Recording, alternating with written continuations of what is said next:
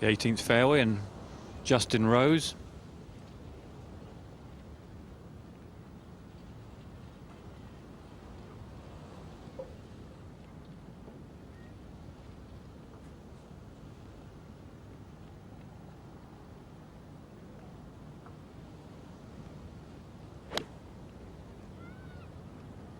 Trying to draw it into that pin towards the left side of the green.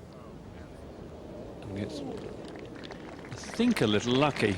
That's a big break, because I was looking at the bunker stats earlier today, and not that many sand saves going on. The percentage, I think, is lower, much lower than a normal tournament. Not too certain why, but he'll get up and down from there, I'm sure. Playing with Justin Leonard. They're a little further up this hole today. Yesterday there was almost no wind. Some of them were laying well back. Perhaps a little too conservatively. We saw some really long irons. This is probably no more than about a 5 or 6. And a fairly generous position. Pin sort of leftish. Most of the players comfortable with hitting iron shots right to left. Toughest pin is always a deep iron to front right. Quite hard to fade deep irons most of the time.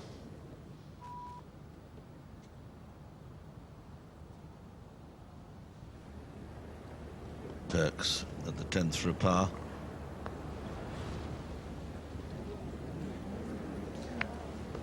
Missed the fairway, paid the penalty.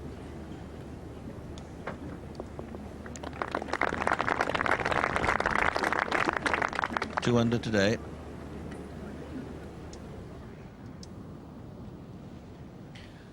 After that marvellous approach, Garcia has this for a birdie 4.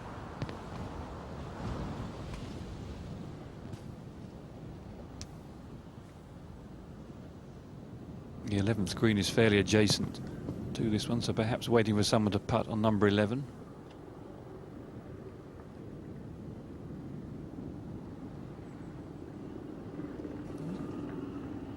Tricky little putt to see the line, this one. You'd think it ought to move from left to right, but in fact has a bit of movement. Well, from right edge or just inside right.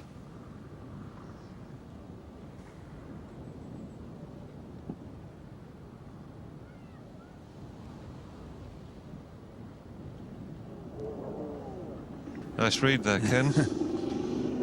He thought he did, didn't he? Very hard to see.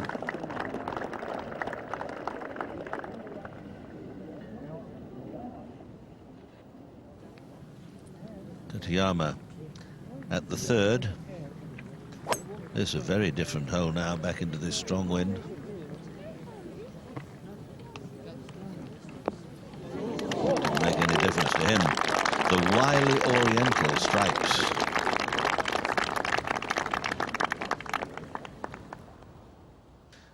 It really is extraordinary weather, isn't it? One minute it looks like the end of the world, then it's magnificent. Blue sky, blue sea, you know. You never get a blue sea when you've got a grey sky. Not many people know that. And look over there. That's across towards Ely. And what weather lies in store for the latest starters? Top of that leaderboard, unchanged from its overnight position as yet, but the last pairing of Shigeki Maruyama and Ernie Els goes out at 3:30. Colin Montgomery will play with Nick Price today. And you can see the progress that Sergio Garcia has made today, getting to 3 under par, but missing that birdie at the 5th. And Justin Leonard and Justin Rose coming towards the end of their 3rd rounds at 2 under par. Craig Perks at the 10th at 2 under par, and rounds of 68 from Peter Lonard and Steve Elkington. All action round from Peter Lonard, 4 birdies and an eagle, 2 bogeys on the front 9. David Duval, he dropped a shot at the last for his round of 70, the defending champion at level par after 3 rounds. And he's standing by to talk to Phil Jones. David, I'm sure you had a different figure in mind at the start of the day to get you firmly in contention for the weekend. Well, certainly I would have liked to have scored better. I was again pretty close to putting up a decent number, but just didn't quite finish off my round. But all in all, I played okay. It was a little more difficult today, but I'm fairly pleased. Now, you had a good outward 9. You bogeyed the first, but then 3 birdies. We can see the pictures now. Yeah, I came back and birdied 2 after I bogeyed 1, and birdied 3 as well with a good putt. And I think I birdied the 9th hole as well, hit just short in 2, and pitched up and made it. And really, all in all, like I said, played okay. I'm just a few of the putts that I feel like are going in haven't. I have made a couple, but not as many as you need to really be at the top of the board. That was the effort there on 15 as well. Not the finish you wanted, though, on 18. Right. Yeah, anytime you hit in the bunkers, you're struggling to make a par, and unfortunately for me, I hit it offline on the tee, and ended my round on a bit of a sour note after playing fairly well. But I just advanced it and tried and go from there. How have you enjoyed the whole experience so far as being defending champion here through the 3 days? Well, it's been wonderful. I enjoy the type of golf that's required here very much. I was very honored and proud to have been the champion for the year. Not quite over yet. You never know what could happen tomorrow. However, I do have a lot of work ahead of me, but I really look forward to the day I get to take the Claret Jug back home again. The field's so tightly packed. What can you expect of yourself from Sunday? Well, that's the problem. It's not, at the moment I am 6 behind, which is a big gap anyways. But the problem lies in that there's so many people between where I am and the lead. It's difficult to see because of that, depending obviously on what happens today with the players. If it stays packed, it's difficult to see how anybody from more than a couple behind is going to have a chance. There's just too many people up there. David, we look forward to seeing you tomorrow. Thanks as always. Thank you very much. Back to Justin Rose after that fortunate second shot at 18. It's a little steamy, that one. Going to leave him a slightly downhill 6-footer. Around 68. 11th hole, Nick Faldo. Second shot with what looks like a very lofted club. Going to have to pitch on a little lower tier, Peter, and let it skip up. Difficult one coming out the rough. 6 inches to the right, and it'd have been a much easier shot.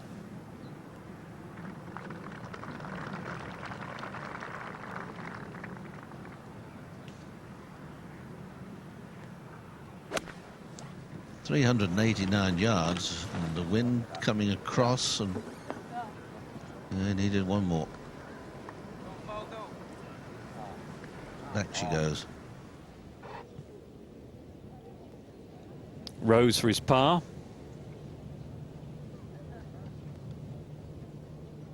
Probably would have watched the ball roll past with his chip, give himself an idea of the line. Bit of movement from the right.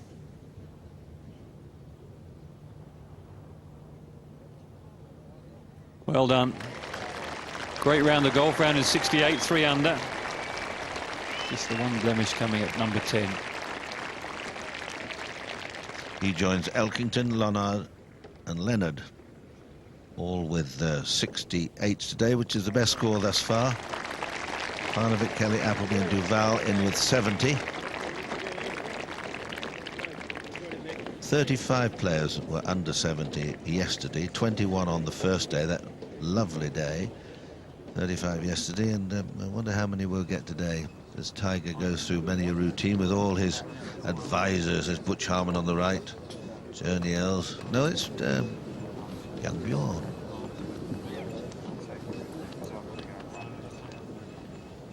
I don't know if he'd like to see him swinging back like that.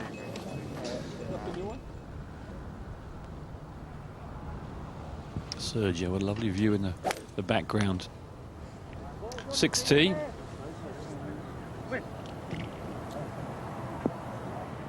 That's a beauty. Long and right down the centre of the fairway.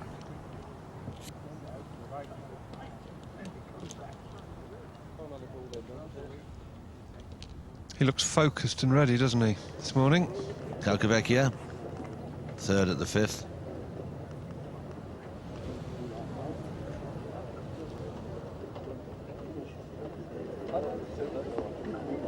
Ooh, that was Straight. Almost pitched in the hole.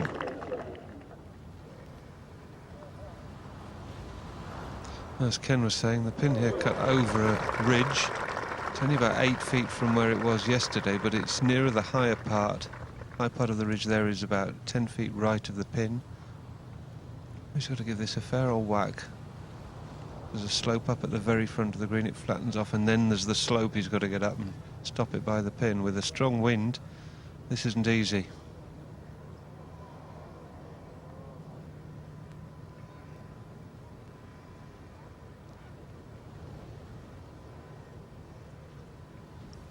Faldo at 3 over, certainly there's no chance of winning another Open here at Muirfield. It was off tape. This is Perks' effort for a 3. Beautifully done. He looks a very competent player to me. You wonder where he's been and what sort of spurred his movement forward when he won the Players' Championship in America, Ken, because he looks to have everything. Good swing, good putting stroke, everything. Yeah, and he finished brilliantly there to take the title. Ryder Cup player, Scott Verplank. Seen a few putts go in today, haven't we? It's a complete change. There's another from Fowler. Good 2-putt from the front of the green.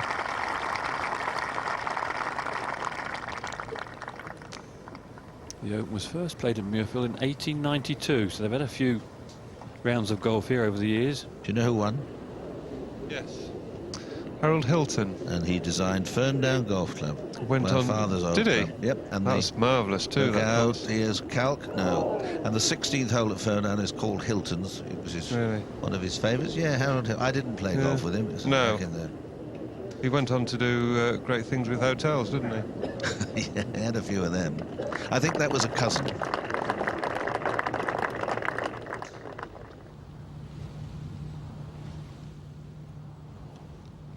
That does look a bit fierce over there.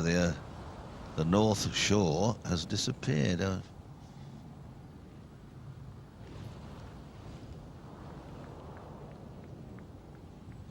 This is a very impressive camera on our little blimp in the sky, isn't it? Operated the ground. Well, now it stays so steady. It must have one of those gyroscopes or whatever. Gyros.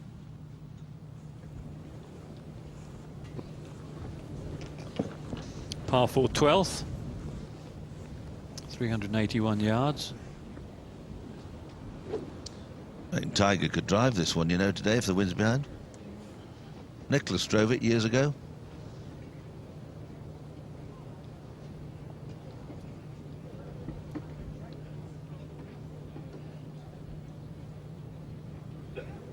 Just a placement tee shot for Faldo, laying up short of the left-hand bunker.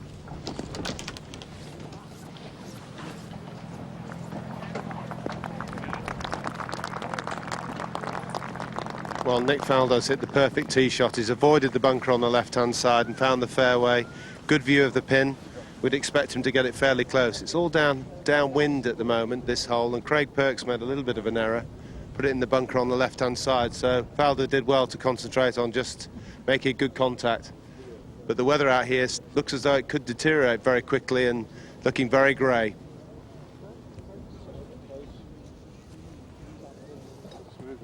Back to the 6th hole.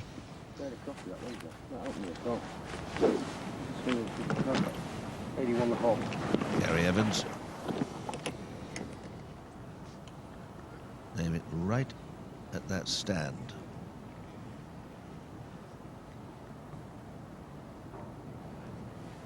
I think Gary's coming down to play in our match, the Old Ryder Cuppers against the Walker Cuppers at Deal in October.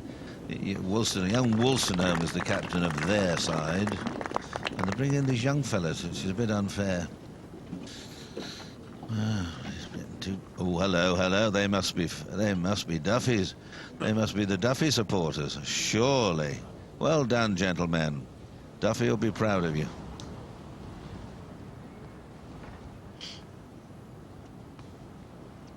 No glut of old curtains in America, I would say.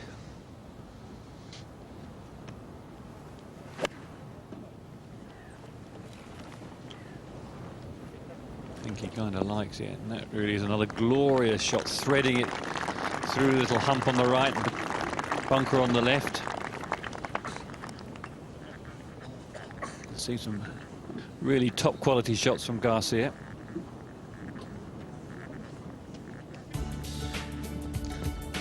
The 11th hole here at the Honourable Company. Slightly, totally blind tee shot to come up over that bank, and often wonder what that was years ago, whether it was an old encampment. Wide fairway, the light colour's only half of it. There's another bit on the right. 2 bunkers, one left, one right, and then the green, biggish green with lots of long slopes and things on it. You could hardly say any of the greens here are small. This isn't huge, but lots of hidden little runs and bumps. And as Tiger Woods was saying yesterday, the flags are put on little hillocks and in troughs and away from other knobs and umps, which makes it difficult to get really close to the hole.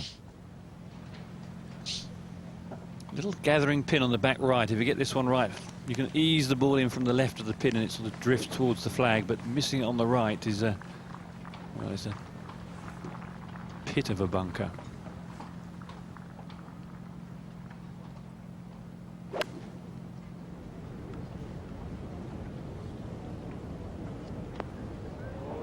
Well done, Nick. Right at the flag. Little unlucky it didn't skip a bit further up the green with the breeze helping.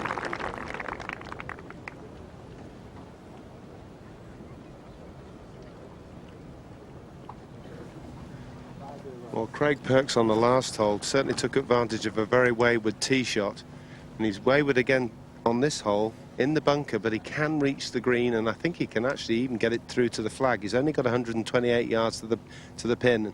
It's all downwind.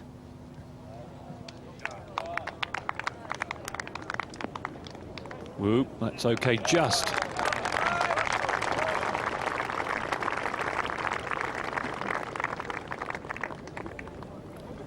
Justin Rose repeats his 68 of the opening day, one of 4 rounds of 68 we've had so far today, and plays himself back into a pretty useful position at 2 under par.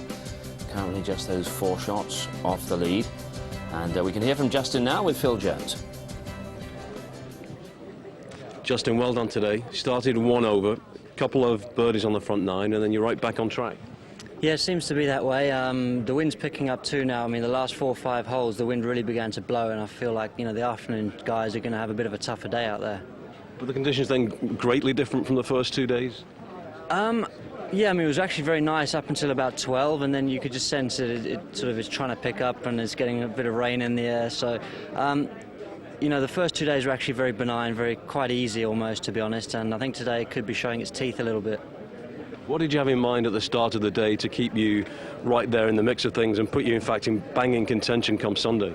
I knew that, I mean, only 7 behind after 2 days, which technically you're still in the golf tournament, but I knew today was an important day. And my goal really at the beginning of the day was if I could get myself to within 4 shots of the lead come the end of the day, I felt like, well, I've got a chance to win on Sunday, or a realistic chance to win on Sunday. And I'm 4 behind right now.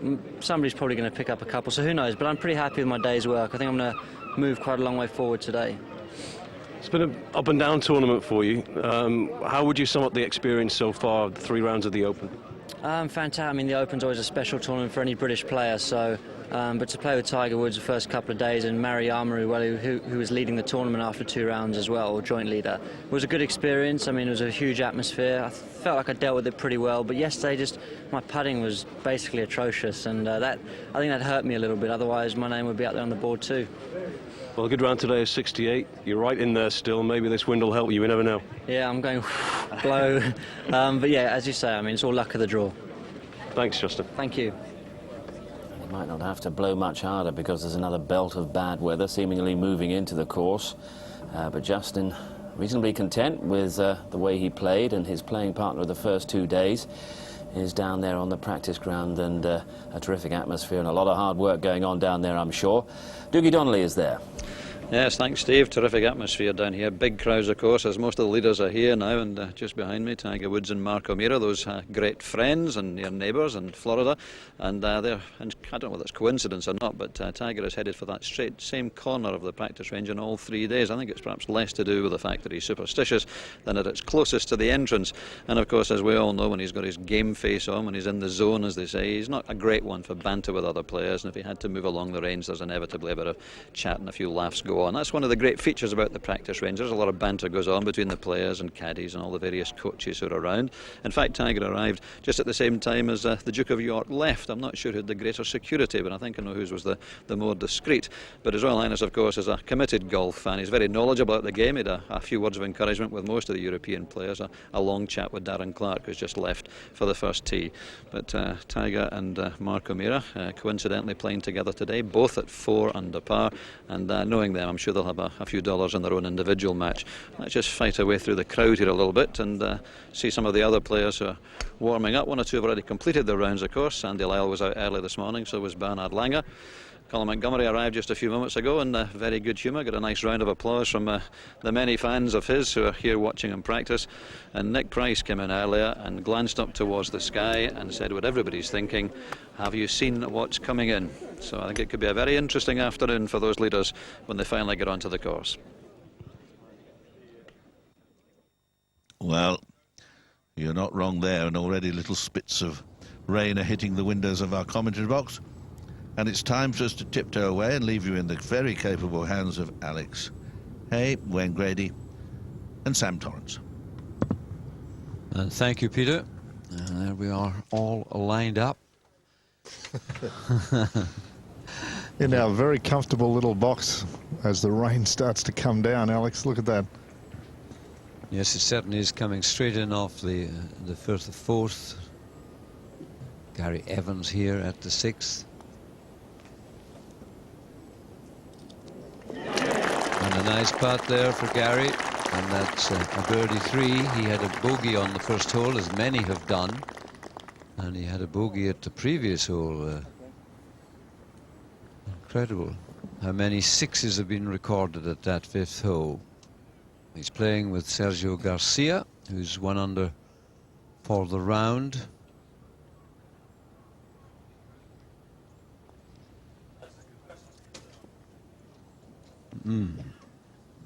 Now Sam Torrance, there's not so many waggles and fiddle, but he's got more waggles now than he has fiddles, hasn't he? Yeah, I think he's done very well, Alex. He's got rid of the regripping and, you know, there's a few waggles.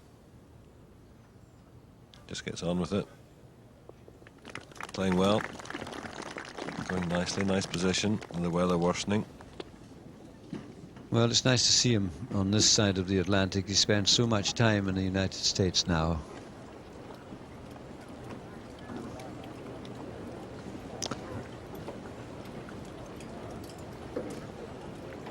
Looking here at Nick Faldo. Unfortunately, his championship has gone a little sour. +3 for the championship. This is to get 1 back on 12.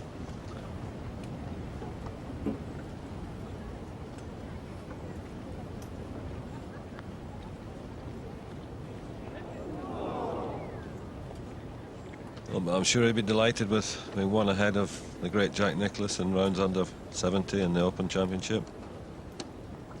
34 for Nick, 33 for Jack. Not many of Nicklaus's records get beaten. I don't know, there's one. Mr. Tiger Woods has got all Jack's records up on his wall at home, and that's the thing that motivates him. And he ticks them off as he goes past them, as we watch Craig Perks.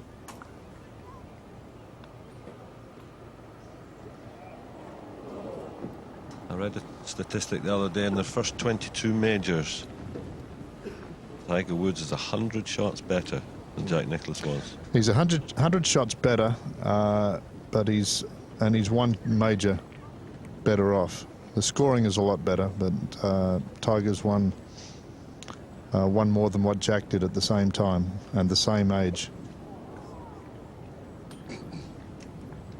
I grew up through the Nicklaus era, and I would never have dreamed anyone would ever come close, but I honestly believe now that Tiger will surpass that. to the 7th hole, and Gary Evans. It's par 3. Oh, no, that's a bad sign when the right hand flies. It's usually going into the bunker, short and right. The pin showing you there, the wind is directly behind at this par 3 hole.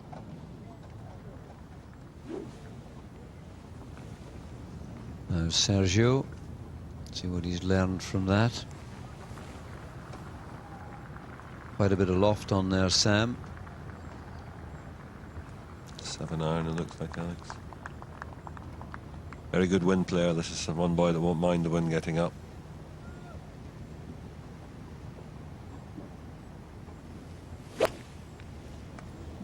Well, his hands are flying off the shaft as well. And that one just, fortunately for him, clinging to the edge of the green.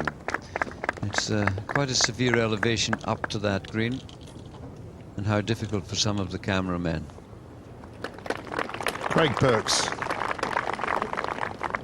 holding out there on 12.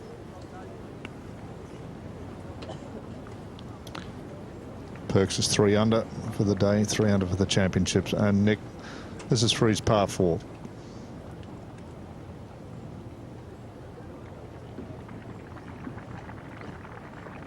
Probably a little bit too much to ask for Nick to challenge this week here at Muirfield, but definitely good to see him back in some form. We'll have a look at this 13th hole. 191 yards. Well, that's its official measurement. It's playing 178 today. The pin is only 10 paces on the front edge of the green, and you can see the undulations, everything feeding down, and a wee bit to the right-hand side. There it is. Very long greens on the par 3s at Muirfield. You can see as we come around to this angle, some of them well over 40 yards in length, and the steepness of the landing area there. You can pitch it well up the back and it will stick. Craig Perks. And that New Zealander, a very fine player. He had a great success in the United States. Came out of the blue. I think he was a former teaching professional in New Zealand. Moved to America and got a similar job, and then got in to the Players' Championship and won there. Now Nick Faldo, struggling to get his legs sorted out. His knees, he's trying to get onto the right side and to the hip. But old habits die hard. Only halfway back, and he started into that one. Takes a lot to change things, Sam. Well, especially during a major, Alex. My father always said to me, if you don't bring it with you, you won't find it there. Here we have Darren on the first. Playing downwind now.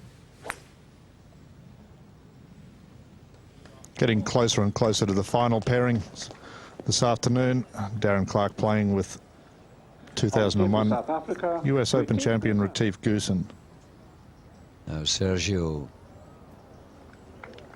A little ambitious with the putt, I suppose. You've got coming across the green.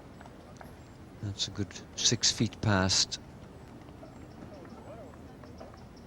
And the greenkeepers have done a wonderful job, not just with the condition of the course, but they've managed to get some sort of paint into the holes that has lasted throughout the rainstorms. Whether it'll still be there by the end of the evening, that remains to be seen. The greenkeeper in the morning paints the rim. There's about 3/4 of an inch of earth above the steel plates, or the steel cups, I should say. And that one just hits the bottom of the cup. Well played. Gary is having a very good season, playing very nicely, isn't he, Sam? Yeah, solid player, Gary. Very laid off at the top, but uses it very well. Faldo on 13. Well, the difficulty with some of these traps.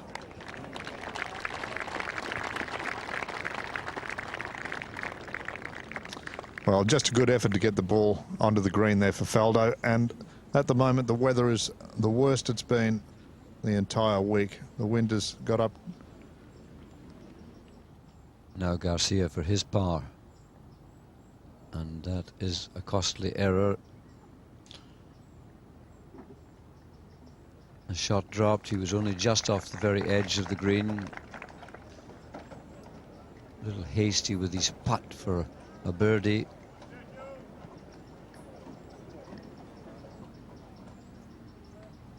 Nick Faldo is away first on this 13th green. Still not inside Craig Perks, who put his ball just on the front.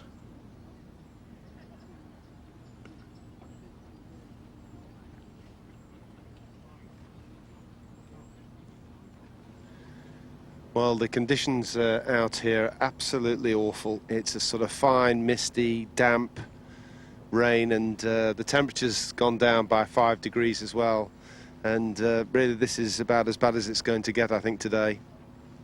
Certainly the players are suffering a little bit, but poor Nick found a very poor lie in the bunker, and this was the best he could do.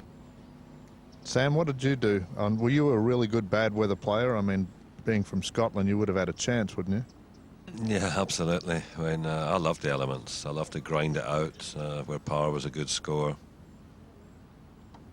Tom Watson was probably one of the greatest bad weather players that I've ever seen play, and he used to, back home through the winter time where he lived, he used to go out in the winter and practice, so in some really cold and windy conditions, so when it did turn sour, there was no surprise to see him near the top of the leaderboard.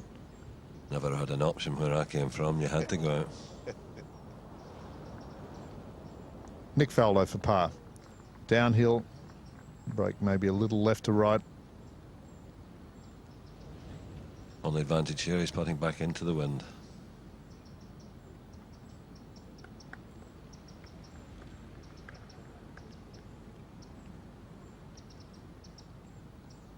Second shot at the first hole for Retief Goosen. Stayed beautifully with that strike,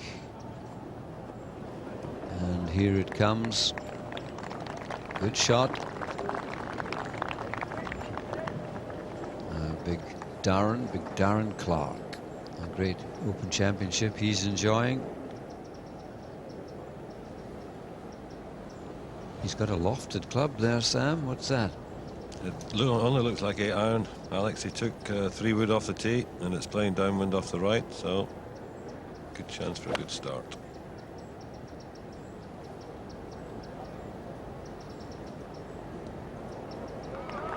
Beautiful shot from Darren, just what he wanted. And he did it yesterday, didn't he? He had a 72 in the first round, and then he launched out with a barrage of birdies yesterday, which got him to where he is today.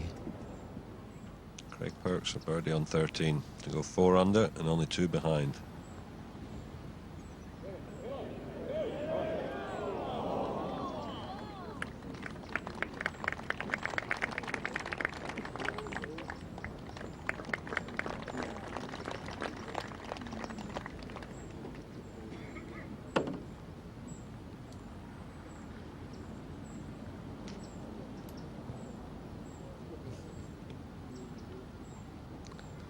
Well, you've got to give it to the galleries that are going to be out here this afternoon to suffer through the worst conditions of the week, and they're all starting to stream in now as the leading groups make their way to the first tee.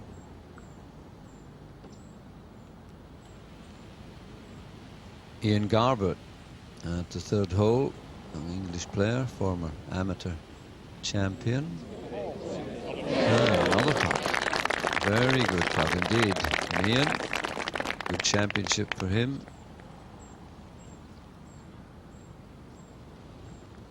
This gives you an idea of what sort of conditions not only the players but the spectators must put up with.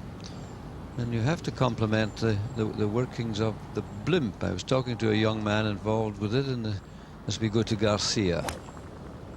It's at the 8th hole.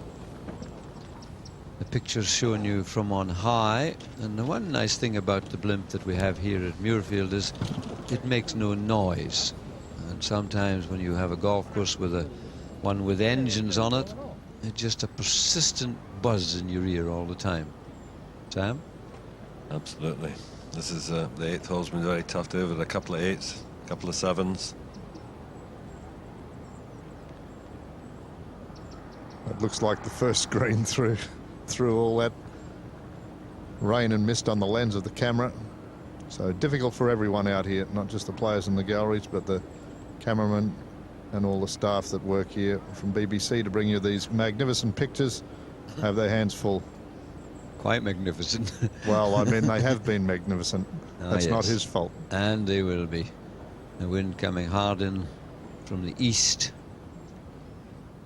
That's the 18th, and you can see the tented village, the exhibition unit away in a distance. And a lot of people, and of course the exhibitors, are very thrilled when the weather gets like this. A lot of spectators just make their way for the cover and end up buying something very expensive. That's the plan anyway when you're in the retail trade.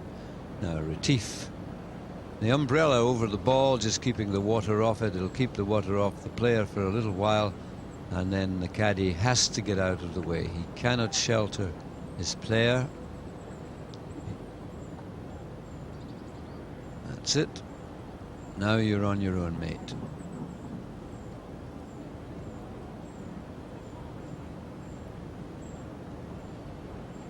.71.68 his rounds. And that's a beautiful approach putt from Retief.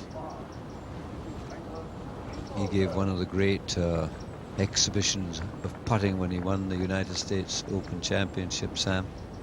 Beautiful putter. Lovely long iron player too as well, Alex. It's very high.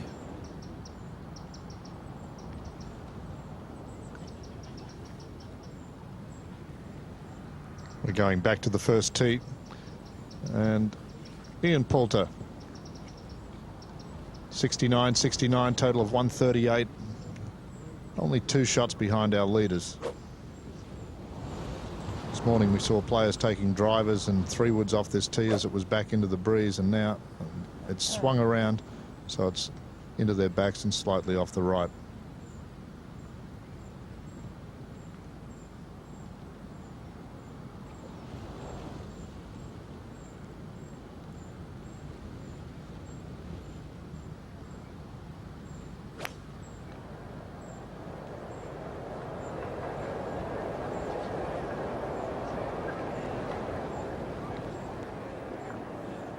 Well, they weren't looking too anxiously at that. I would imagine that he's found the fairway. There it is. Thomas Bjorn. Now Thomas playing beautifully this week. Lots of birdies and a few bogeys.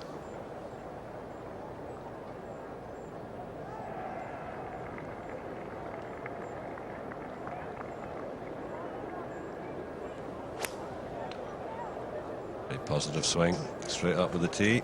And that'll be down the middle.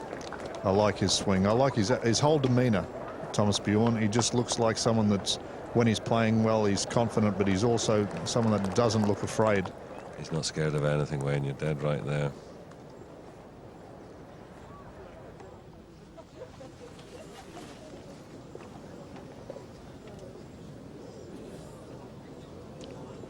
Now Sergio, who's 2 under for the championship.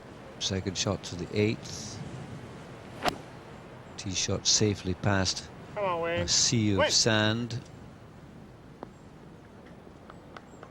And that a very good iron shot. I think young Sergio could do with a birdie now to get rid of the taste of that drop shot at the last.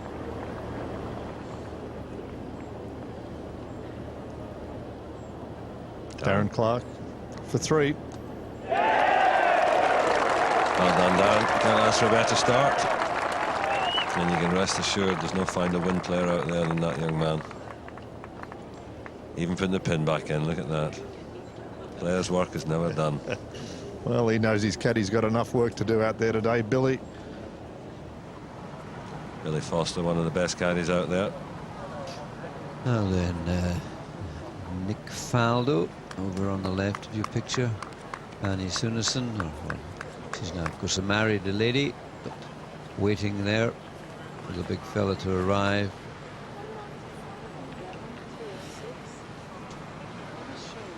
Nick had such high hopes. He was the winner of this championship. Last 2 visits to the home of the Honourable Company of Edinburgh Golfers. 1987, 1992, Faldo the winner.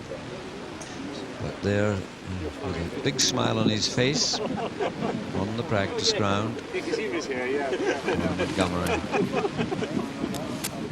I hope he knows we can hear him, Alex. Andy Prodger there, caddy, just got his man all set up, and it really is a bit rough. And you see how they start their warm-up, a few short irons, work their way up through the set of the clubs, and then make their way to the putting green. Few putts and then off they go, and it's all timed to pack into about an hour of duration. Well, Nick Faldo's got a pretty difficult shot. The wind's behind, but the weather's deteriorating now, and it's quite heavy, the rain. It's very difficult to concentrate on what you're doing when the weather's like this, drips going down your neck and everything else. Faldo's got 192 yards to the flag, and this is going to be a difficult shot for him. He's really got to concentrate on making the ball go where he wants it to.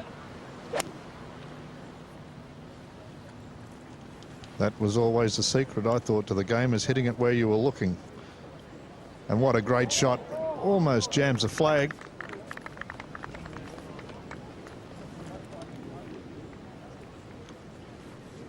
Beautiful shot from Nick. Craig Perks next to play would like some of that.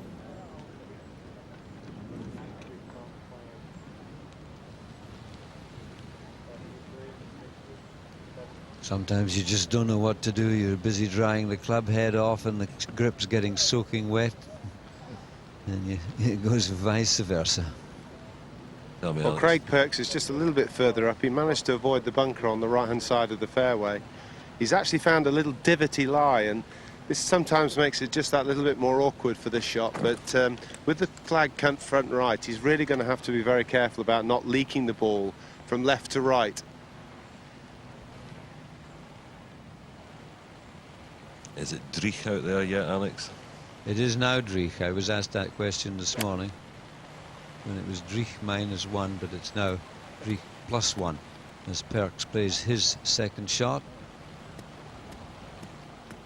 Just getting to the very edge of the green. And you began... We noticed there, Sam, that the flag was sort of bending. And I don't mean the cloth, I mean the pole. Thomas Bjorn, second shot at the opening hole.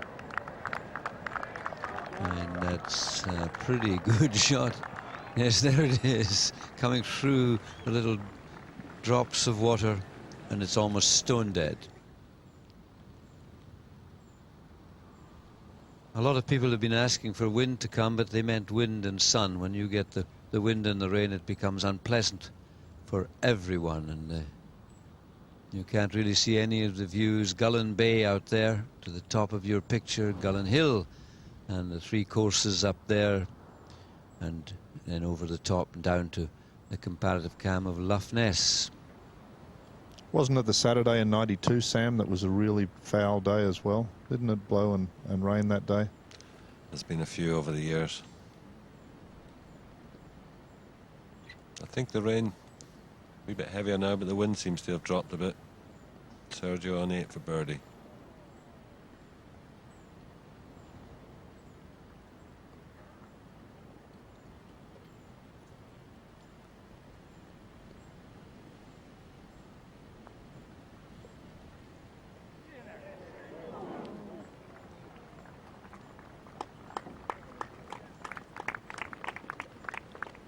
Just races it by Garcia with birdie on the first, bogey on 7, and just take a little bit of time to clean the moisture off the ball there before he knocks that in for a par on 8.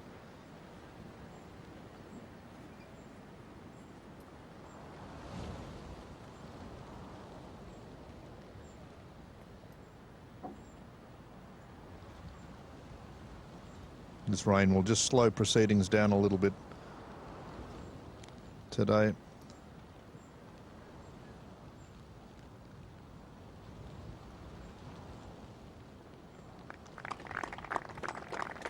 Good par. One of the hardest holes today. Back into a left to right wind.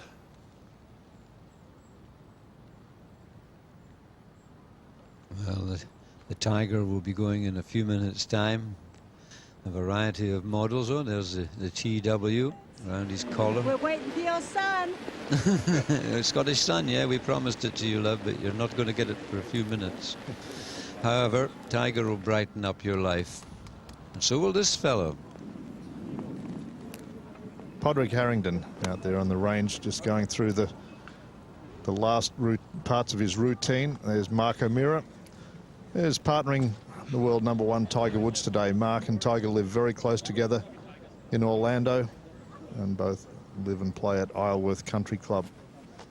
And I think that Mark O'Meara, by spending a lot of time with Tiger Woods, Sam, actually had improved his game and probably was a catalyst to him winning those 2 majors back in '98. Couldn't agree more, Wayne. Don't know if it's such a good draw in a major championship. Be right in contention and play with a friend. So you tend to, I think it'll hurt. It could possibly, yeah. I don't think it'll affect Tiger in any way, shape or form, but Mark may find himself watching both games out there.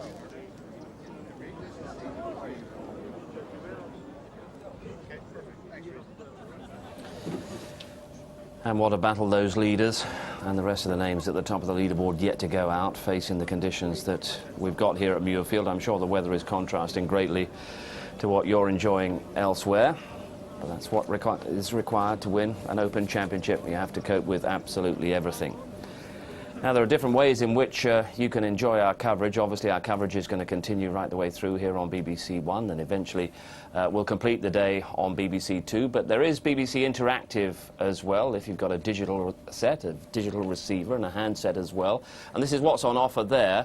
A number of options for following the coverage. You can follow a specific pair all the way through the 18 holes, and we're offering Colin Montgomery and Nick Price. And also you can follow Tiger Woods and Mark O'Meara from the minute they tee off all the way through their 18 holes. Coverage just concentrated on them.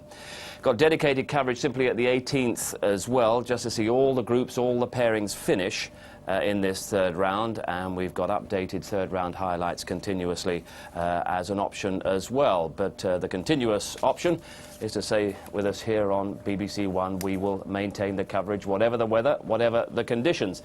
And also you can see what's happening at the Open via BBC Online as well.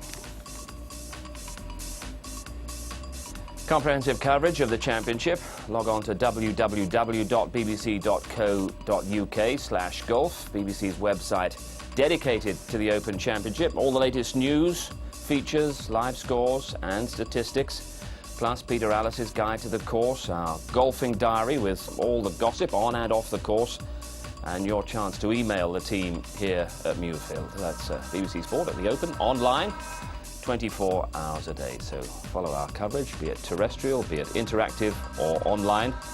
We will continue to tell the story here at Muirfield. Well, just a few moments to go before Ivor Robson, the starter, will announce Tiger Woods. Tiger's rounds 70 and 68, and Mark O'Meara 69-69. And although we're lingering with them, there's a lot going on out on the course. Faldo for birdie on 14.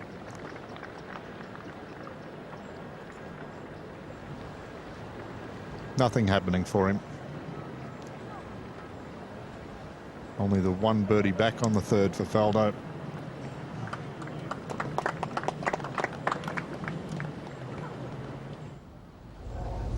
Now Darren Clarke at the second hole from just in the edge of the thick rough. But back we go.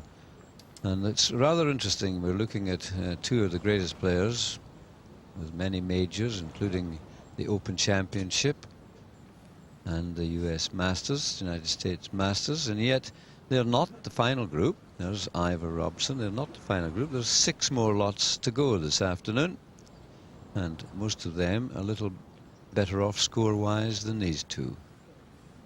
Now just have a look at 8 major victories, and they've come in such a close succession. The first one 1997, and that was the United States Masters, which BBC covered. And after His first 18 holes, he looked as if he was totally out of it, or his first 9 of those anyway, and then came back to shatter just about every record Augusta possessed. What a player he is. Many who say that he is the finest player that has ever lived. Others will argue that Jack Nicklaus would stand comparison. Some say Hogan is a striker, of course, but well, in my personal opinion, this is he. Great athlete. Mark O'Meara, his great friend, who won the United States Masters and the Open Championship. You can see there in 1998, and then he sort of slid out of the picture. I couldn't understand that. He looked such a competent player.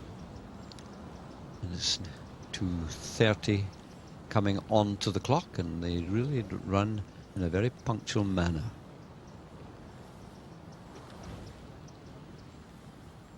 It's quite late, Alex, to win his first major, 41 years of age, and 41 when he won his second major. Probably just sat back and thought, well, that's nice. This capped off a wonderful career, but he's playing beautifully this week. He's the man we've all been waiting for.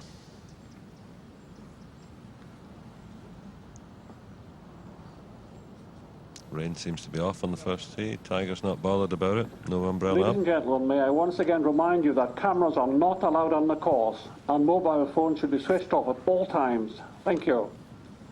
This is game number 36. On the tee from USA, Tiger Woods. Ivor Robson, who never misses a tee time in all the events, and never ever seen in anything other than a jacket. I don't know how he does it. Must plug in somewhere.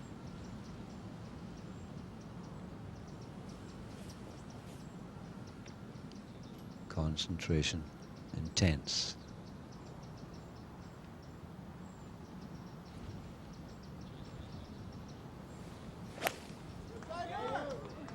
Well, his opening tee shot in this championship went straight right into the thick rough. There's a stony silence. I think he might have done something similar. Not quite as wide, but just as bad. Mark O'Meara.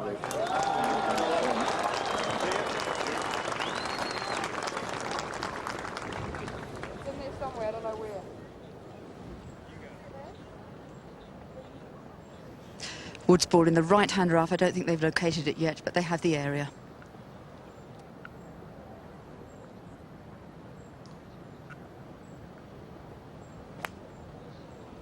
Mark O'Meara also with the long iron. I think he's quite happy with that. I see it coming straight down the middle towards us. And nice start with a tailwind, and not, that's as far as O'Meara is concerned, not good for Tiger.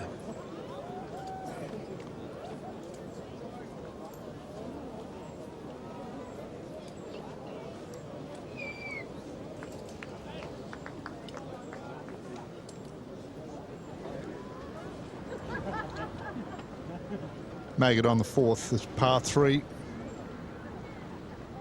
Over on this part of the course, it doesn't seem to be raining or quite as dull. A great putt there from Maggott. Moves to 4 under. Finished third in the US Open a few weeks ago on a course that you wouldn't have thought would have suited him at all. Sergio Garcia.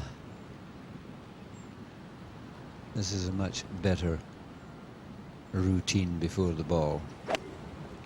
This second shot to the 9th, it's a par 5. The wind is helping. And that is a very good shot. I'm hanging back to see what it does at the finish. It's not too bad. It's just in a little bit of thick grass, but not deep rough. The whole character of this golf course is altering with the condition of the weather. We've been expecting wind. We hoped we'd get it with sunshine, but that's not the case. We'll see a 2 under and level today, playing with Gary Evans, who's 1 over today.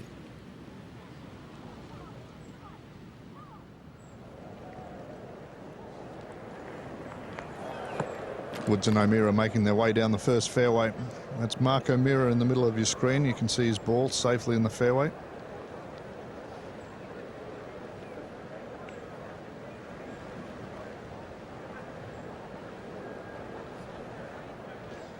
Let's have a look at Tiger Woods' swing off the first hole today. Took a lot of time, was really concentrating hard, but just feel that sometimes when he goes at it very hard, he moves a little bit of ahead of it, leaves the club head behind. Consequently, the ball goes a bit right.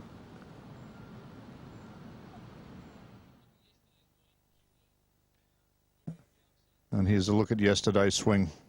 Thursday's swing, I'm sorry, for Tiger Woods. And if you recall, this went way to the right again. Yes, he just spun out of that. Club head was well behind him, club face open. And he just had a couple of words to some photographers at that time.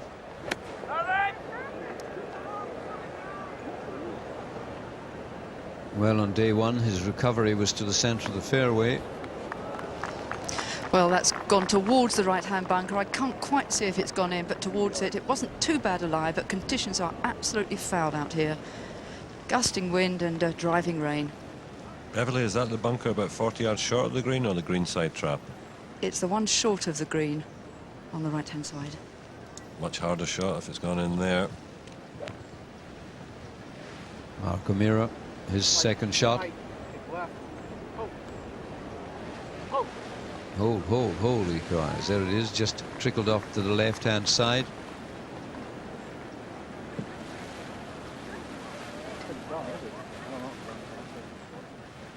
They go through everything they can do to keep things dry. You saw Tiger Woods immediately taking the glove off, getting it into a dry pocket. Darren Clarke for par on the second. Oh, goodness me. We understand that Darren Clarke's playing partner, Latif Goosen, has also made bogey on this short second hole. Well, unforced error from Darren. Yes, that sort of undoes the good that his birdie, one of the few birdies at the first hole, he's undone it all.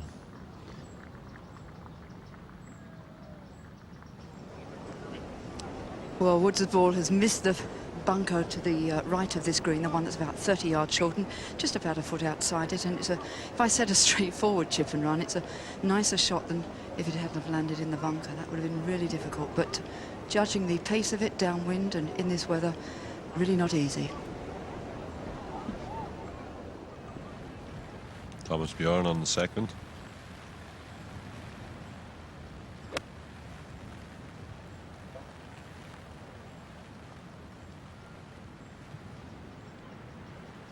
That was a strange one, only using a wedge or a sand wedge there. Come up way short. Very tough conditions now, though. Well, you can see what Beverly was describing. Tiger Woods in that little hollow. It might make him take a club with a wee bit more loft. A, because of the rising ground in front of him, and B, because it's sort of hanging lie. You'll have to steepen the backswing a bit on it. Sam, what do you think? Any views on what he'll do here? Bump and run it in, or try and throw it a wee bit further forward? I think, Alex, he would have to bump and run it in there. Ball's lying below him. Downwind, very difficult to get any check on it. I've been trying to teach my son that shot last week, and he won't listen. Let's hope. Yeah. If Tiger does the bump and run, maybe he'll listen next time. Yes, they don't listen to Dad, but if they see someone else do it, they'll listen to them. I have the same problem with my daughter. As soon as I try and give her any information. Well, I tell you what, he's got a lofted club. He's maybe going to change the picture here and throw it almost to the front of the green, or onto the green even. That's what I envisioned as well. Just front edge. The quicker you can get it on the green, the better.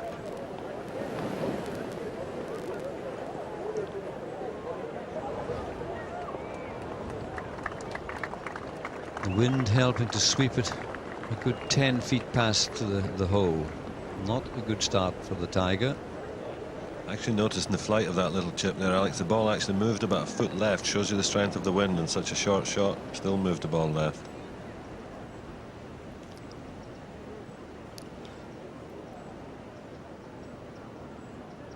It's also another reason why people learn to play down along the ground over here too, Sam, because the wind does have such an effect, and trying to lob shots around would be too hard. Garcia on 9 from the back of the green. This is for a 3.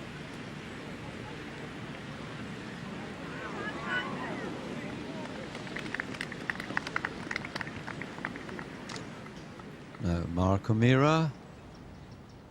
Well, we've seen 1 or 2 chips played by some of the greatest in the world, and whether it's the distraction of the weather, you would expect a better result here, and certainly from Garcia, but both have given themselves testing putts.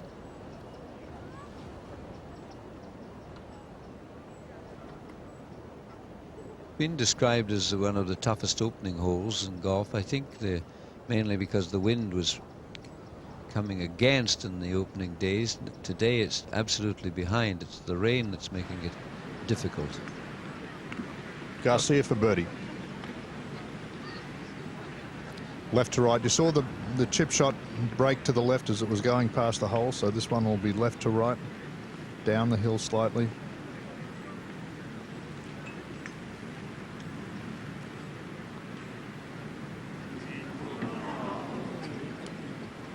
Disappointing par for the young man there. 2 great shots just trickled over the back. It's almost, in these conditions, the 9th is a must birdie. Level par today. Now Tiger's putt for a par, back against the breeze, a little bit right to left. He'll have to be positive with this. He normally is. He was, and how close that was.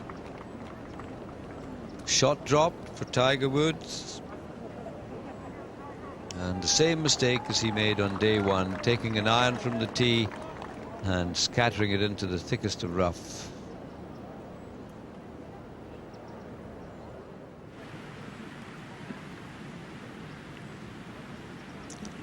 Ooh, Evans, that was on 9. That was for an eagle. Must have been a sensational second shot. Wouldn't have been able to see the ball finish, but good birdie there for Gary.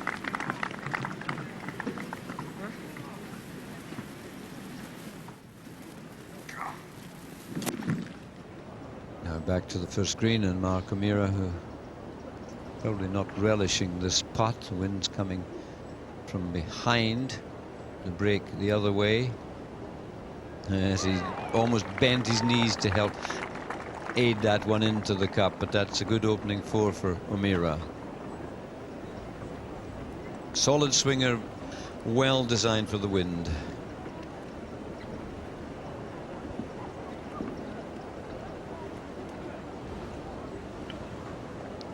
Well, we take the opportunity of revisiting the practice ground and revisiting Dougie Donnelly. Thanks, Alex. Yes, it's not very pleasant down here, as you can imagine. All very reminiscent of that famous occasion in 1987 when the Open was here at Muirfield, when the Japanese journalist wondered why the R&A didn't hold the Open in the summertime. He had a point, and it's a bit like that here. We call it the practice ground, which is a little bit of a misnomer. There's not a lot of serious practice goes on just before the leaders tee off. It's more a warm-up.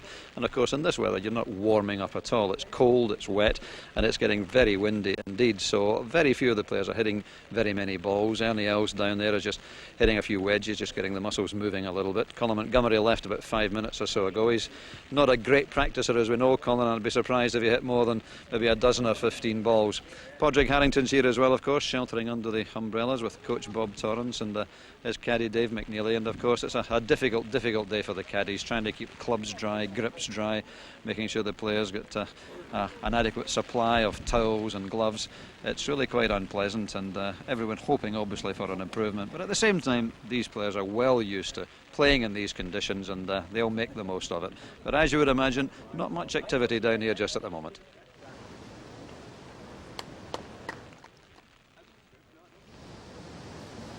Mark O'Meara, another iron shot. This at the second, the wind off the right here at this second hole, which Measures 351 yards. Quite a wide fairway, and that's perfectly placed in the middle of it. Tiger.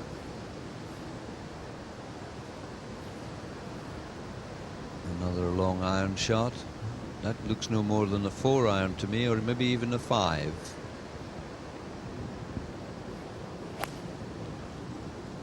He said yesterday that he used lots of irons from the tee. He's used a 5-iron there, I think, and he's pulled it into the thick rough. This is a very poor start. Great reception for Colin Montgomerie, and I take the opportunity now of welcoming Peter Alliss back into the commentary box. Wayne Grady's taking a break. Thanks, Alec, and it's well, believe it or not, it appears, if we look out to the north, to be lifting a little bit. Colin looks as if he's quite impervious to the rain and the wind. Craig Perks at the 16th, trouble.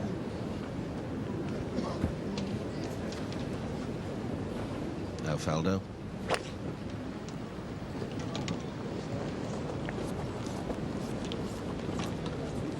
Also trouble. No, tell a lie. Ken, is it brightening up a little bit out there? On the horizon it looks a little bit brighter, Peter, but there's still a heavy drops of rain falling, but the breeze hasn't picked up at all. This is the scene at the first tee. This will be the 2:50 starting time. Montgomerie, Colin Montgomerie, Nick Price.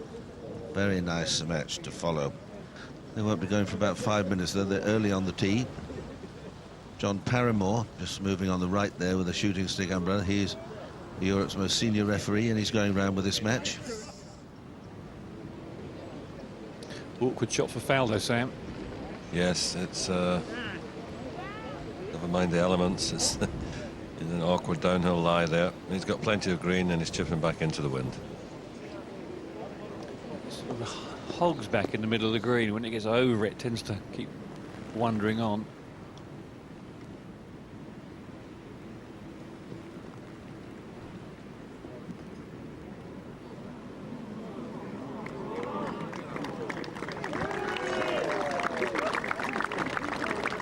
Sideways, it's still rolling. Not a good lie for Tiger Woods down the left-hand side of the second. It's not the worst lie he could have come up with, but if this club turns over in the rough, which he's apt to do, there is an out-of-bounds wall on the left-hand side, so needs to be extremely careful.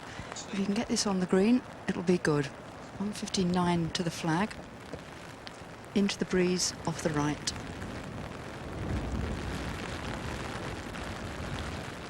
Lost his game, Sam. Well, he missed his fairway right yesterday, and he's missed it left today. Oh, that was a horrid lie. Not a long shot, though. Could run it onto the front edge.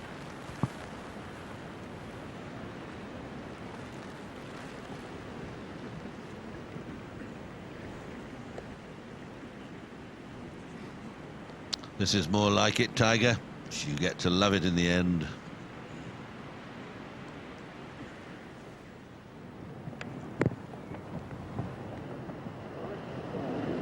Maggott at the 5th.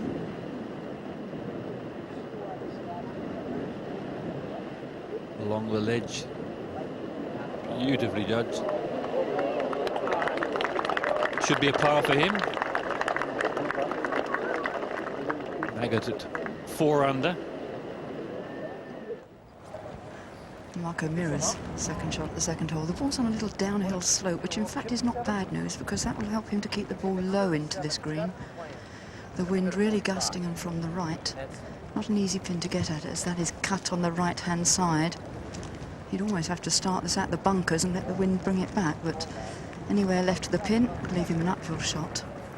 Just 138 to the flag. I think he's gone to probably a little 8-iron in here.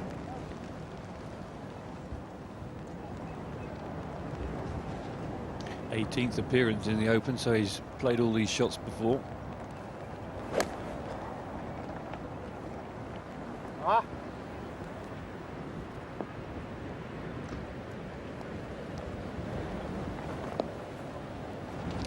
hole that you'd have to say is very much a birdie chance. Only 351 yards.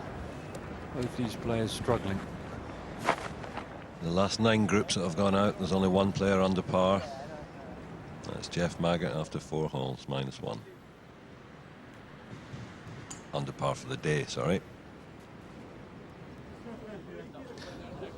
Back on the first, Montgomery, just a minute or 2 more to wait before he sets off. It's a marvellous effort, I thought, yesterday. 74 on Thursday and 64 yesterday from Montgomery. Yes, he struck the ball majestically.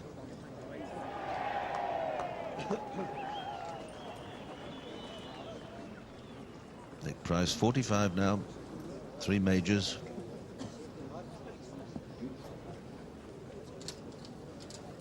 And yesterday, well, he said he didn't strike the ball as well as he should have done, but he's still right there. 68 and 70. Be a good match to watch, these two. Those spectators brave enough to get out in the rain. You'll notice the grandstand behind at this moment. With the wind coming from behind, you need your umbrella up. Keep your back dry if you're perched up there. Most of them that are here are watching Tiger. On the tee from Zimbabwe, Nick Price.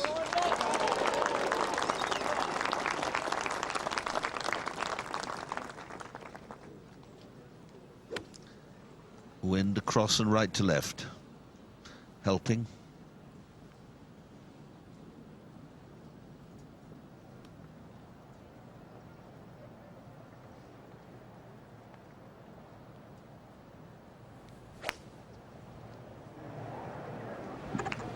Quick swing and a recoil.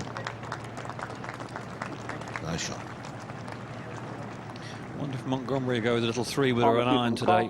Colin Montgomery. Oh, he's got the iron out. Rather fooled us all yesterday when Tiger told us he was using 4s and 5 irons off the tee.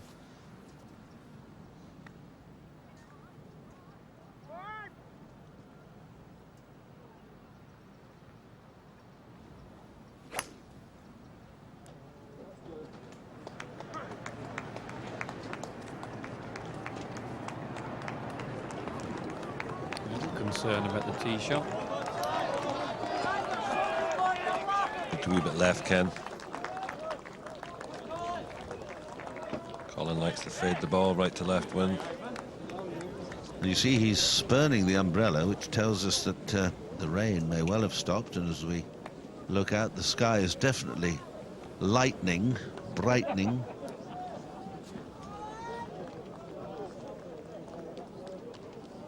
Come so close in the majors. A couple of times he's lost in playoffs as Colin.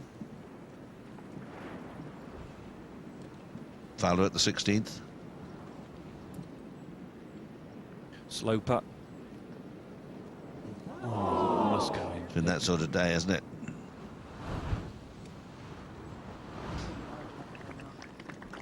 So 5 over, and sadly over. Au revoir. Tiger at the second tee, very tricky shot. We've seen Thomas Bjorn and Darren Clarke 3-putt it from the front edge. Difficult to get it close. This should come wondering. Oh, this is magnificent. Beautifully judged. Just keeps coming down. Beautiful touch. He is really the great exponent of all shots in the game.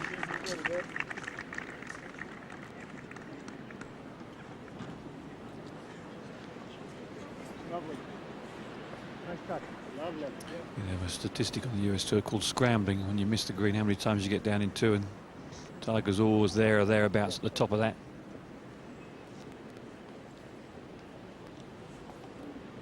Well, because he doesn't miss many greens, Ken. Long putt now, O'Meara. At the second.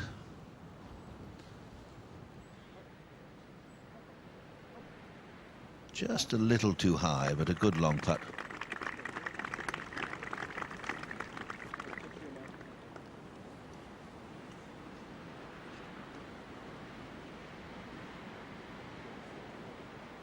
wasting a lot of time. Message in from John Shepherd, past captain of the Dorset Golf Union, sends greetings to all golfers from Dorset, now living near St Andrews, particularly Ken Longmore, an old past president of the Dorset Union, as Clark putts. Here's par at the third. Well done. Birdie bogey par for Darren. It's going to be a day for survival. Absolutely, Ken. That hole's playing very tough now. It's been a 2-iron and 9-iron all week. Mark O'Meara for par. Don't ask me why, but I think O'Meara might have a good round this afternoon. I have no real reason for saying that. I just think he, since winning those great championships, he went off the boil a bit, but I fancy he'll try and keep up with the young fella today and do it. Bit of a struggle. Par for Tiger at the second.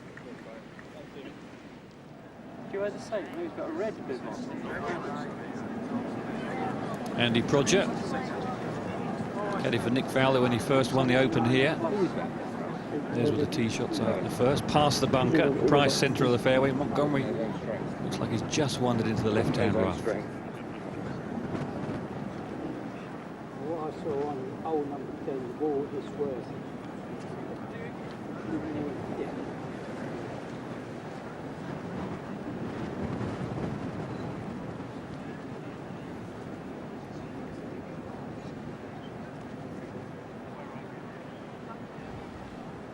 Looking greenwood anyway. It's not as if he's going to have to chip this one out. There's people on the green, so Montgomery thinks he can reach it. Where's Abe? Where's his partner? I've only seen one person. Could hear Colin there saying, where's Stephen Ames? He can only see one player ahead of him. He must have hit a wild one. Colin chatting away there to John Paramore, refereeing this match. Observing, refereeing, giving him a helping hand. O'Meara just sizing up his tee shot here at the third, and be quite honest, I think either of these players would take a tee shot on the fairway, never mind which side. Ideally the left-hand side is better, pin cut on the right, but the wind is really gusting against them here. Practice rounds they were using 2 irons. I think it needs something more substantial this afternoon. Indeed, Beverly. Mark O'Meara's got driver.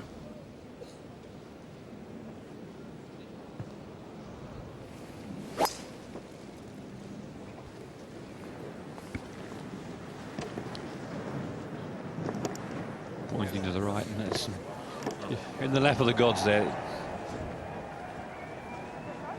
This fairway's 35 yards. It's a pretty generous one.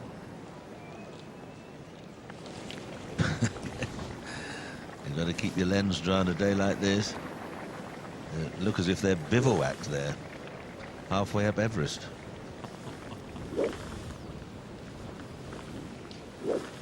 Even Tiger hitting wood, Peter. Yeah. Oh, I think we're going to see a bit of action this afternoon as this wind keeps up. Rain go away, wind stay.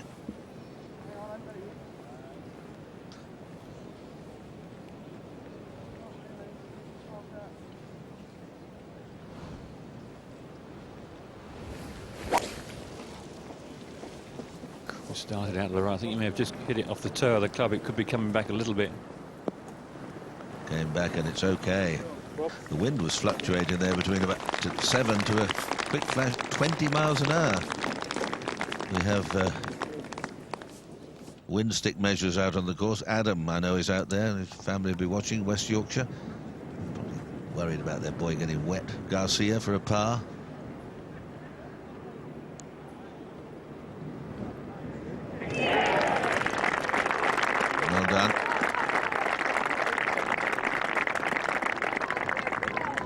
I think this weather's going to keep them even more tightly packed, Ken.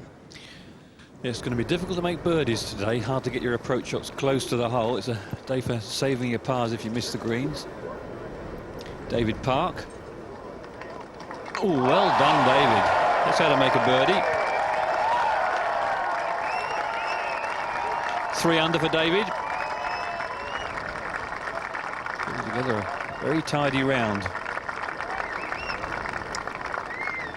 And we welcome into the commentary box Mr. Van der Velde. And you know, you've got a great fan, Tom Cox, who writes in The Guardian, John. He's singing your praises and saying how horrid we are to you. So could you have a little word with Mr. Cox on my behalf? Because Yeah, I need will. to Okay. keep in his good books, I feel. Yeah, no problem. I'll have a word with him later on today. Montgomery, 198. And it's a big hit, 14, 15. Oh, look at that fluctuation.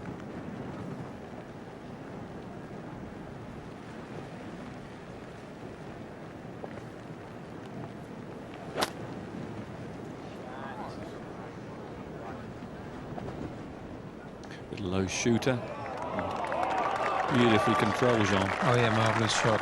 I mean, the weather. I've been on the range for the last hour and a half, and it's really looking nasty out there. Well, now the rain is off a little bit, but 10 minutes ago was really almost unplayable. Price from the perfect spot, 187 yards. Breeze helping.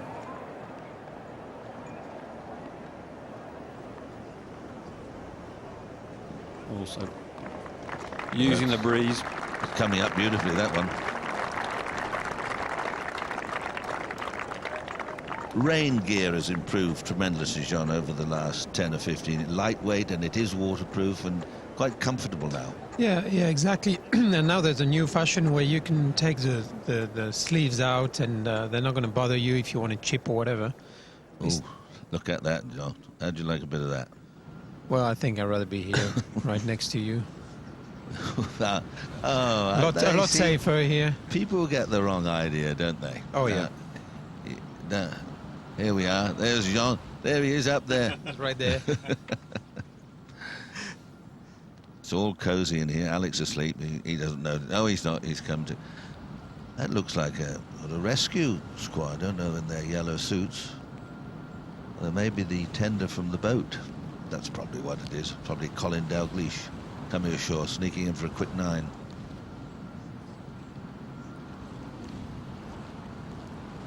Tiger Woods has found a pretty good lie in the light rough down the right-hand side of this fairway. Second shot will be blind, but it's a really good lie, so he shouldn't have too many problems getting fairly close to the pin. 168 yards he will have, but coming in over bunkers.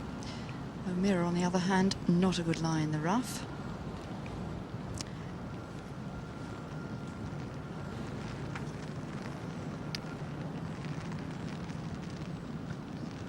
Well, play certainly isn't going to be any faster today, although they're going round in twos. Allotted time 3 hours 40 minutes, and well, they'll try and keep to that as best they can. Just wandering to the left, because from where Tiger Woods' tee shot is, can't see where the flag is. Back to the first Montgomery from the front edge.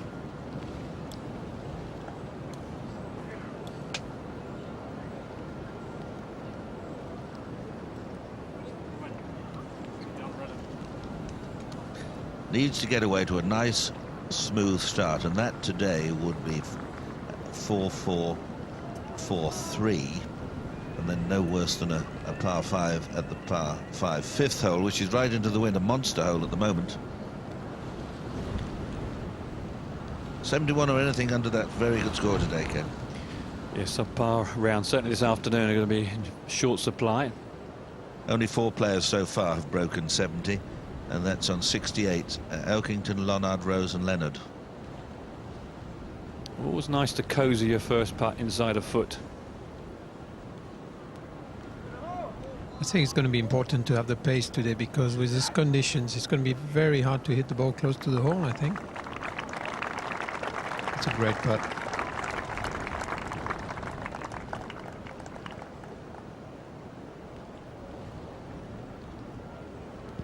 Seven times he's been Europe's #1 golfer, but so far a major has eluded Colin Montgomery.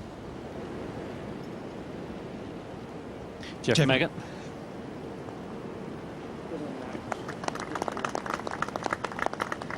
Always plays narrow, tight courses well. Keeps the ball in play off the tee, and a cagey campaigner.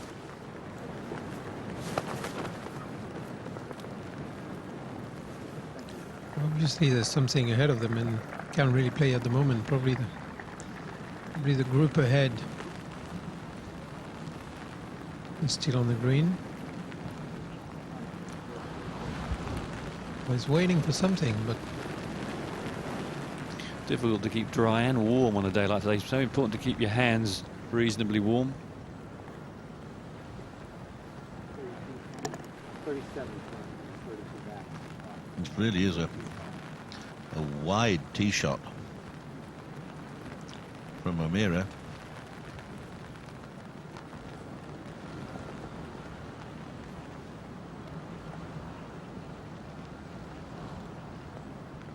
Pin cut just to the left of the TV tower. That's where the flag is cut over the hill, that direction there.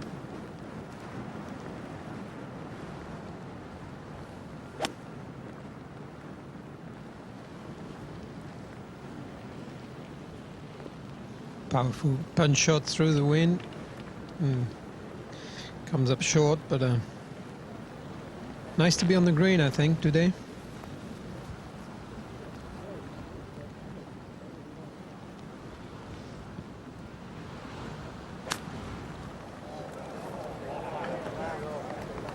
Urging it on.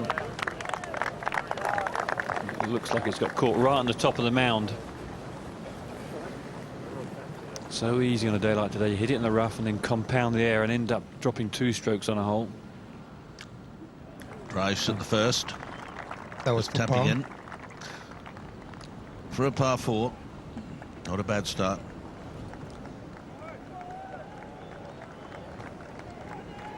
Colin Montgomery also a par.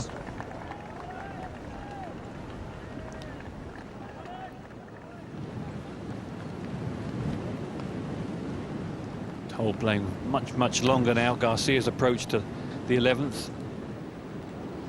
Put them under the breeze. Beautifully controlled iron. Just wandering a little bit left, but on the right level.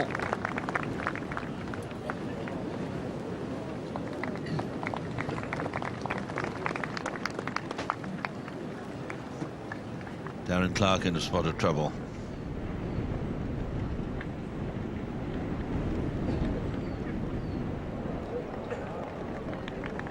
Escaping quite well. A lot of balls have been in that in those bunkers on the right hand side of this 4th hole, the first of the short holes over there on the right. Just coming into view now, that big knot of spectators, the top there looking at the 3rd green, and then the 4th, short 4th, is along that line, and there's the green, and the tees back a couple hundred yards away.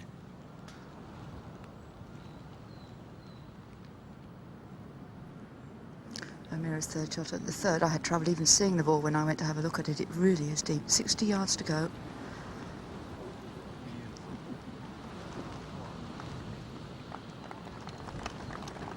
It seems like that was a very good shot from that line then. Yes, certainly this rough won't be getting any easier. There was a good point made this morning with so many people now having looked for balls in the rough. Instead of it just standing up in sort of pristine condition, it's trampled, so you can get an even worse lie. Nick Price on the 2nd hole with an iron. Seems to me like that's going to be could be a good day for Nick Price. It's right up his alley. It's very strong, very powerful, great flight in the wind, and he enjoys this kind of golf, I think. What do you think, Ken? I think you're right. Experienced golfer now. Won this year on the US Tour. A past Open champion.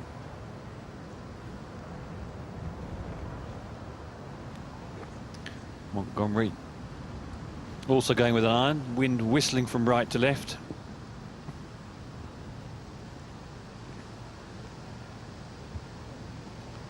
Monty with his iron off the 2nd tee. The wind's howling across here.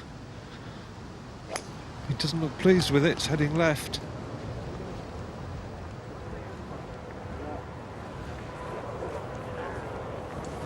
A bit of an unfortunate kick there, but it might stop short of the thick stuff.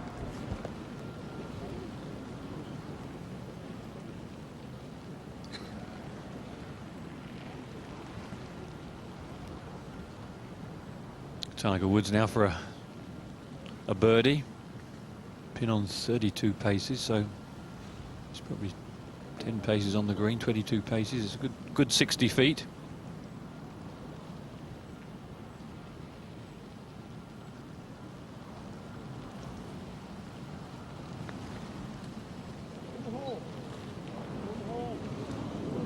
Oh, wonderful touch. Wonderful touch.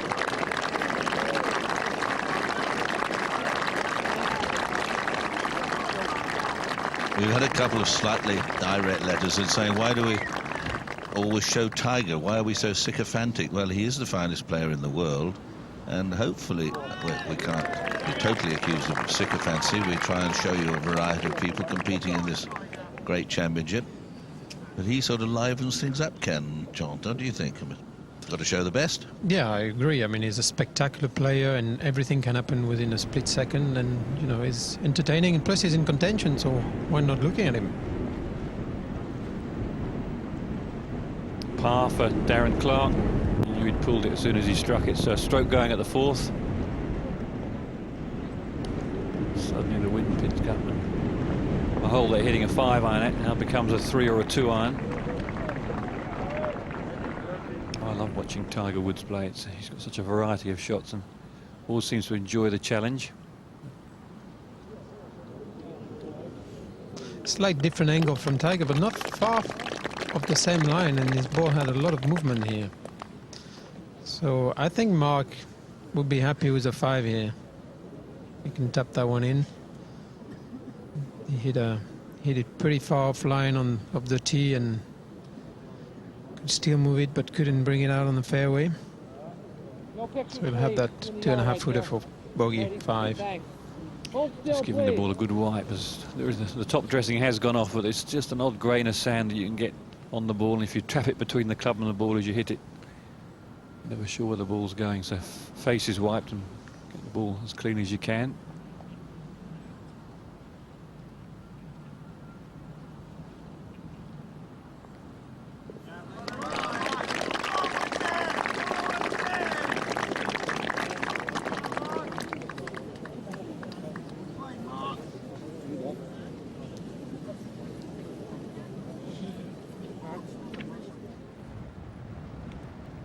He's got 125, Monty, but he's drawn an absolutely superb lie. Not teed up, but he can get at it, and he's got a good chance of getting it there. Got to just pick this off clean. Oh, good hit, right down on the ball. Yeah, that's not a bad result. He's a long way from the hole. He's done well to get there. You've only got to touch the ground a fraction early and the ball goes nowhere.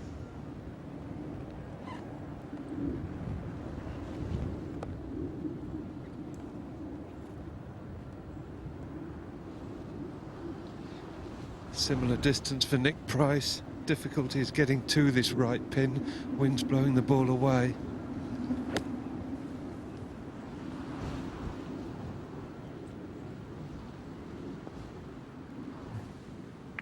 Despite sort of slicing under the ball, trying to hold it into the breeze, the wind got the better of it.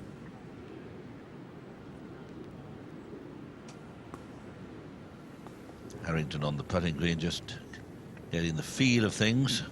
Years ago, the putting green, practice putting green, bore no relationship whatsoever to the greens on the course. And people like Bobby Locke, who was acknowledged as one of the greatest, if not the best putter of his time, never used to have a practice putt on the club's putting green before he went out to play. And he reckoned wherever his ball was on the first green, he'd just try and cozy it up to the hole. If the ball fell in, good luck. That would be his practice. Peterson now at the first.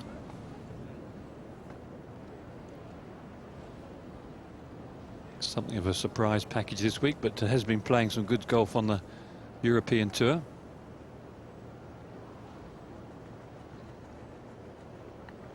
I think he's he's got a great temperament. What a great putt. I think today's going to be a matter of trying to find the fairway somehow, and then on the green or around the green, and try to make as many as up and down as you can. par is a good score, and any birdie would be a great bonus. 3:20, Duffy Waldorf and Padraig Harrington. The final pairing at 3:30, Maruyama and Els. Montgomery trying to get close. Come on. Not really what he wants is left. One of those can easily be missed.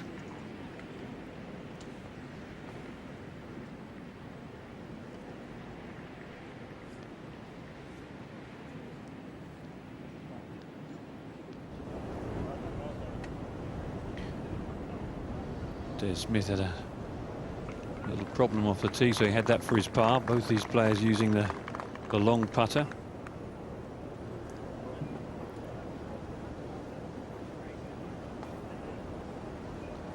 Yes, and how well Des Smith used it yesterday. He really did roll some beautiful putts in.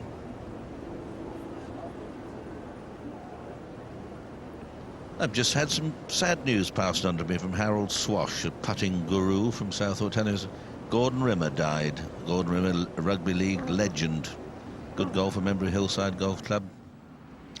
He'll be missed.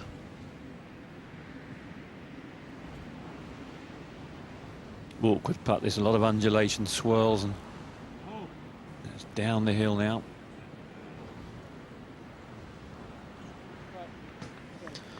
Yeah, it's definitely a very difficult putt from the front of the green. I think any ball who's going to pass, going to be behind the flag, pin eye or behind the flag, will be coming up the hill and pretty straightforward. Bob Tway at the first. 6 under par. At this moment leading the championship. Great big man, 6'4". Narrow stance, knees bent, in rough. Yeah. Playing with Soren Hansen. Come on, Des. Oh, dear. Double bogey 6 at the first.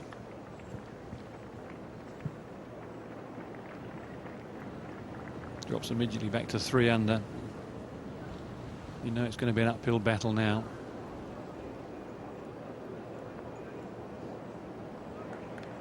Solid par from Peterson.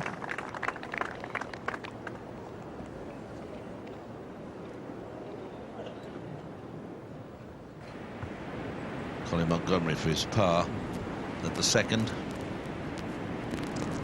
Nice putt, nice speed, nice balance, nice rhythm about the putt.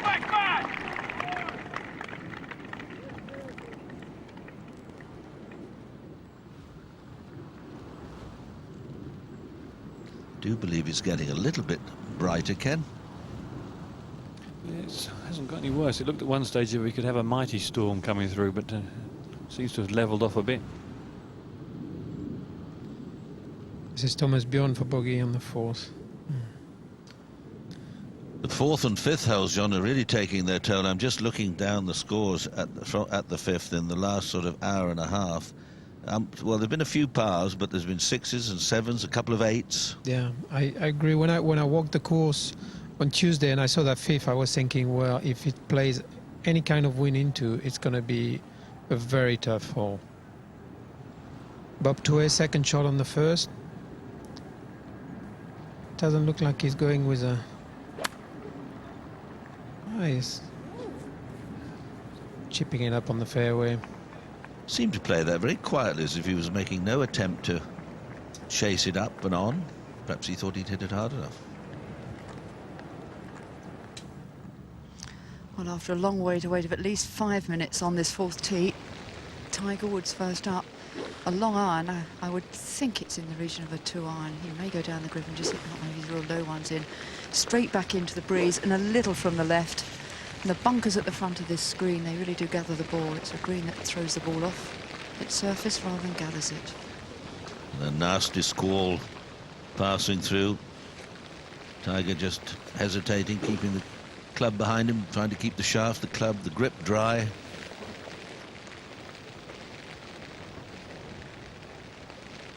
It's like trying to land it on an aircraft carrier, this one.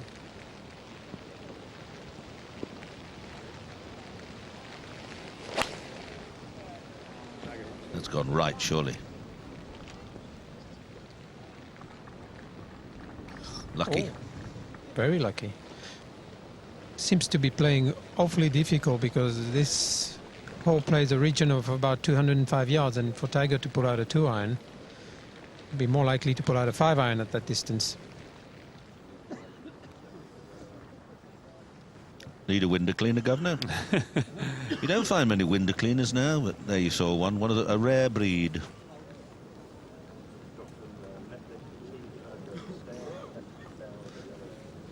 Seen at the first tee, Duffy Waldorf. Little does Duffy know he's got a gaggle of supporters out in garish shirts waiting for him. They may all be covered up by now with all the rain that's going on. Padraig Harrington. And umbrella unsheathed.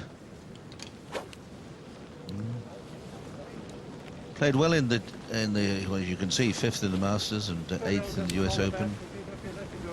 Best performance. This is game number 41 on the tee from USA, Duffy Waldorf. 67-69 for Duffy, the opening 2 days.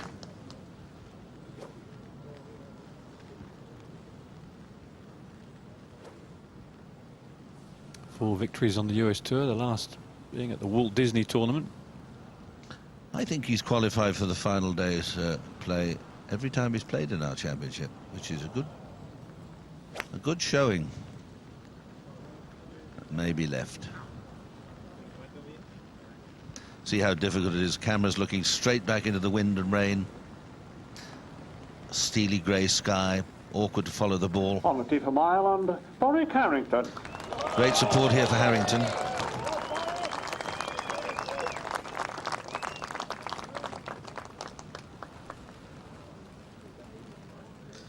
Seems to be changing club and going down a few. Had the launching iron in his hand when he teed up the ball, but it looks more like a 2-iron, now a 3-iron. Just needs one of these days where he doesn't take too much time, gets on with his game. And the longer you stand out there, the wetter you get.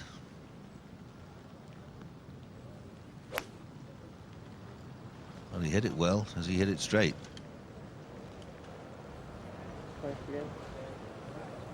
He's in the left semi. Over there. Oh, not bad.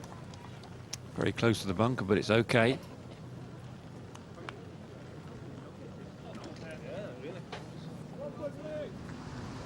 Driver for Price, third tee.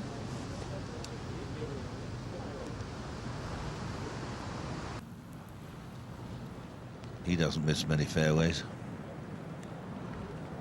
Beautiful driver of the ball. Yes, when Henry Cotton won the Open here in 1948, only missed 4 fairways for the week. That's not too bad, is it? Mind you, there was no rough then. Montgomery. Come away. Colin, you've been fortunate.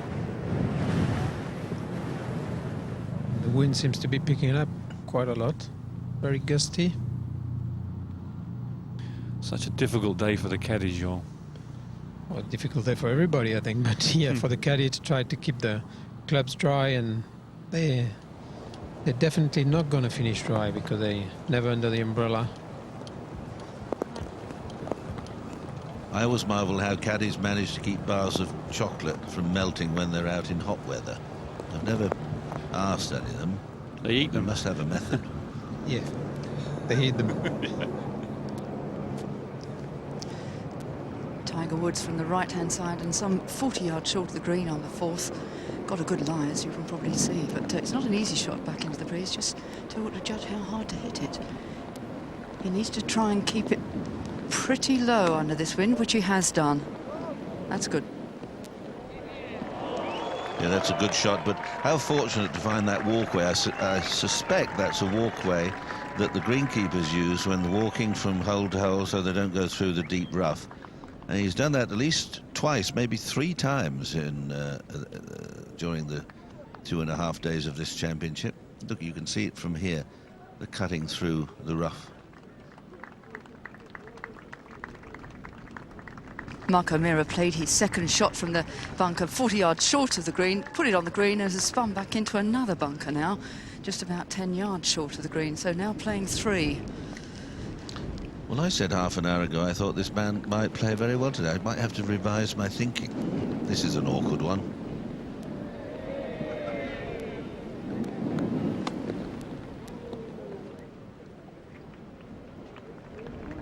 Beautiful golf shot. Ball very much below his foot. It was very easy to hit that one a bit thin and to see it fly over the green and on the other side.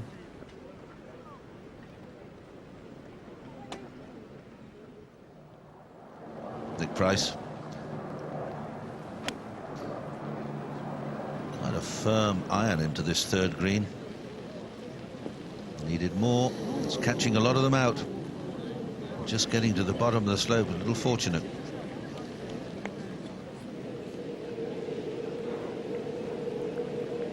Faldo. The final hole for a birdie. Can't believe it. Every putty's hit today. A lot of them have hit the hole and none of them have gone in.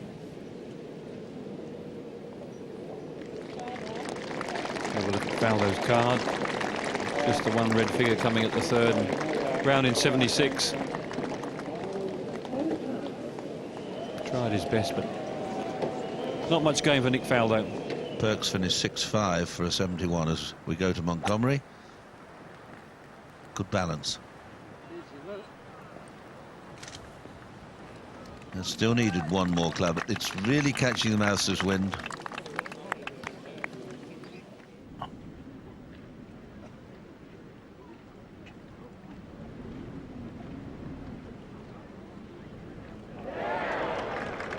Got away with that. Mark O'Meara, just one stroke going. Yeah, great fall from O'Meara. Only dropping one shot. I think, Peter, it's going to be really a matter of when you hit into trouble is not drop more than one shot. Exactly. Because it's going to be such a difficult day out there. For everybody, that's the psychological thing too. If you think it's only happening to you, you're wrong. This is a day of great composure, skill, nerve.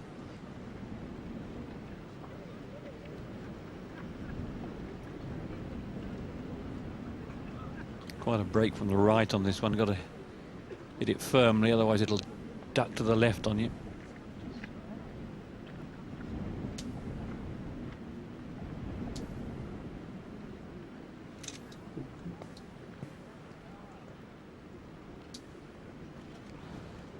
Oh, hit it through the break.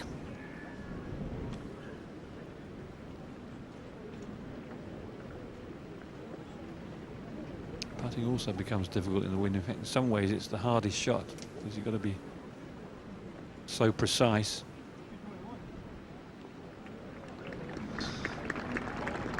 Two strokes dropped in the opening few holes, and Tiger's got another nearly 600 yards to go into the wind, into the rain, up this fifth hole and then onto the sixth tee.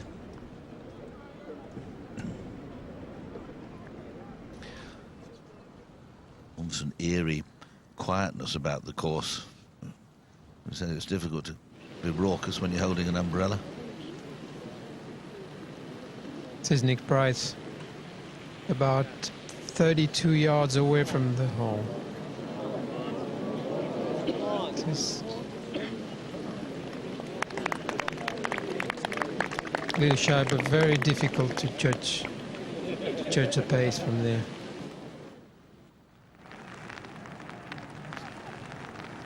Harrington. Second into the first. Wind assisted. Oh, nicely played, nicely done. It's coming back off that little bank. Bob Tway took a double bogey on this first hole. Soren Hansen made his par, so Tway's back to 4 under. Duffy seems to have a pretty difficult lie here in the left-hand side of the first fairway. Not much you can do. Back on the fairway. That just was a sort of little scrape. The club turned right round in his hand. It just sort of scuffled along the ground. Meanwhile, at the final pair, Maruyama and Els.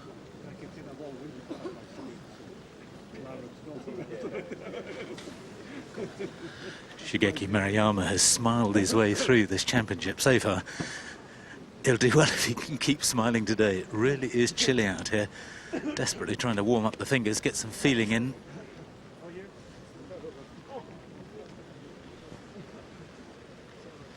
Well, this is the 3:30 starting time, and to see them off the tee, we'll join Alex Hay and Wayne Grady, along with Jean.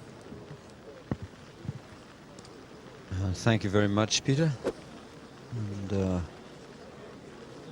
it's quite remarkable. We've been on the air since 10 o'clock this morning, and we still have someone else yet to start playing.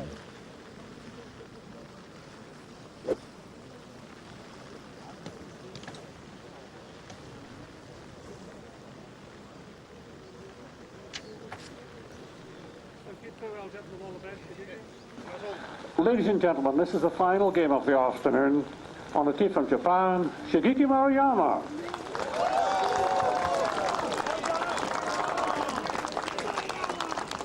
Very popular player, this Japanese golfer. 2 rounds of 68 for his 6 under.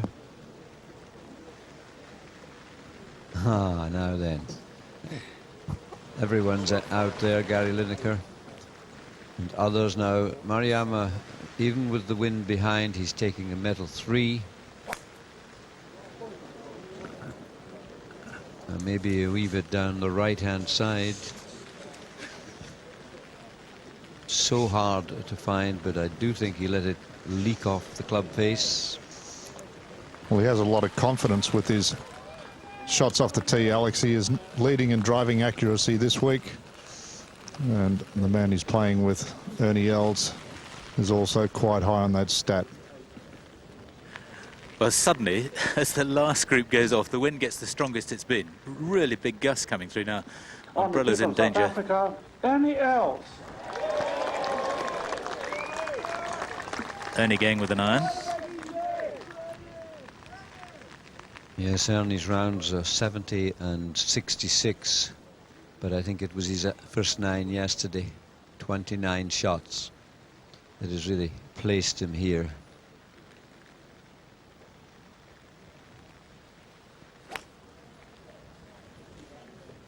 There's a nice rhythm to Ernie's swing, but he looks anxiously after it. He's just at the very edge. There you have it, just a pace off the fairway, but in a very light semi-rough at that point. So Ernie's safely away, but I'm not sure about the Japanese player.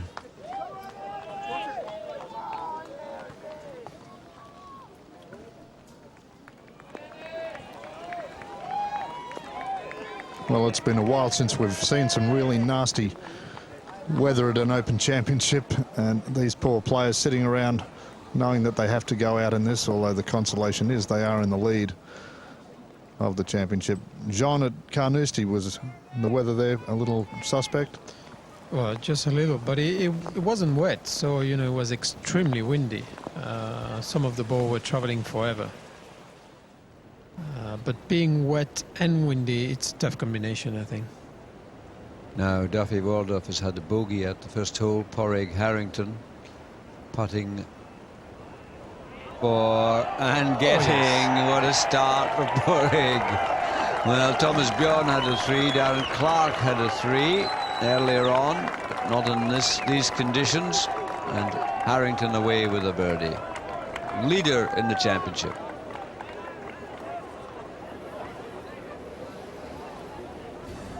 So terrific start for Padraig Harrington, and he goes straight to the top of the leaderboard at 7 under par, and all the leaders now on their way and possibly fearing the worst, apart from that great start from Padraig. Of those leaders, it's only Jeff Maggott who's under par for his round so far today, birdied the 5th, and has played solid par golf elsewhere, but Maruyama and Ernie Els, the only players now left on 6 under par. Soren Hansen and Duffy Waldorf through the first hole and staying at 5 under par. And Duffy just dropping a shot at that opening hole. And Colin Montgomerie staying at 4 under par. Bob Tway with his double bogey at the first, dropping out of that tie for the lead. Carl Peterson also at 4 under par with Jeff Maggott, who's gone so well. And apart from what we've seen from Padraig Harrington, it's quite clear that birdies are going to be in fairly short supply with these weather conditions persisting. So those rounds of 68 from Justin Rose and Justin Leonard look very useful indeed, completed in this morning's much calmer conditions. And 2 under par is currently in a tie for 14th position and 5 shots off Padraig Harrington's lead. Tiger Woods dropping a couple of shots today. Mark O'Meara also going backwards. 68s also from Peter Lonard and Steve Elkington. And they're in the group at 1 under par. Sergio Garcia and Gary Evans also there at 1 under. Darren Clark back to 1 under par as well. Defending champion David Duval bogeyed the last for his round of 70. Nicholas Fast is in with a round of 71. Likewise Greg Norman, and they're both at 1 over par. It's Padraig Harrington leading after a terrific birdie at the opening hole.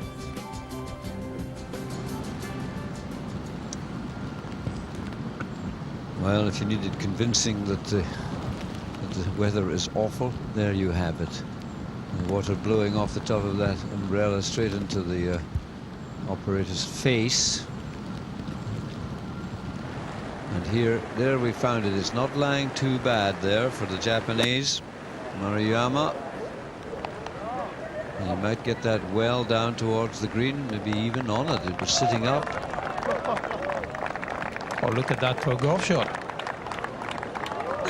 Oh. Well, that's what happens when you keep smiling, John. Yeah, I guess so. You know, he hit it 20 yards off line. I guess a few players would have been happy with such a lie. Anybody he made the most out of it, that's for sure. No, we were just saying a moment ago when Harrington got one of the few threes, we certainly didn't expect to see another one from Maruyama. Now, over on the left side, Ernie Els, Ricky Roberts, his caddy, he'll do everything. They haven't got an umbrella up there between them. Alex, in a funny sort of way, Maruyama almost had an easier shot in there than Ernie has. Coming from a slightly more difficult side, but 199 to the pin, now strongly downwind and off the right. He's got to be looking at landing it short, particularly coming out of this lie. Liable to trap a lot of water and indeed a bit of grass between the club face and the ball.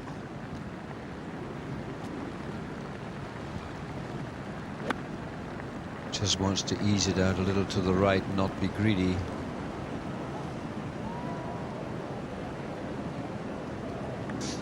Well, that's a little bit of an understatement there, Jean.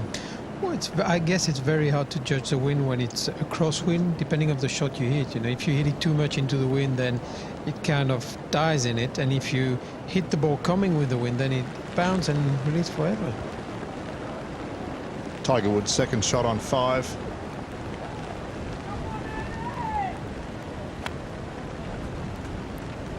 My goodness, his tee shot went a total of 206 yards. He's lost that to the right again.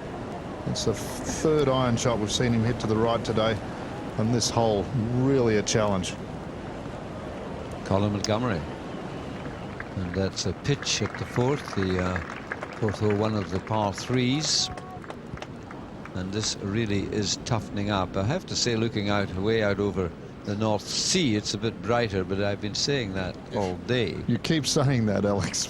maybe the wind is coming from the west. But it does look a lot brighter. It'll keep blowing, but it might just stop raining, and that would help a lot. Well, it's interesting to see how tough this 5th hole is playing. Out of the last 3 group going through it, which is so 6 players, it's been playing 8 over par. So I guess we're not talking about a par 5 here, but we're talking almost about a par 6. It's it's got to be playing, as we saw with Tiger, incredibly long, and if you slightly hit the ball with any kind of spin, it's going to go for sure in the rough, either right or left.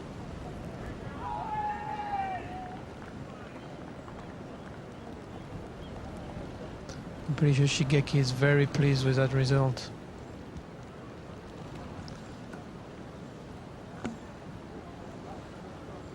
Interesting to see what club Ernie uses here. He's having a good walk up just to get exactly the distance. The wind was certainly affected, believe it or not, at this range. I think, is that a putter? I think he's decided to keep it as low as possible out of the wind. It's a great policy. A lot of Musselburgh skimmers, that's what we call them up here, Jean. I never heard that word before. Well, you know, you have Texas wedges and things in America, but in the old Musselburgh Club, which is the oldest golf club and playing in the world, and keeping the ball on the ground, we were always taught as kids, if you could hit it with a putter, do so. If you couldn't, a little chip and run. And he's got his putter out. I think it's a very wise choice, you know. Wherever you are, if you can keep the ball on the ground when it's that windy, at least you know it's going to stay on the line where you started. It's just a matter of getting the pace afterwards. That looks like a wonderful putt there. Fantastic putt from Ernie Els. A very wise decision by Ernie Els, and that should get him away with a 4. Soren Hansen, par putt at the second. Saw Darren Clark miss one from inside this, and exactly the same as Darren Clark about 45 minutes ago. All I know, Alex, is that Justin Leonard and Justin Rose, Peter Lonard and Steve Elkington are all sitting inside back at their hotels at 2 and 1 under, watching this unfold. We go to the 4th hole. And you know, of the last 16 golfers who have gone through this par 3, only 4 of them have made a par. Colin drops a shot, so it's not uncommon. He's 1 over par now for the day, having started with 3 very good pars. This is Padraig from the middle of the fairway on the 2nd hole.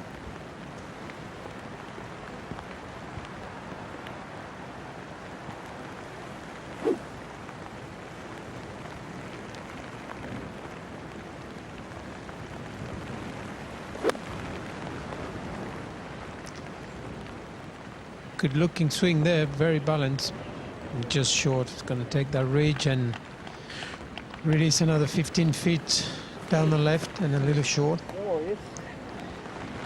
Shouldn't be too much. Shouldn't be too much of a problem. Always 4 there.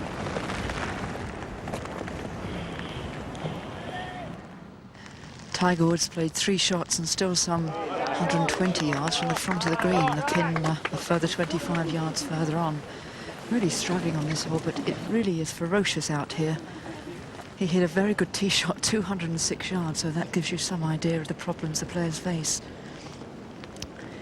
I think he would just be glad now to get this on the green. He's a 2-tier green from right side higher than the left if you've got to aim up right of the pin, but it really is a case of just keeping the ball low under this wind. It's freezing cold out here as well. Doesn't help the players at all.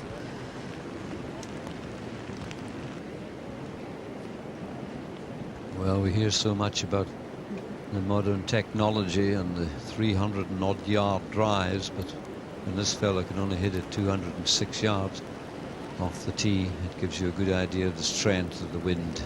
Now this one's going to be low and controlled. Punch.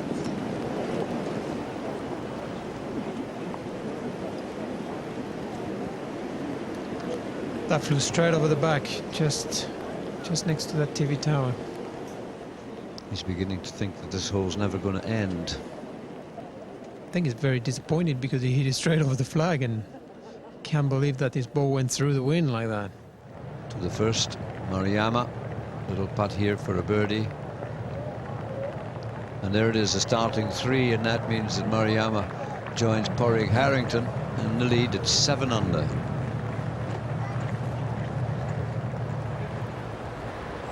Duffy Waldorf, this is on the second.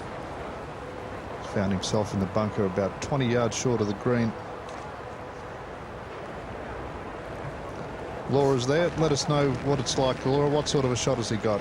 Well, he's ended up with a really hard shot. He got a big gust of wind just as he hit his second shot, and you could just see the ball almost coming back towards him, and this is not an easy up and down.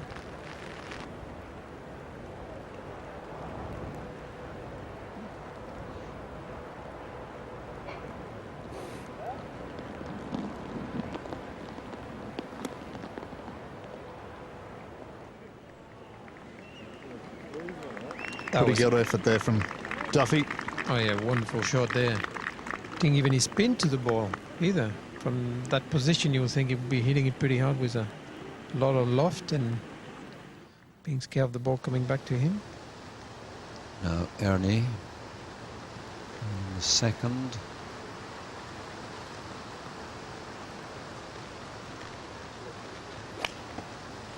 Nice looking swing. I'm surprised he's looking anxiously as though he's pulled it away to his left. I think it's all right. It's on the fairway, Alex, Yes, but it's well back. He's got probably about 160 yards left to the hole. But he was having problems with his irons going left last week, and when you've got a wind hard off the right like it is there on the second, you don't need to have problems with that shot.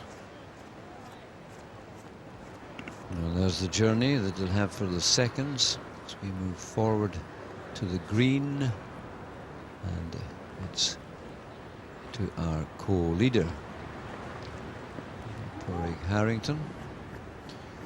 About half a century ago I played in the tournament which was won by John Panton, the great Scottish player from Glenbervie, and on the back 9 holes he hit nothing more lofted than the 5-iron.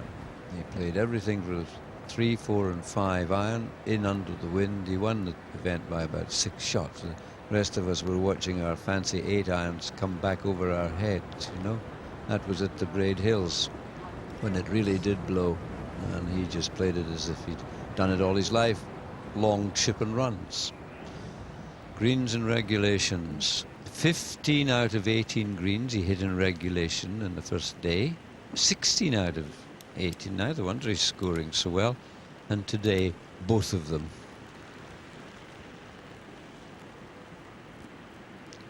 Harrington now for 3, and of course all that adds up to, Alex, that he's leading in greens and regulation throughout the tournament. Tremendous putt, good chance there for the birdie, but he started 3-4 for Harrington and is in the championship lead with Shigeki Maruyama. Maybe we should explain in regulation at a par 3 you've got to get it on in 1, par 4 on in 2, and a par 5 on in 3. They always allow 2 putts into the making of the par of a hole.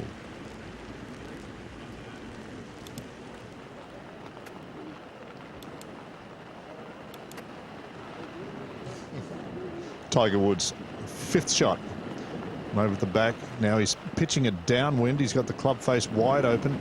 So he'll be playing this high in the air, just lobbing it onto the green. Tiger's got his work cut out not to go back to even par for the championship, and 4 over for the day.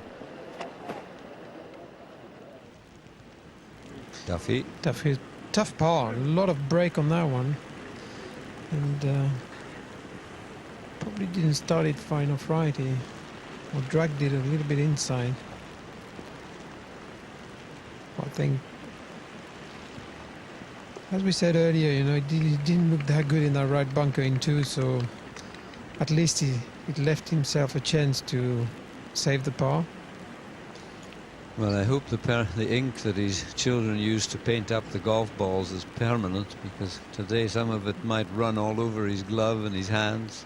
Here's Padraig, nice little tap in, nice 4, good start, birdie par.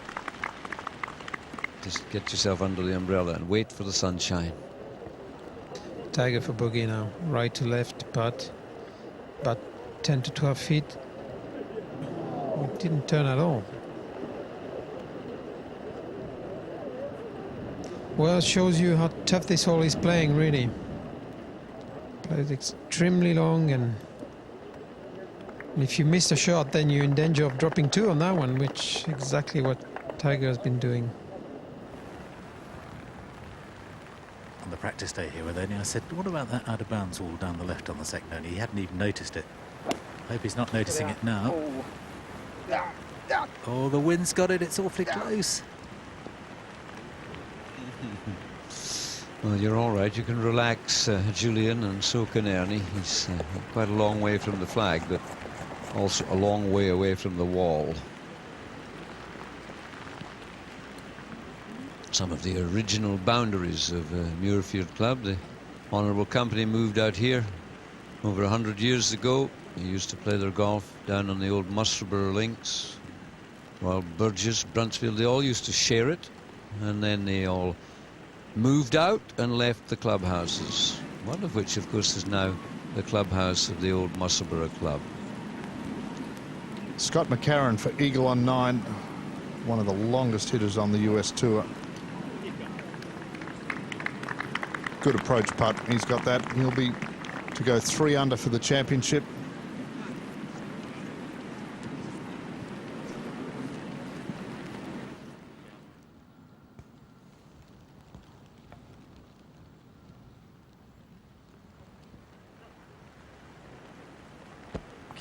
Shigeki Maruyama found the bunker down the right-hand side off the tee on the second, right up against the face, had a really awkward shot. He's done very well to get it where he is in the middle of the fairway. He's got 83 left of the pin. It's the sort of shot that in still conditions normally you'd reckon to put fairly close and have a chance of making a par, but in this wind, if he gets anything within 10 or 15 feet, it's a great shot.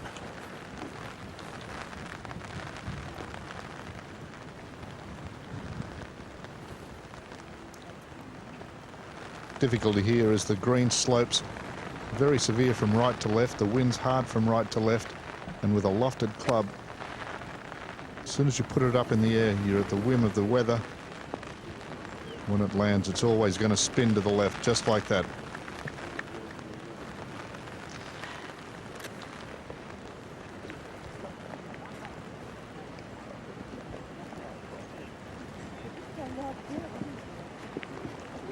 Struggling away there to get his glove tidied up, kept dry inside the protection of the umbrella, and the spectators really braving it all as well. Awful conditions, wind gusting up to 20 miles an hour. Oh, Colin Montgomery, my goodness, I don't know which bit of the club caught the ball there, nearly knocked it out of his hands there. I think he hit it in the hosel, really. I think the club got open and he kind of shanked it on the other side. Harrington now on 3, taking this driving iron, where we've seen players take drivers and 3-woods.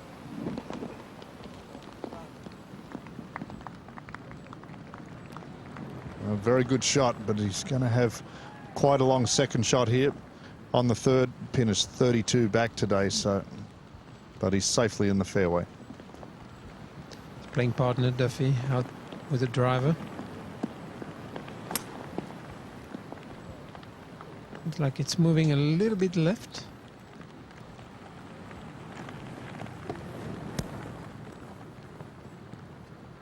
Well, now some of the elderberry trees, shrubs, everything, wildlife, a whole lot of birds and wildlife around this part of the golf course. Quite amazing, you know, that I've just got a lovely little book that Muirfield give out. Grey partridge declined by 82%. Skylark declined 58%.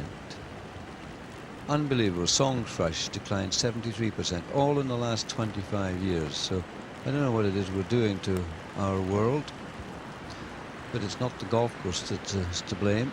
Now here Ernie with his third shot, got to climb quite a steep hill. He'll have to hit this pretty hard. maybe not as hard as that. It's almost going to go back.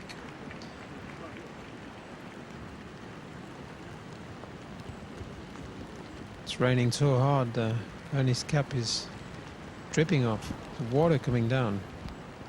It also makes it hard, John, doesn't it? When you're lining up your putt, you're standing over it, you've got the brim of your hat, water's coming off it. I've seen Tiger in the past and other players, to putt, actually turn their hats around with the brim at the back. Yeah, that's always very annoying because you're thinking, when is the next one coming? Colin Montgomerie trying hard to get the club dry. I don't know how the towel's probably wetter than the grip. No, can't be. Andy Prodger doing a very good job on the bag. Bob Tway on 3 for birdie.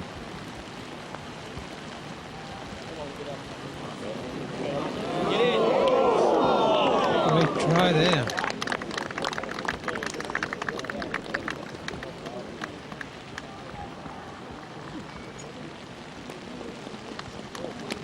Guess any par make you feel good. Look at him, it's raining, going back in under the umbrella.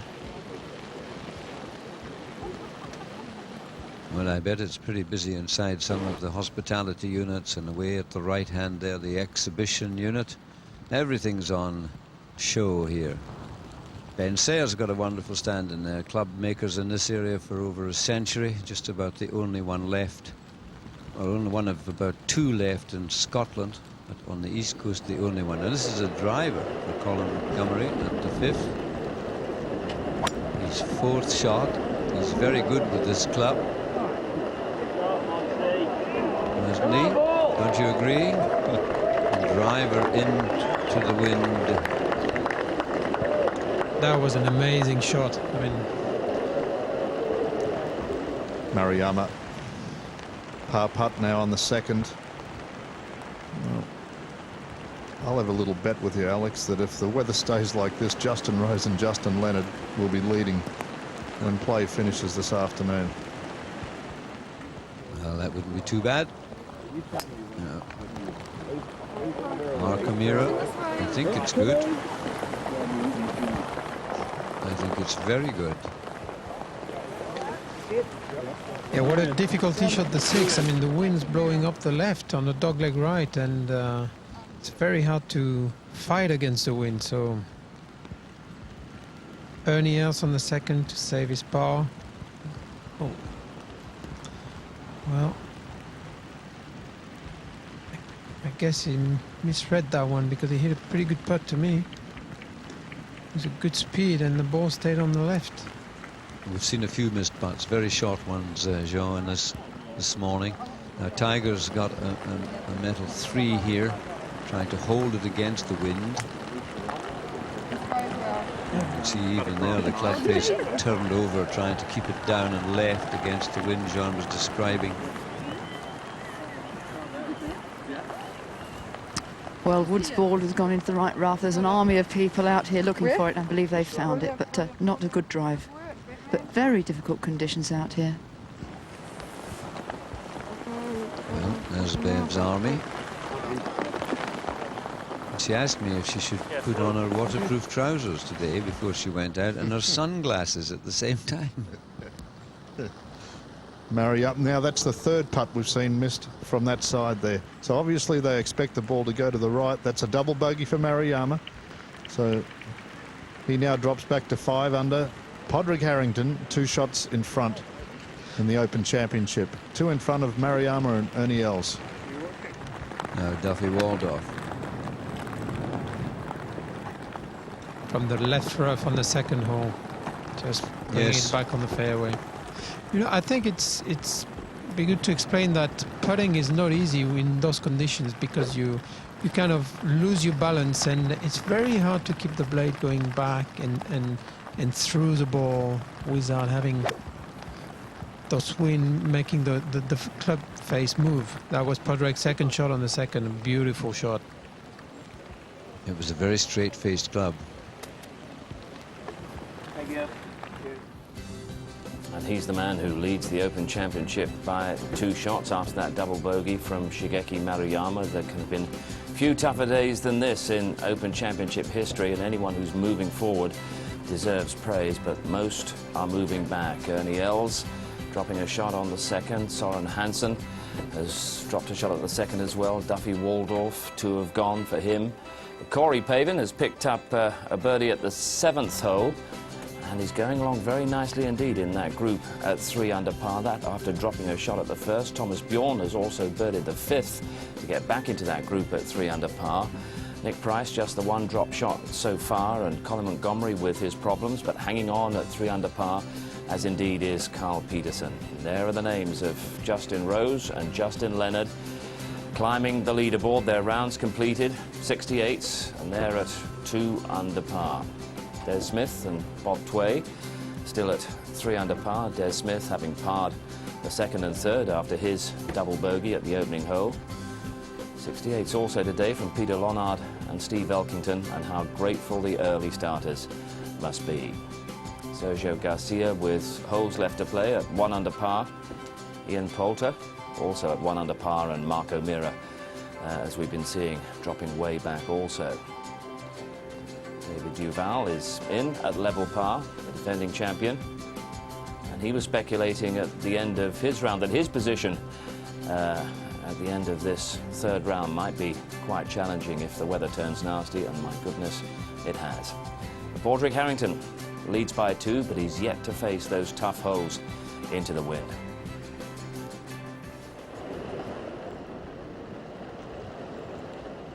Colin Montgomery with the driver from the ground reaching the green, although he had a lot of trouble before he used that club, and now he hits his first putt a long way past. This is at the 5th hole. It's quite a monster of a hole, 560 yards, this par 5. Duffy Waldorf, 3rd shot on the 3rd. Duffy's really keeping his lower half almost dead still, which promotes the club head to close down and the ball to go to the left. He's not moving over onto his left side at all. I know he's big and strong, but he still needs to clear his left side a bit.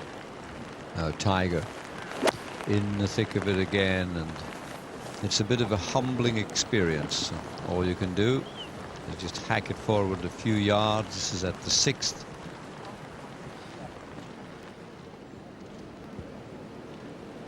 And there you see his ball just on the top of the crest. Mark O'Meara hasn't played his 2nd shot yet. It's 468 yards this par 4. There's an old stone wall over to the left, and we had a little discussion on rules. He said it wouldn't come into play, but could do with 2nd shots today. Certainly could, Alex.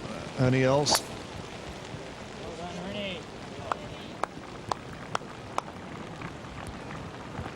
When Ernie's taking a driver off that tee, it's playing hard, and Sam Torrance is in the commentary box with us now. Well, it's certainly testing now, Wayne.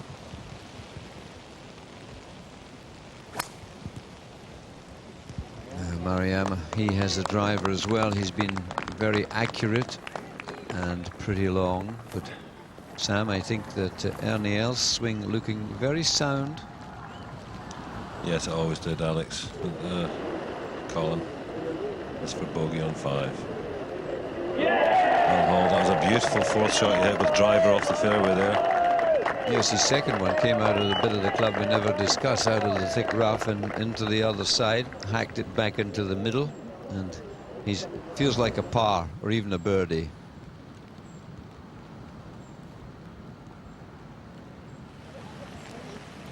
Now Duffy Waldorf, and he could only get to here in 3 shots. 3rd hole, 378 yards.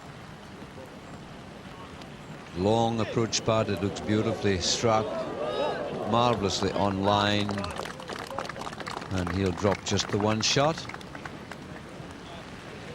Duffy is well, he started with 2 other bogeys, so 3 over for the day when he finishes it. Well, we recorded that, and Padraig has learned a little bit, I'm sure.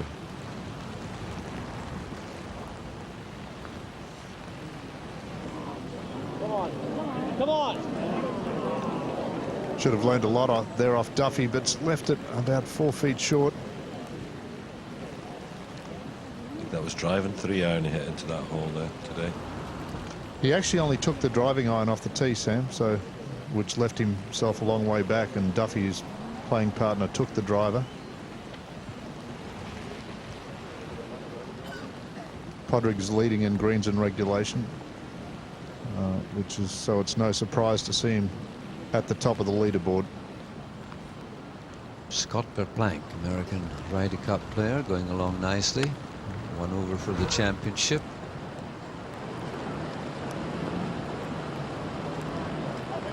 He had a, would you believe it? Oh, an eagle 2 at the 14th. I've seen this one whole iron shots before. That would brighten up anyone's day. Wonderful shot from Scott Verplank. Also gets Scotty to 1 under for the championship, so back into red figures. Harrington now for par. The back of this green is quite sheltered, so the wind shouldn't really affect this too much. That can be a problem on these links greens, can't it, Sam? The wind. Definitely, because you can't afford to be too firm on them.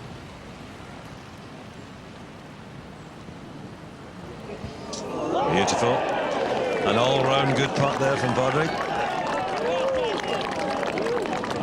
It's a day for patience, Alex, isn't it? And just always looked like, canny. yes, it looked always like a 4 to him. He wasn't even slightly concerned. I bet your dad spent a wee bit of time with him there, or most of the morning, I should think, with this fella. He practices intensely. Duffy taps in for bogey.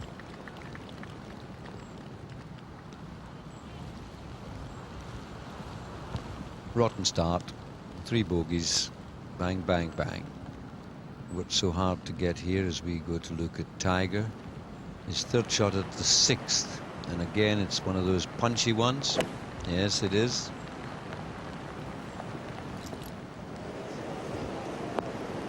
And once again his punched shot overshoots the target. The last one was a bit expensive, and he now has an awful long putt if he's to get a par. It's a trifle unpleasant out here. I really don't know how they play in these conditions. Fantastic. This is a good test of Maruyama and his link skills, because this shot is screaming out for a low punch into the 3rd green. As the guys in the box were saying earlier on, he does tend to hit the ball quite high. But if he hits one here with just a touch of fade and the wind catches it as he tries to get into that pin over on the right, it could disappear miles right. Well, Julian, I have to tell you that it's looking much brighter over the North Sea. If there's any consolation. If you say that one more time, I'll tip my tea over you, Alex. It's have a look at it out there. The rain's coming down. These poor fellas are getting drowned. It's not 20 miles an hour. I mean, that's just a mere zephyr. Now then, Maruyama. He's a good player.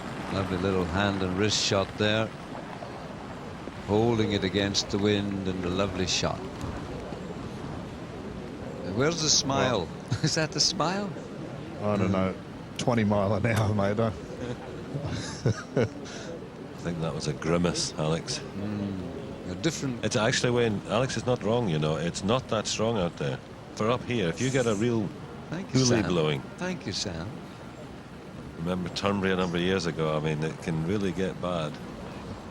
I don't think it's good at the moment. Well, both players hit driver on this 3rd hole, which of course for the first 2 days most people have just been hitting irons down. A couple of great shots to find the fairway. Then they need a driver and a mid to long iron. Julian, he's swinging the club beautifully, almost about 3/4 length in the backswing, controlling it. See the ball position here, Alex. It's nearly off his right toe. Just drive down on it. Looks like he's turned it a wee bit. Beautiful shot, though. Ricky, they're calling it for it to get down, but that is the first ball that I've seen today that's been up to the flag. They're so able to adapt themselves.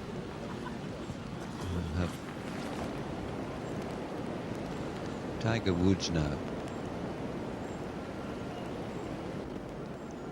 a long putt here, or another shot goes west. Well, the ball's gone west. It's taking an awful long time to come. He was on the right side.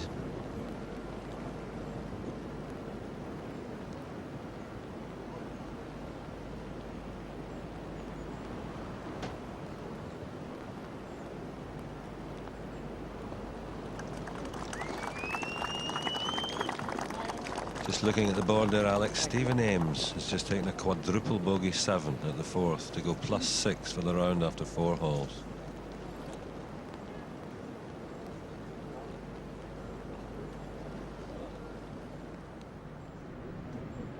Now we're having a little bit of a problem here. And this is at the par 3 4th, Soren Hansen. Obviously being given relief.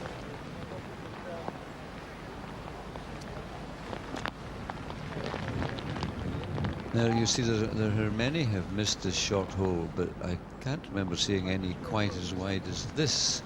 And he's getting, of course, line of sight because of the signboard. I shouldn't think they've arranged a dropping zone there, because they wouldn't imagine that anyone could get out there. He'll be allowed to get a line of vision, club length, and then drop it wide of that.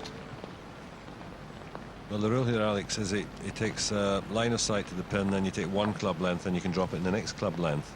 Now, I thought once he'd taken the 1 club length and then drop it in the next one, he'd bring it back onto this path. I don't know why he's taken it. I think he might be thinking like you. Most professionals do. And I think he's going to end up with a pretty good deal out of it. Look at that. Not too shabby. Slightly uphill lie. You old professionals know what you're up to. You didn't think he was going to drop it in that thick stuff, do you? Well, that's the same ruling that Sergio Garcia got wrong down in Australia a couple of years ago, and then dropped it back within that first club length from the obstruction. And we go to Monty, second shot at 6. He's obviously driven it into one of the fairway bunkers on the hill. It really is horrid out there now. Mariyama's putt. Putting it into the hill, the ball almost turning back, combination of slope and breeze. And it really is one of those days when the expression patience is used. It's very hard to keep it, but someone will. Could be Else, could be Harrington. Could be Justin Rose.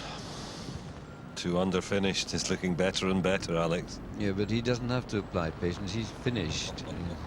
Now, Soren Hansen, who won the Irish Open and is becoming, in everyone's book, one of the fine swingers of the club, this young Dane.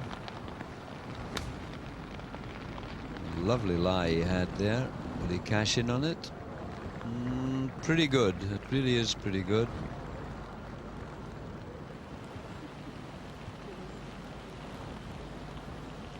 Ernie Els on 3. This is for birdie.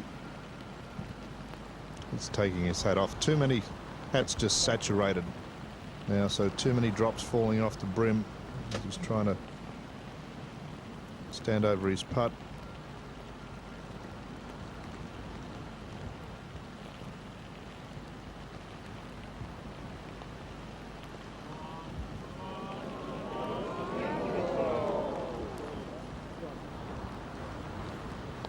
That'll be a 4 for Ernie.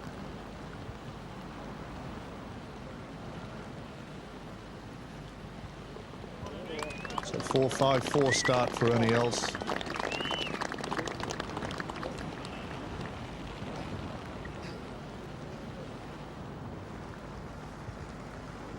Well, Tiger Woods just addressing the ball and moving away again just to get the drips white from the cap.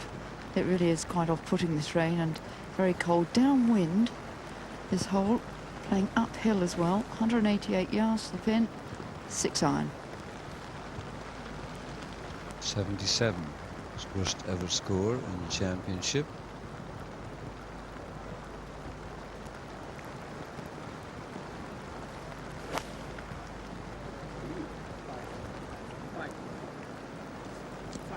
Thinks it's gone over.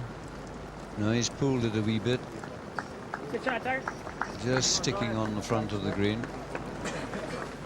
They have a lot of fun with the rims of these peaked caps.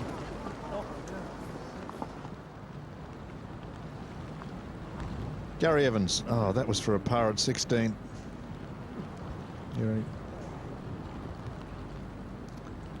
Gary still 1 under for the championship, so right in it at the moment.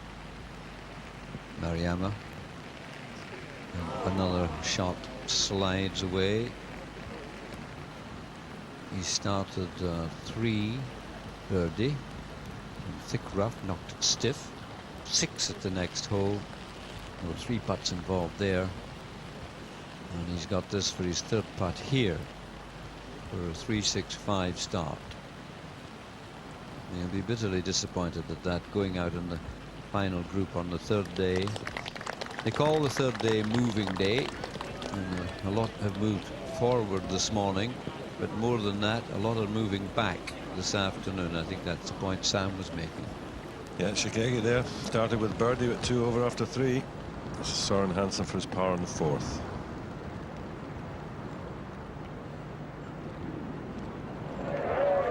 Bolted it in. Wonderful 3. An educated drop, Alex. Well, he wasn't breaking the rules. I think that's the important thing. He was only using them. Harrington here on the 4th. He's going to use his 1 iron, that driving iron of his, and he's hitting straight into the breeze. And I would be surprised if this one can get to the front of the green, because it is howling out here at the moment. He's got a 2-shot lead, though.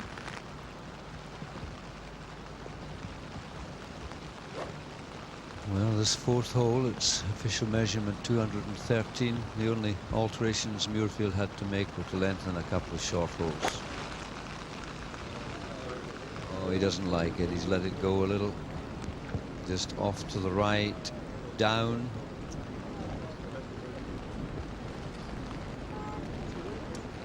Well, this hole, the 4th hole, is only 187 yards to the front edge today, so that tells you just how difficult it is.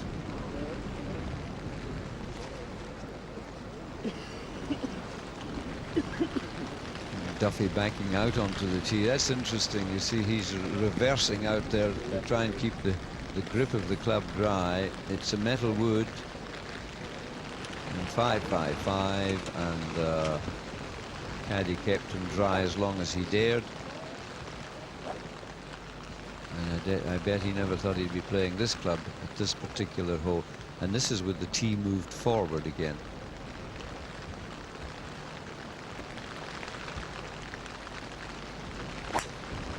Short swing. I think that's pretty good. He might go a wee bit right. Yeah.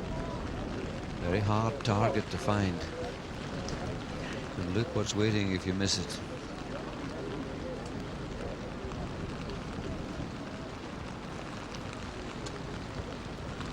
Fourth hole we've seen this afternoon in the last hour or so. We've seen doubles and triples and a quadruple. Tiger Woods on 7. This is for birdie.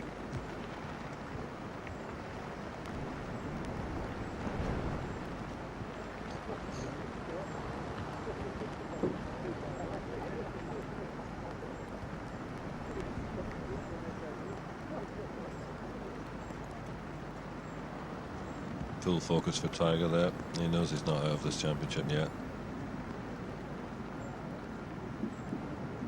It's getting close. He's 8 behind Padraig now.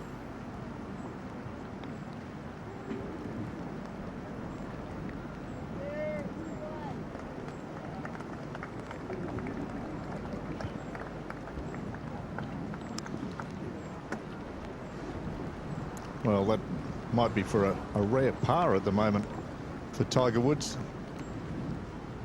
He's just gone. He parred 2 and 3 and bogeyed 4, doubled 5 and bogeyed 6. That's still a bit of work to do. Alex Hayes left the commentary box now, and we're joined by Ken Brown.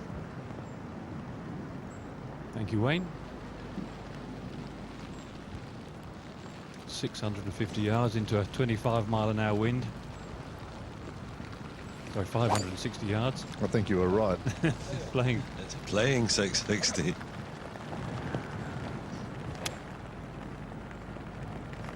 How the thwack there has went into the rough. Oh no, beautiful drive for Sun. Only just carrying those cross bunkers.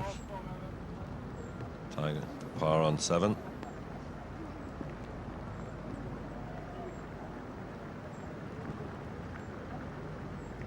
See the driving range still going past them there.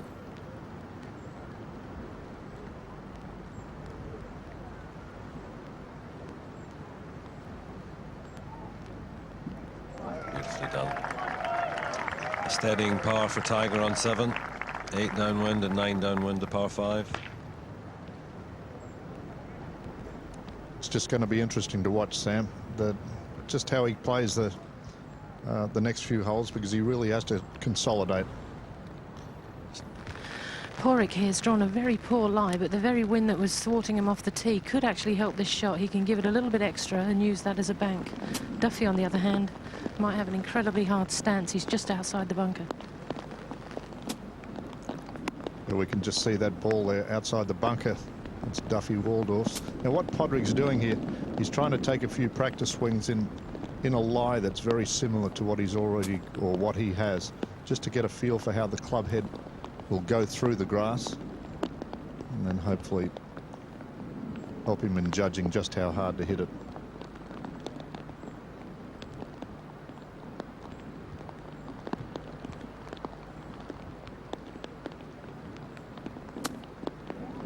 Oh, it's too far, isn't it? Cleared the whole lot down into the little valley. Now he is in trouble. There's very little grass. It looks green down there, but it's very tight down in that little hollow, and he's pitching uphill, downwind. So championship leader is in dire straits. Leads by 2, but I would think if he had 10 balls in that little valley, he might probably get 1 or 2 down in 2. We have Colin for bogey on 6.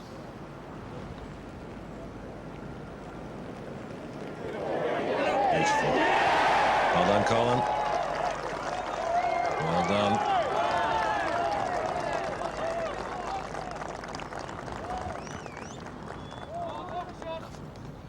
Duffy here, he's actually standing a lot closer to the ball than he'd like to be. Obviously a step back is a sandy grave for him, so he might end up trying to just hit a little pitch and run here. He'd put his hands well forward and just try and squeeze it onto the front of the green, because there's lots of green to work with.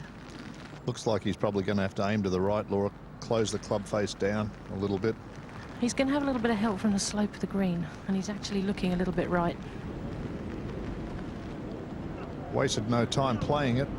Just hoping that the slope will take it back towards the hole, and also the wind. And here it comes. But no, it's going to stay about 10 feet above the hole.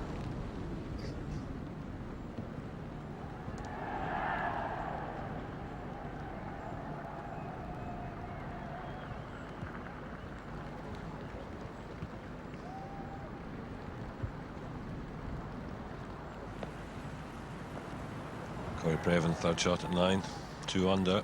Up and down here with 3 under. In excellent shape for the championship. Corey Pavin, I played a practice round with him at the US Open this year, and he went on to make the cut, which I think was probably the most amazing stat of the week, or the most amazing performance of the week.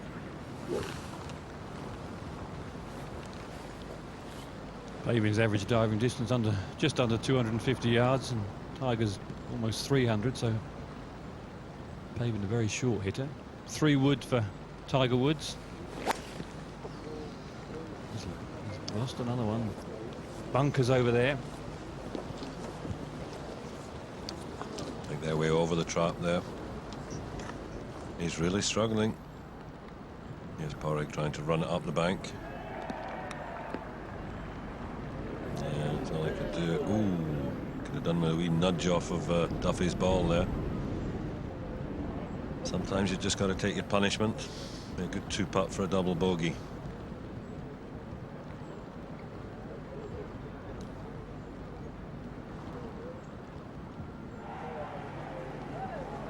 Sergio Garcia. Second shot to the 17th, giving it a real cut with a 3-wood. He's clambered over those cross bunkers, but perhaps he doesn't.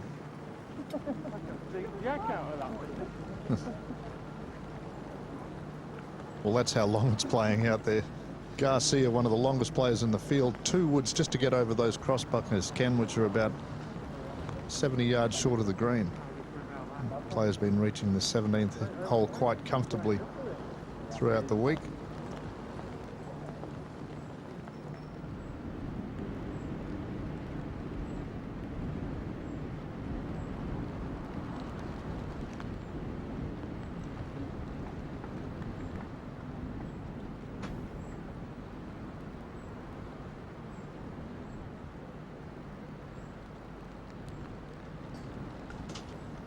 Bit of movement. This from the right-hand side. Harrington having a good look at it.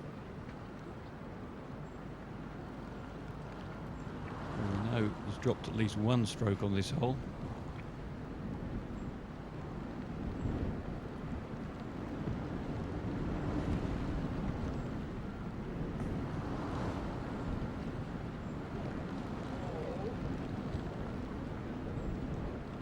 Now at least 2. Well, let me tell you, Justin Rose and Justin Leonard, sitting in the warmth of the clubhouse, are now lying in 8th position and 3 shots behind. And these boys have a long way to go yet. Now, over the first 2 days, no one really got a break with the weather. It's pretty similar for all the competitors, but today certainly an early start. It's looking like it's going to be a huge advantage. I think it's going to be a bit of a massacre this afternoon, Ken, which is all part and parcel of playing links golf. Soren Hansen.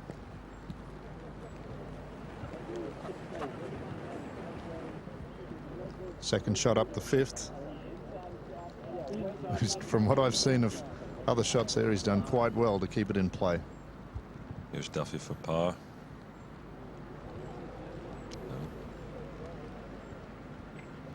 Well, that means Justin and Justin are now lying 7th.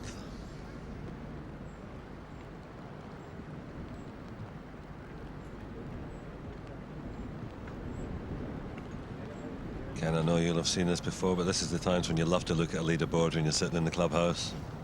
That's right, you're just slowly climbing. The others are having their misfortunes in the very difficult conditions. Where the flags are all cut in these awkward spots, as soon as the wind picks up, it comes doubly difficult. To the 9th. 1995 US Open champion Corey Pavin. He's starting to get his game back. One of the best manoeuvrers of the golf ball you'll ever see. Never hits a shot straight. Always trying to do something with it. Won 14 times, 15 times on the US tour. Just worth having another look at this shot. It was an impossible one.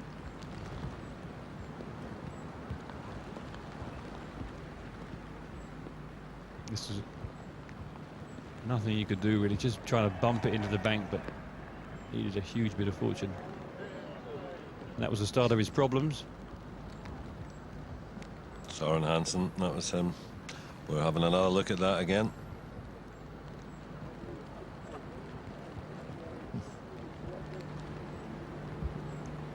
Thirteenth hole, par 3. Andrew Coulthard. And makes it. Actually looks quite pleasant there, doesn't it? Andrew, a qualifier this week. Shot 61 in the first round. That takes him back to red figures.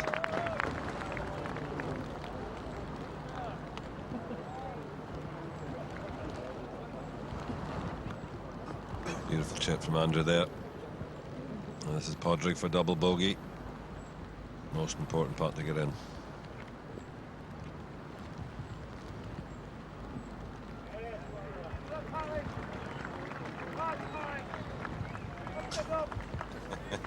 Not too many times you see someone smiling after taking the double bogey.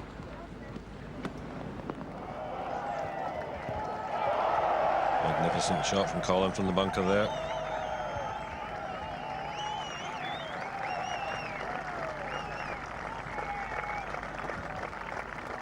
It was on the 7th.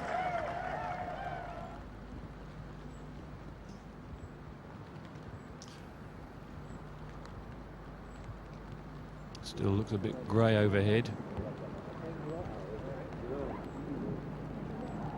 It's Carl Peterson on number 5.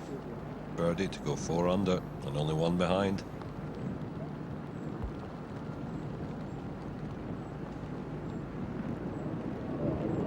He's got it. Carl Peterson only 1 over in his round today. That is a good 60 yards to the green, and then a bit more to the pin. To the 12th.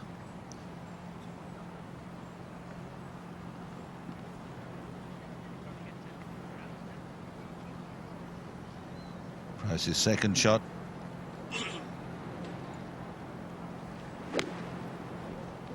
Looks very inviting from this position. No, just short of the hump. Good line.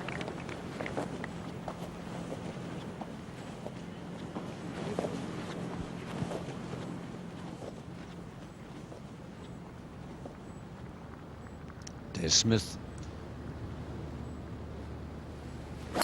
keeping this fluid swing of his going, but I'm afraid his sort of wrists folded up there as he struck it. Oh, Alex, that would doubt whether that would have pitched on the fairway had it been straight. That's into the sort of wind. He couldn't have caught it flush, but here's Peterson. Let's see where his ball lands. Mighty hitter, teeing high. Right off the top of the tee peg. I think he plays without any fear at all, this big chap. That got a real scoot, pitched on a little down slope. Nice kick. Lovely kick. This Padraig on the 9th hole, second shot from the middle of the fairway.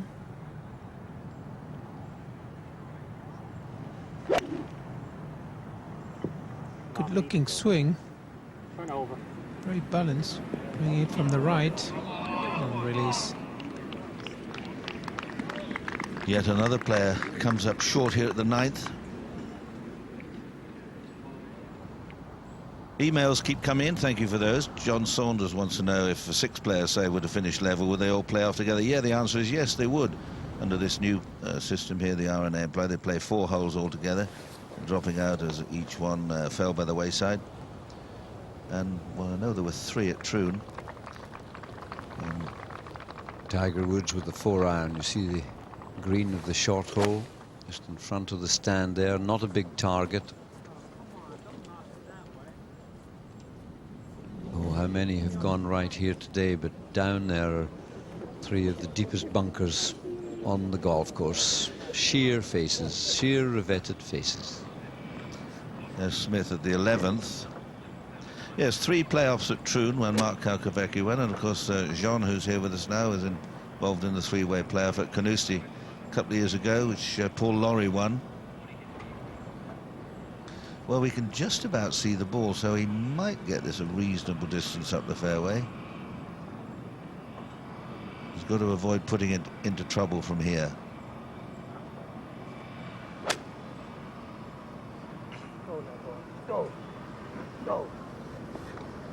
Oh, a wonderful shot.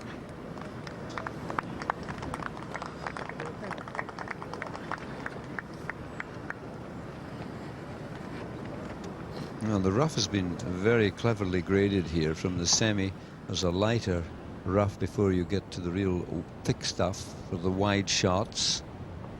And here we have Nick Price with a chance to take the lead.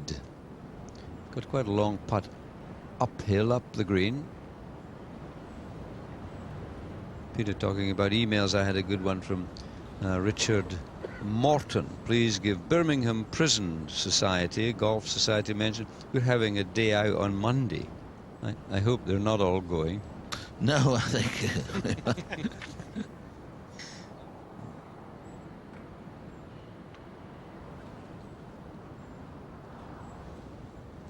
Terry says he lives in Arbroath, just up the coast, Costa del Arbroath. He said he's getting the same sort of weather. They're getting the weather before we're getting it. Glad you're enjoying it, Terry. Some of these guys on the course are not. At least I don't think they are. The winner will be pleased, though, tomorrow night, whatever the weather. Well, almost a mirage as we were looking there at Nick Price through the lens. As Nick Price putts up the hill now, these are the sorts of putts, even in the worst of conditions, that Nick can hole. He's one of those players. And he was right on line there with that putt. It was coming in, but just a little too late. Colin Montgomerie is actually now 8 over par for the day, and yet Nick has held on to 1 over. Disappointing to see those empty stands, though, isn't it? I mean, so much organisation, so many people putting something, an effort into it. And you get weather like this. That's Peterson thumping one forward. Oh, a nice kick in.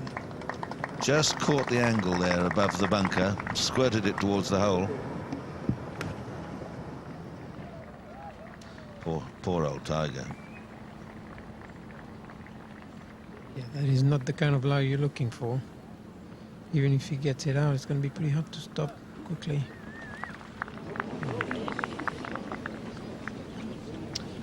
Well, O'Meara will be next to play, and this is a nightmare for Tiger Woods. I did say, broadcasting to America, how we would view Tiger's progress today, what sort of character he was showing. At the moment, he's struggling. Hansen here is not. He's 3 under, one of the joint leaders.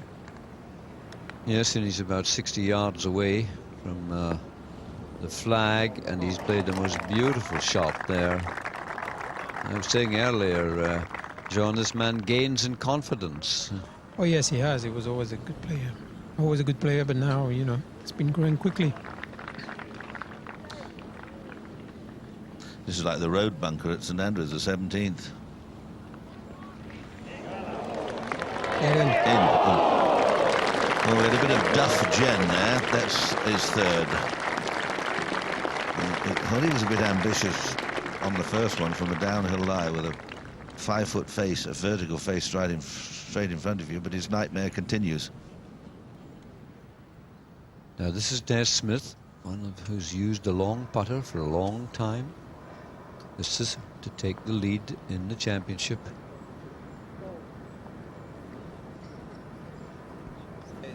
The wind, unfortunately, and the slope are actually bringing this ball back towards him. So it hasn't gone away altogether, this wind. Although the rain seems to have parted for a little while, departed. Hansen. Another hole safely negotiated.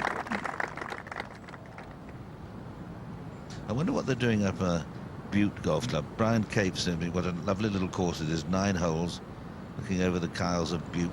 Honesty box for green fees. Let's try and get Brough as another wonderful course way up there, the north of Scotland.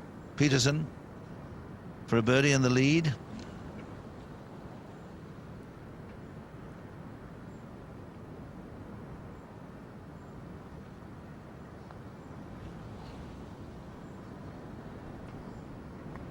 Well, that was a good putt because it was hard to judge the pace here. Very steep up the hills to start with, and then down the hill going to the hole. So I guess he won't be disappointed with that try. It's always good to hit it very close and have no work, because you don't waste too much energy, and when you have so many 3 or 4 footers along your round, you kind of drains you very quickly. Jean, that ridge is very close to the hole, isn't it? It influenced Dez's ball. We'll do that later. Tiger for a bogey. A 4 at the short 13th.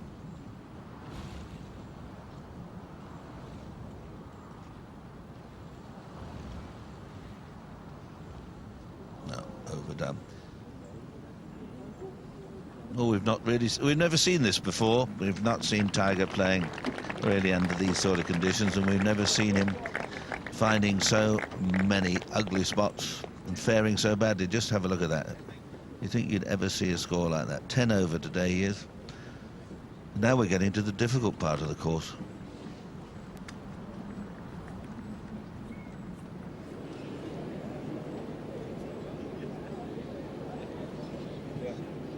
Scott McCarron, a very successful American professional and a recent winner in the United States, but here to join the lead. Come on, back in.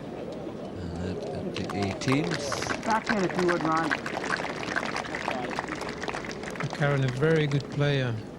Doesn't come too often around here, but very powerful. Got many shots in the bag, and God can he putt. Harrington for a birdie.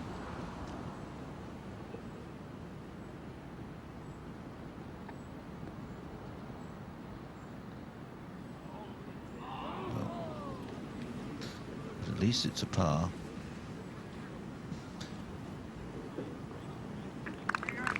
Just to clarify, and I might have misinterpreted, or I might have not said it correctly, a playoff, they play 4 holes. It's a relatively new idea the R&A brought in, and they'll play 1, 16, 17, 18, whoever tie, and then if it's still a tie, it's sudden death, and if they're all the same, their score, he's done it again.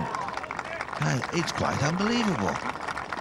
Then if they're all tied after the 4-hole score, then they go on sudden death, and the worst players drop out until we have a winner. Price? Yes, punching into the breeze at the short hole. That is wide. That really is wide. He's on the area where the spectators stood or stand. Tiger. 5 holes left. Tar in for an 81.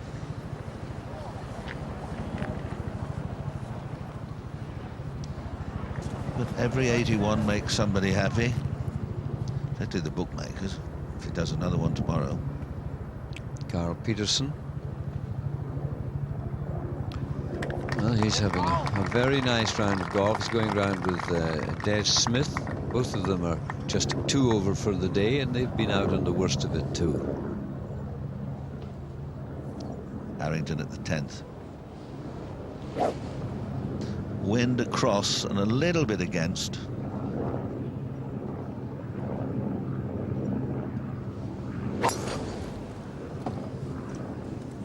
He must have pulled it a bit and then the wind took it. Well spotted, sir.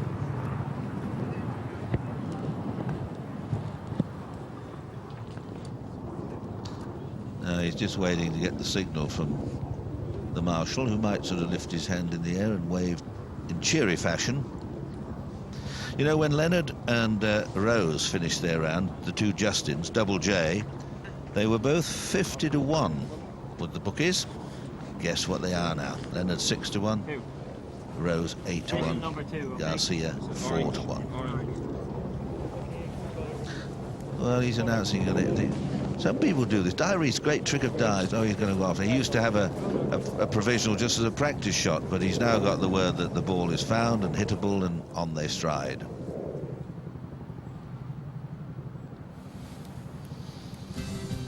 Four-way tie for the lead, but it's a whole new championship prospect for tomorrow, isn't it? Nick Price, Carl Peterson, Soren Hansen, and the experience also of Des Smith, keeping him in that share of the lead at 3 under par.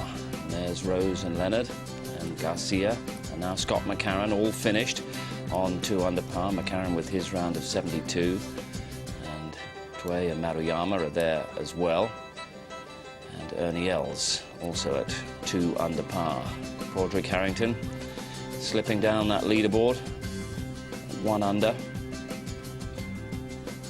and Greg Norman a round of 71 earlier today, and David Parker 74, Gary Evans a 74, all in that group at 1 over par, and also finished at level par. We've got Ian Garbett and Craig Perks well in touch with the lead for tomorrow.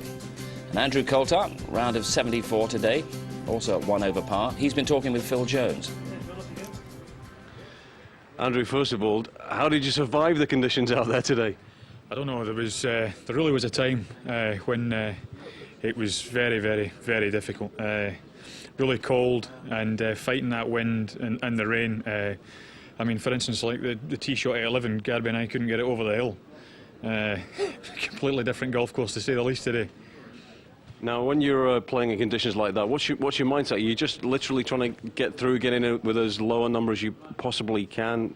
Is it purely survival kicking in? Yeah, I think it is. It's pretty much, you know, you blame the weather for your bad shots. Rather than get down on yourself, you're blaming the weather. There's a great excuse for hitting shots all over the place. So it takes a little bit of pressure off, and you've just got to accept that it's just going to be a miserable, horrible day.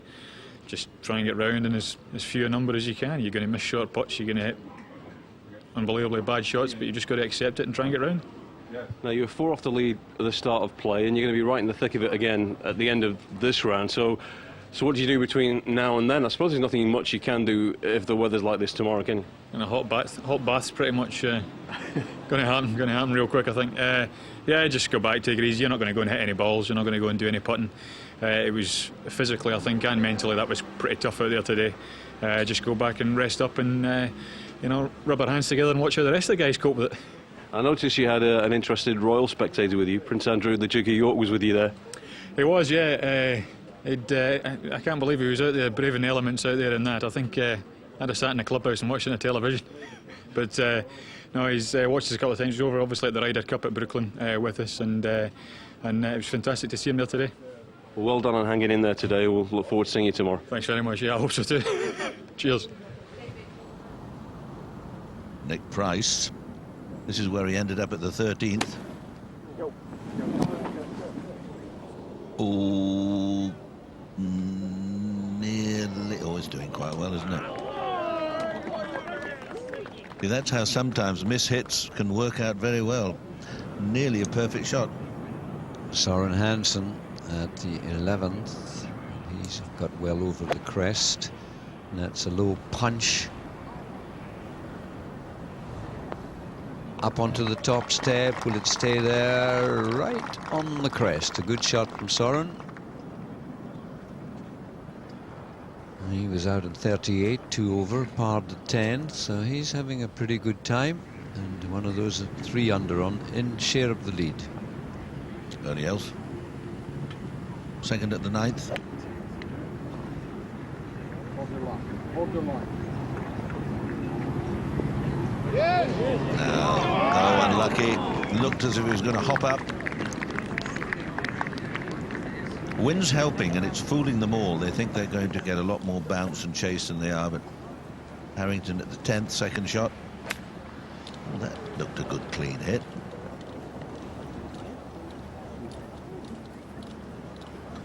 Maybe a bit ambitious coming up as far as this.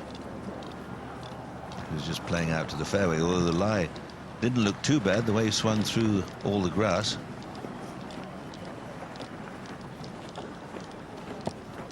And I do believe the weather has improved. The umbrellas have gone down all over the course. It's brightening a little bit.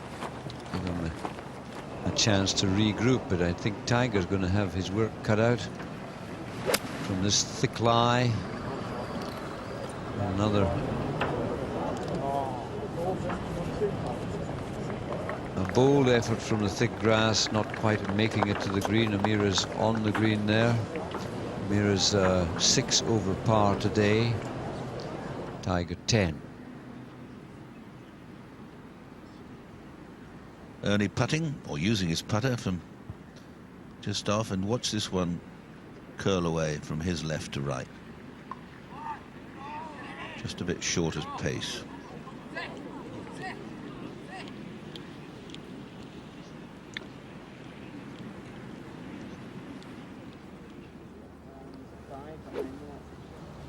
Porrig at the 10th could only hack it out to the fairway. Slightly off the right. Yeah. You can see the flag fluttering just in front of the 2 cameramen there. The semi-blind shot up and over the top.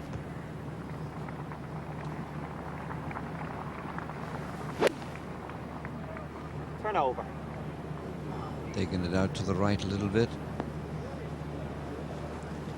With a good club short there. I probably misjudged the wind or hit it too far into the wind, and the flight of the ball was killed by it. This is Nicky Price to save his par on 13. Quite a slow putt here up the hill, in wind being a little wet.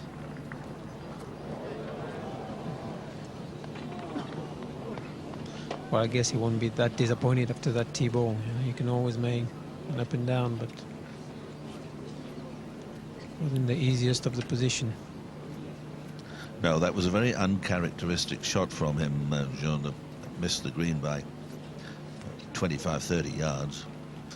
Yeah, it looked like he gave it a very, very hard swing at it, trying to maybe fight the wind a little too much and play too much for distance to be spot on, but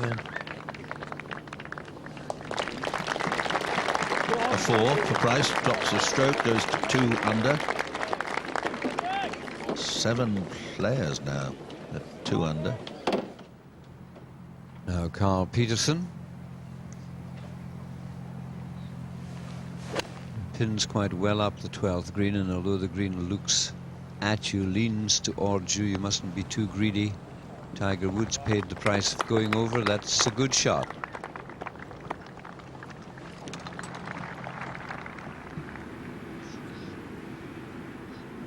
Ninth green, Murayama for a birdie.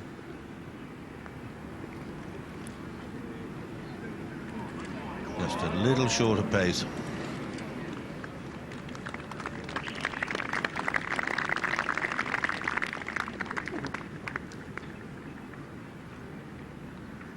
Par for Murayama, who reaches the turn.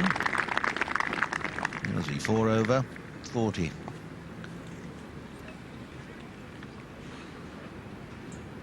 Normally think that blows them right at contention, but not so. Des Smith, second at the 12th. Yes, you can see the flag to the right and back of the green. Peterson's on the green, and I think Des is too. There they are, side by side. And very good play by this Irishman. I guess if anyone knows how to play in the wind, that would be Des. Only for a birdie. Maybe a touch right to left, firm, and oh, I thought he got that. That looked a beautiful putt. Also 40 to the turn. And still virtually almost leading the championship. Sort of day shows character. No, you must show character. Tiger for a par.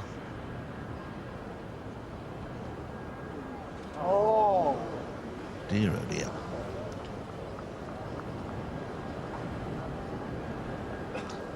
Sort of lost for words, John. You don't know what to say when it's like going to hear Pavarotti and find he's got laryngitis. Yeah. He tries to sing. Oh, but he lost on door.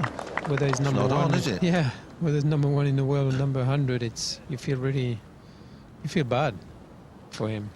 Carl Peterson's putt, and that little one there for a par at the 12th, so Des Smith will have learned a little bit from that. This actually looked like the good position to come in from, but it doesn't look that easy a putt. I mean, we saw Peterson here was very surprised the ball turned that much. Let's see if Des learn a bit of that putt.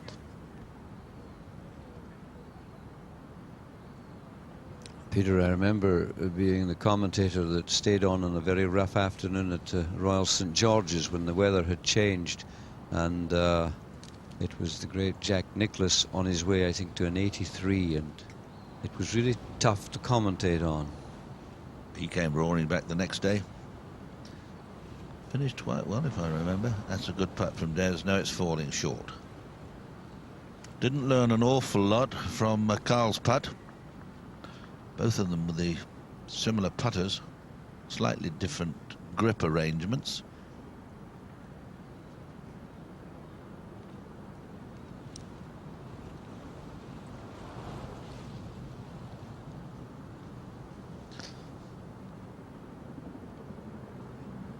Really hats off to Des today. Started with a 6. And he's tied for the lead in the championship. Tiger's gone to 73rd position.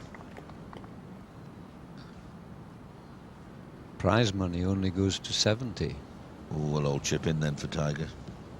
Some players will come through and to all the expense that you incur coming to a championship, play all 4 days and go away probably with nothing. Oh no, the R&A always give, everyone gets the same as last place, Alex. If there's extra players, they all get an amount. That one rattled in. Most impressed with Mr. Peterson. It's 2 over. If he can par in from here, that'll be around a 73, and nobody's broken 70 since when? The fact that Lauren Roberts wore out very early this morning. Harrington now for a bogey. Well done. 6 over. And still very much in the championship. Hansen. Yes, Soren Hansen. Empty stands, almost empty, as he plays his second shot to the 12th. I don't think I've ever seen a modern championship, Alex, with so many empty stands at this time of day, with the leaders still out on the course. No, as we watch Nick Price to the 14th, second shot.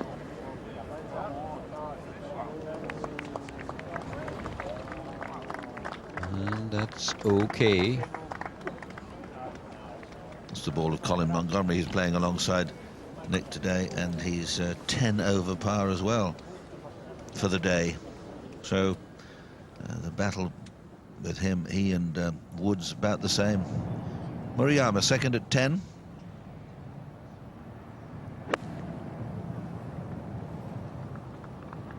He's coming out of the sand, finding the fairway. I think Peter, the 10th is going to prove to be one of the toughest holes of the day. And there you see, up towards up the north there, the weather's brightening up.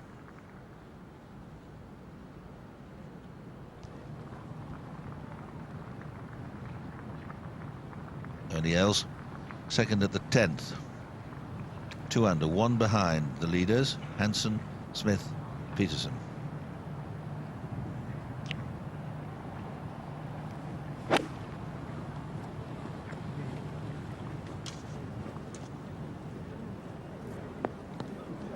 Shot. Now these late players, now if the weather does change, could be a tremendous advantage for people that have held on. You can see it's just 6 o'clock.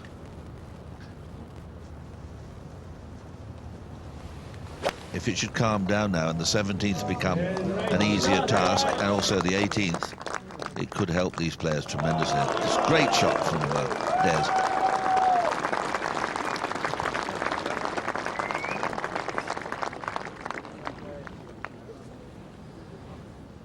Peterson.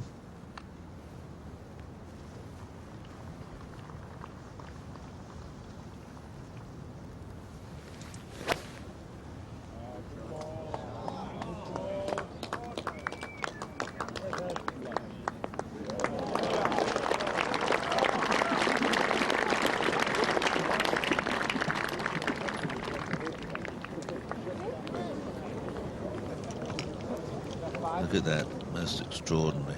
It's going, it's gone. Oh, how frustrating. Price at the 14th for a birdie. And Wayne Grady. Have you ever seen a day like this? Wayne's rejoined the party? No, Peter, I certainly haven't, and you must feel for the players out there this afternoon. It's been total survival. 10th hole, Alex Hay said earlier that this was probably the hardest hole of the day, and it definitely is, averaging 4.69. Almost a par 5.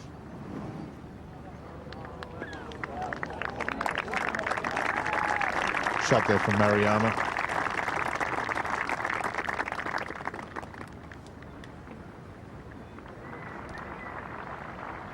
And Ken Brown's come back into the commentary box too to take us through till the end of the day's play. A par for Colin. Hasn't had a par since the ninth hole. Can't get 10 over. There'll be a few people chuckling in the Muirfield clubhouse, I think. Yes, everything pleases someone, doesn't it, Ken? But I know these guys won't be having a chuckle. Harrington calling for the wind to catch the ball, move it to the left. Also hold it up. Difficult putt now, up over the ridge. He's looked probably the least affected by it all day.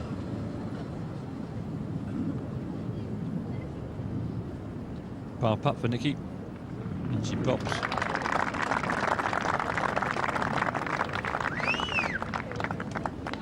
One behind.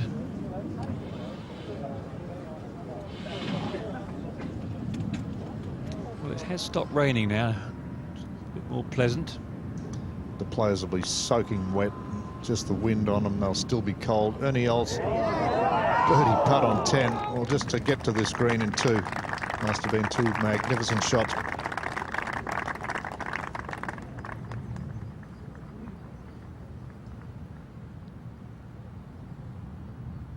Peterson. Oh, beautiful little pitch. Pitching in the bank, just spinning on the second bounce. This lovely crisp turf at the Seaside Links. And a lot of perches on the wall, and it's beautifully played. He didn't deserve to be back there where he was. The ball got about 5 feet on the green, stopped, and then just rolled all the way back 30 yards short.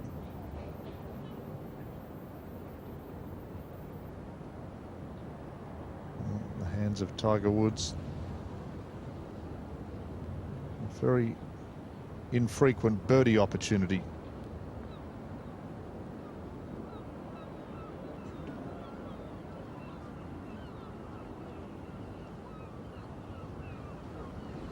Quite amazing to see the world #1 struggle as he has today, but he is not Robinson Crusoe. A lot of the best players in the world have succumbed to conditions that we haven't seen for many, many years in an Open Championship. High scores as a professional. All the events he's played. And you can see this is almost certainly to be the highest score he's ever had. That 96 Australian Open shot 79 was in danger of missing the cut, went out the next day and shot about 68 and made it comfortably, finished up running just outside the top 10. Nick Price, tee shot on 15.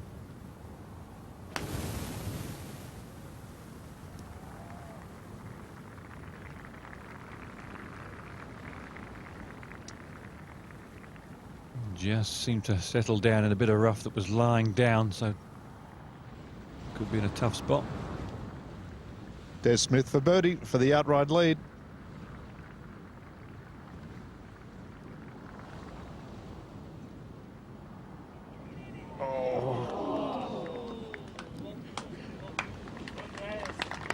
What an amazing performance by Des today. It really is incredible. He's the only player out there, though, with the old beanie on, Ken. That you used to be. That was a favourite of yours years ago. Actually, that's how we used to tell you on the golf course.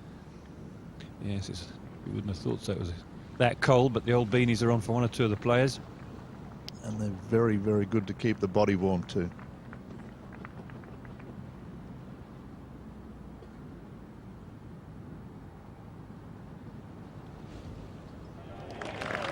Splendid par. Stays tied for the lead. A nice partnership, two very friendly chaps. Des and Carl. And they'll be singing and cheering in Ireland and Drogheda.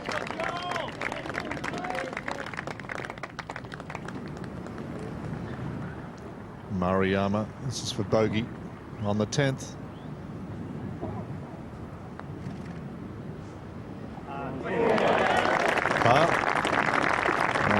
Confirm that was a bogey for Maruyama.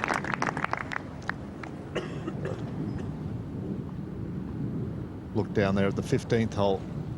Tee in the foreground, doglegs right. Only the hardiest of souls are still out here on the golf course this afternoon. Hansen, one of the joint leaders.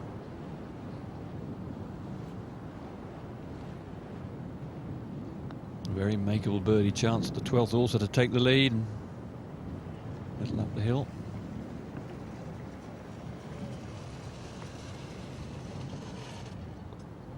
Two Danes in the top 11, Thomas Bjorn and Soren Hansen.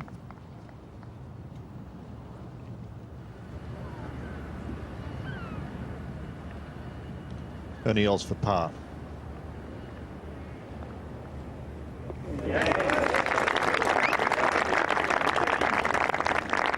Very good par there on 10 today.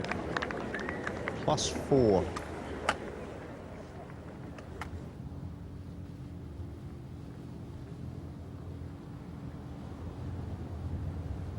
Big sloping fairway on the 14th. Bunkers up the left.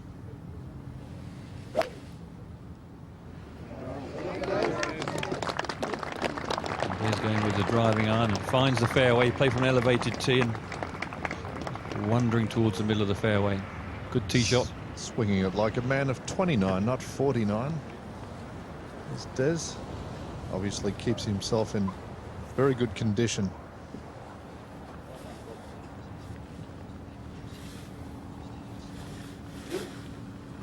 Should Des go on to win this week, he'd be the oldest man, wouldn't he, to win a major? I think Jack.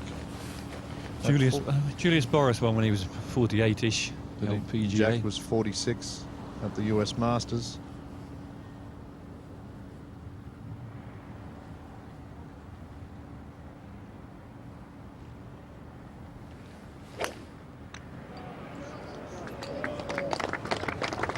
Looking a little anxiously.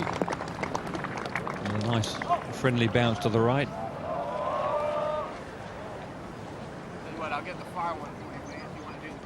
Very confident free hit through the ball from Peterson. 159 for Nick Price at 15. It's a little bit more pleasant now. I've just heard from an American fellow commentating for a different network that with wind chill it's 38 degrees out here, but it feels a lot colder. Got a good lie in the rough, Nick. Be able to reach. Problem is stopping it.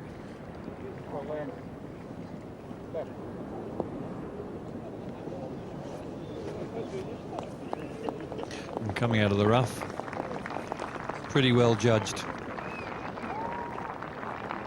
Would have made 2 with yesterday's pin. Get that off there.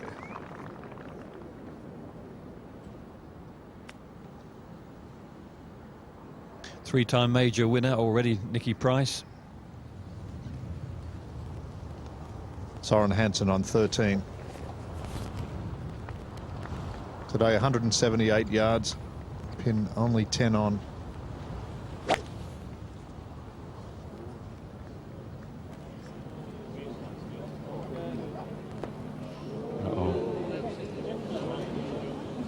Well, a bit of a break there for Hansen.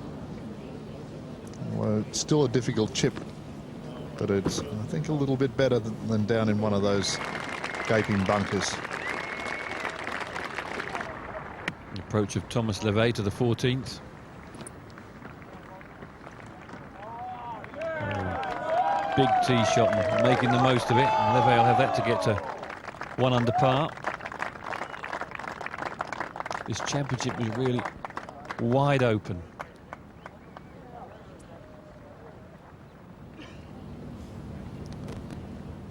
Bob Twade, 1986 PGA champion. 6'4" tall. Just have a look how narrow his stance is. Really don't know how he keeps his balance, but he's a tremendous ball striker.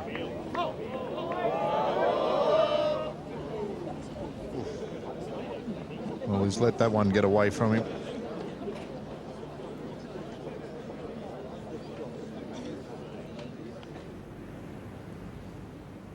Sixteenth and Woods. Down the other side. Looking like back-to-back pars.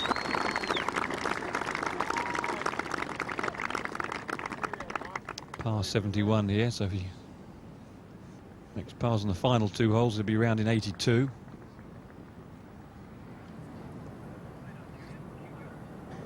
Ernie Els with 130 to the pin. Normally likes to knock these in pretty low. He's given that one a bit more air. Wind has definitely dropped a bit.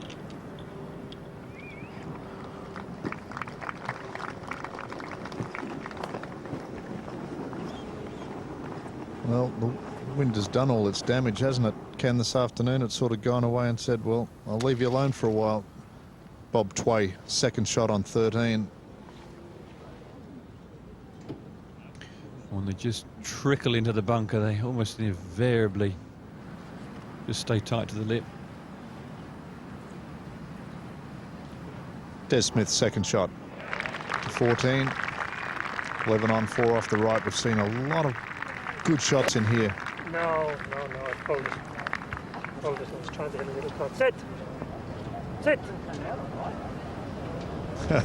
Well, he was trying to hit a little cut in there, as you heard him say, and he's just caught the ground early, which turned the club face over, but that's finished up a great result. That's how well he's playing. Even his bad shots are finishing close.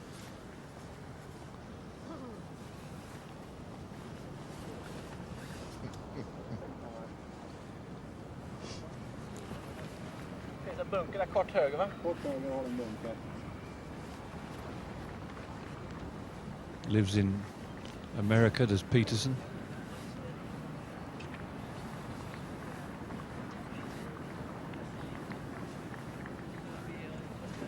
Very accessible pin position, this one, with the breeze helping. Just got to feed it in a little bit from the left.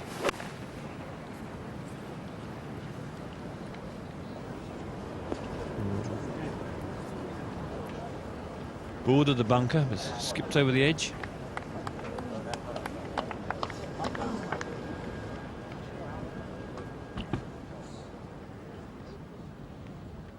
Nick Price on 15. Up the hill to start with. Over the hill there. Now down the hill. This is for 3.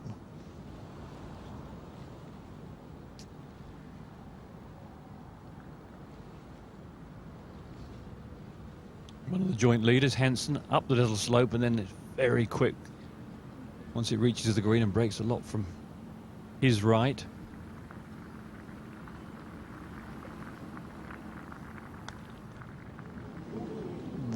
You may have just seen Hansen with his picking up the ball from the edge of the bunker before and putting it back.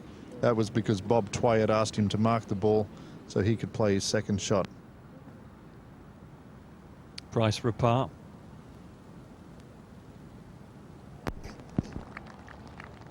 Good 2-putt. Only 3 holes left for him to play.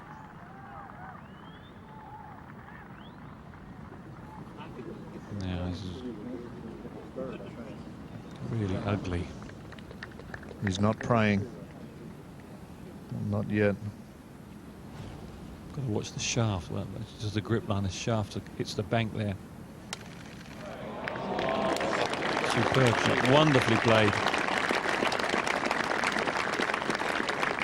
These players can be very creative when they have to. Saw Lee Jansen play a bunker shot on 18 yesterday off both knees.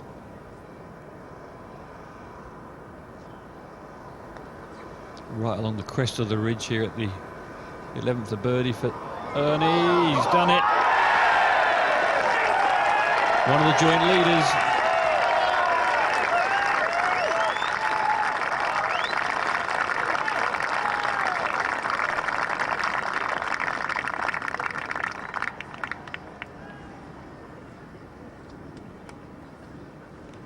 Suddenly it's all calmed down. There's a lighter breeze. The rain has gone away. Look at the leaderboard there. Peterson, Smith, Hansen and Els all at 3 under. And it's no surprise to learn that Ernie Els is #1 in putting stats this week. And he blazed around the course yesterday in only 23 putts. 28 the first day. Only 20 through 11 holes today as we watch Hansen on 13. Well, there's another good putt. Yeah, the conditions have, you can't say brightened up. It is definitely a lot better than it was even half an hour ago.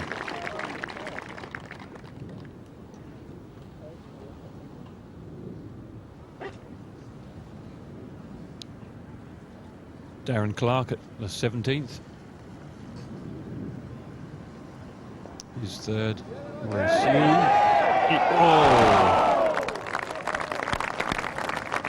would have been just the break for Darren. Tap in for a birdie there for him. Still at 3 over. Amazing how all the crowds have gone. It's been one of those days that only the brave have stayed out here. Bob Tway for bogey on 13.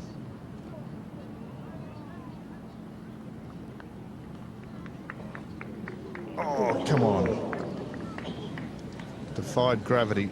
Well, that's a 5. Drops Bob back to even par.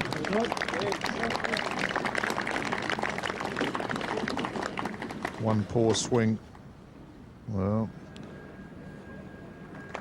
Tiger and Mark O'Meara very much into their own game at the start of the day. But they've got quite a few things to say to each other at the moment.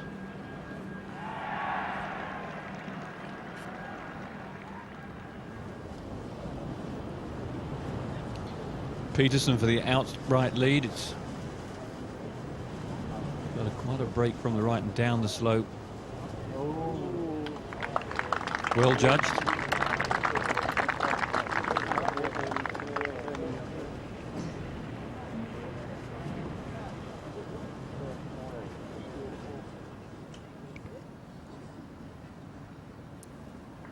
Thomas Bjorn for birdie on 17.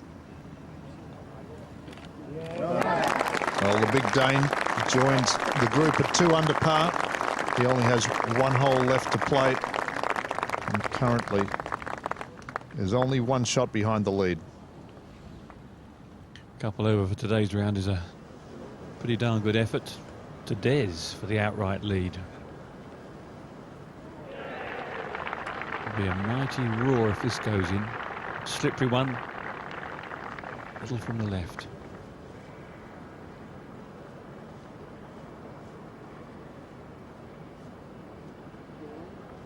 He's left it short, has he? No, he hasn't. We have a new leader, Des Smith. At 4 under par. Really a Cinderella story. In his 22nd Open Championship, Des Smith at the head of the field at 4 under par. Just 1 over par for his amazing round today. And Carl Peterson, Soren Hansen now joined on 3 under par by Ernie Els. Rose, Leonard, Garcia and McCarron all in the sanctuary of the clubhouse at 2 under par, and Thomas Bjorn is pretty close there, playing 18 at 2 under par. Nick Price just a couple of shots off the lead at 2 under par, but Des Smith is leading the Open.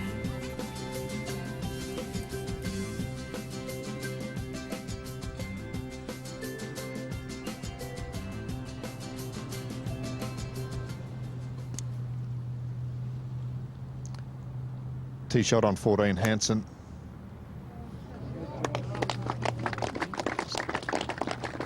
Taking an iron. Seen that very common choice of club this week. Down 14. Very unusual on a 448-yard par 4 normally.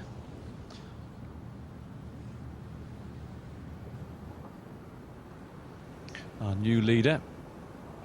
Trying to thread the ball through the 2 bunkers, left and right at 15.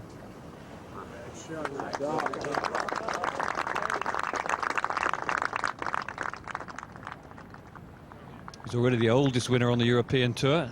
He won last year in Madeira.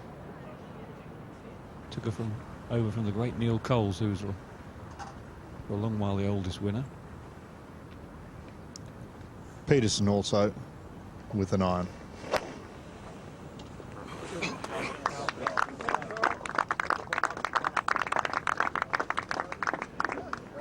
It's amazing. Now we're starting to see some birdies, quite a few birdies throughout these leaders who are still on the course over the last few holes. Conditions have got a little bit better.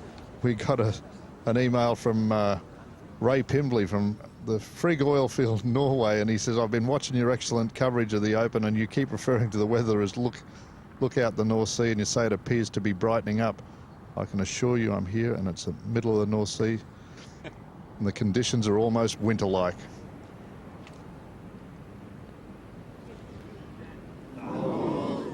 And Nicky Price. That's a bad miss there for Nick, but we can assure you, everyone out there, that the forecast for tomorrow, Sunday's final round of the Open Championship, is fine. So want to see the galleries out here in droves, as I'm sure they will be, because there's a lot to play out here.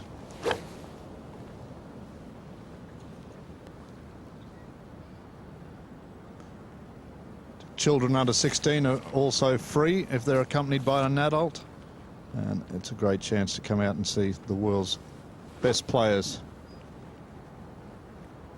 Harrington here, 179. This is a really tricky pin, this. Anything short's coming all the way back down the hill. Eyeing it out. Just drawing around all the bunkers that surround this green. The little cuppy ones that very rarely get a flat line. Haven't been raked when they're a bit wet, a bit fluffy, and the ball settles down.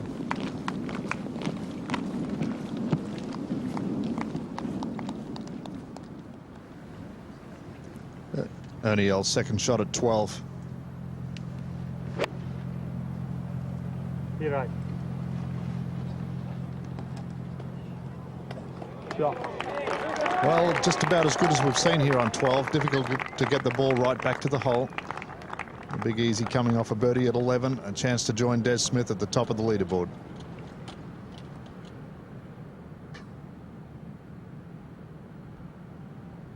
Oh, what an amazing day it's been. Tiger Woods going round in, well, looks like he's going to shoot something in the 80s. Colin Montgomery not far behind, and now we've got someone nearly 50 leading the Open.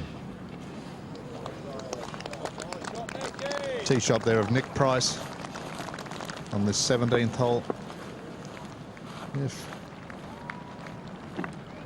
And I thought a little while ago that Justin Rose and Leonard and those guys at 2 under would probably be in the lead here at the end of the day, but conditions are good enough now that maybe a couple of players can stay ahead. 172 yards left for Hansen. You can see aiming left, sliding the club across the ball. Getting a 7-iron in. And, oh, that's a doozy. That's a beauty. Suddenly, we're starting to see a few birdie opportunities, Wayne. Well, the players aren't worried about just surviving out there, Ken. They're actually allowed, the conditions are allowing them to be able to play a bit of golf, and it's not just survival. But the weather has come through, or gone through, not without causing carnage.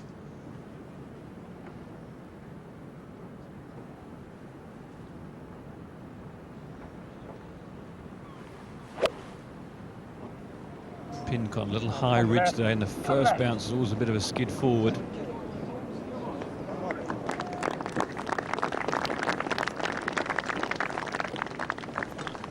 Hoping the ball was going to release on.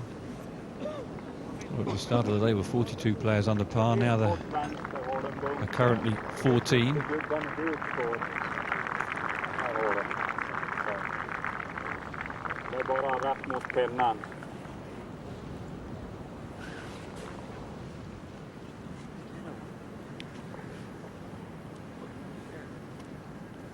Peterson, second shot at 15.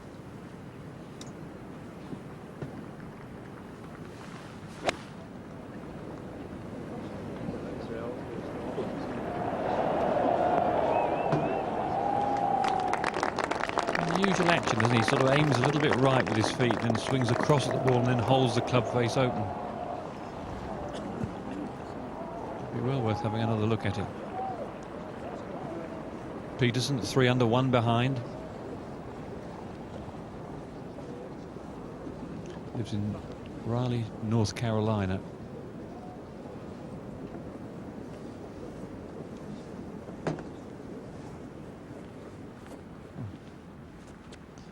Tiger Woods on 17. This is for the first birdie of the day. Well,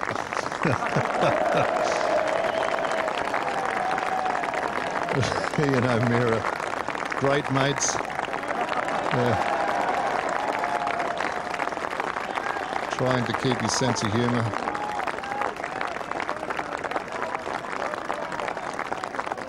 Caddy Stevie Williams walking beside him there saying it's about time. Els with this makeable birdie chance, although a lot of others have had it before him and missed it. To tie the lead.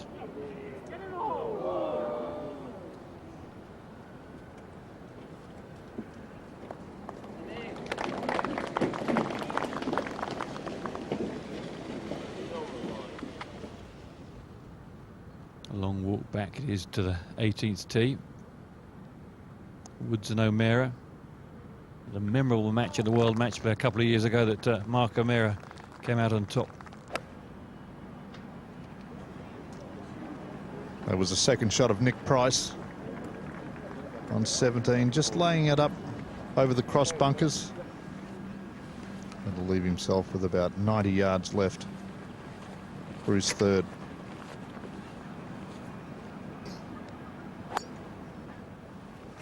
Duffy Waldorf's just made a couple of birdies as well. He's birdied the 11th and the 12th. Big Darren Clark for a long birdie putt at 18. 35 feet. Darren 6 over for the day. And he'll have that for a round of 77.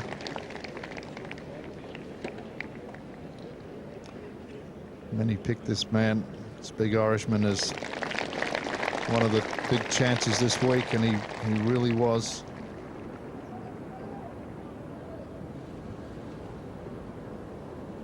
To extend his lead, this for 3 at the 15th. He's let it wander on a little. Sorry, the 15th.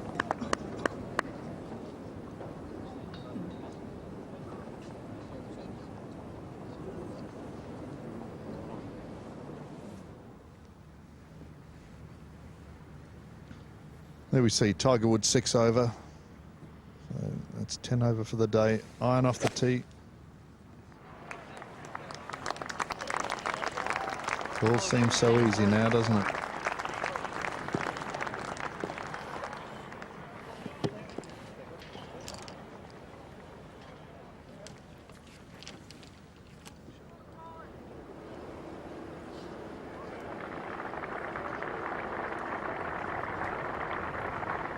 Cross-handed putting technique of Soren Hansen. 14th green, this for a birdie to join Des at the top of the leaderboard. And pushed it.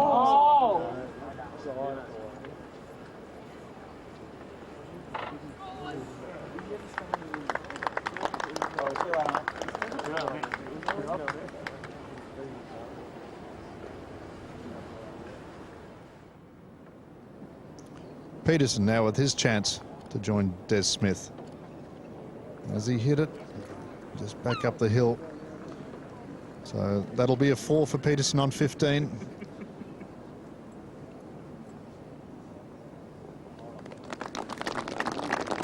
Des with a little testy one. It's a little bit further than it looks.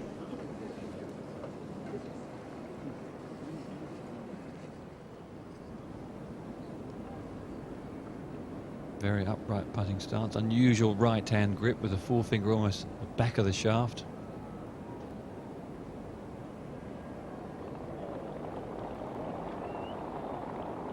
Sweetly done.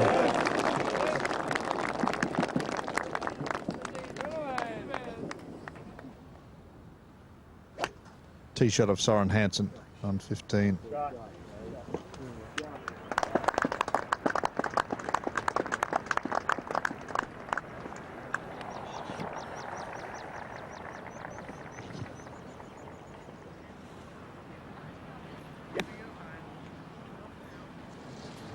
Price with his third to the 17th. And yes, the heel of the club sticking in the ground a fraction and not quite working it in as he anticipated. Got his own airline, Tiger. TWA. Well, I wonder what the conversation is there. two guys a combined 16 over par for the day. Definitely not what they'd have hoped before they hit off this morning, mind you. Before they went to the tee at around 3 o'clock, we got to watch a lot of it on the television. But Tiger Woods was looking to be the first player in history to win the Grand Slam in the calendar year, and he's planned a lot of his year around that. He's really prepared hard for this. 208. But the weather has probably taken that chance away from him today.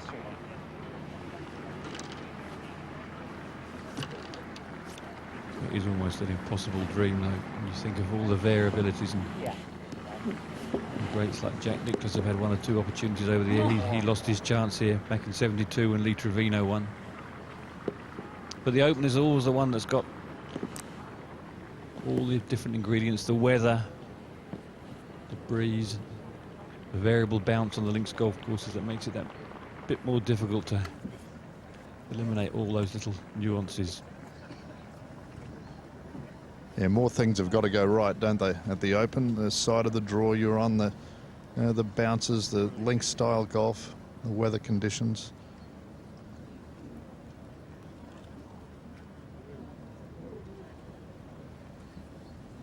But it always seems to produce great winners.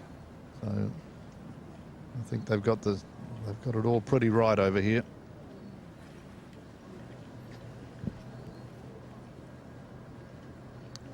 Nick Price now for birdie.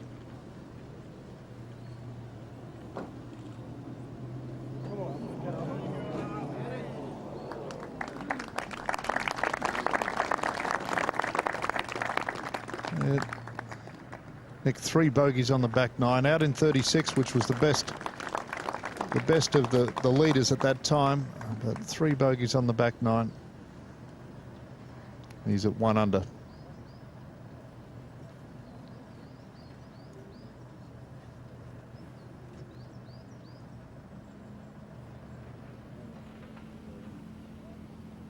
The 13th, and a chance of a 2 for Ernie Els, and a good birdie chance at the 12th.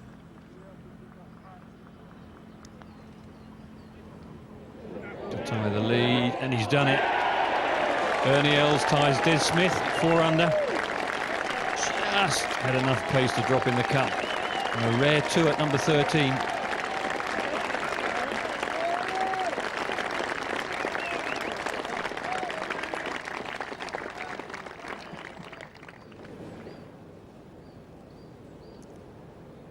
Championship leader. Go right. Go right. Go right. Just on the short side, but not too difficult to chip there for Des.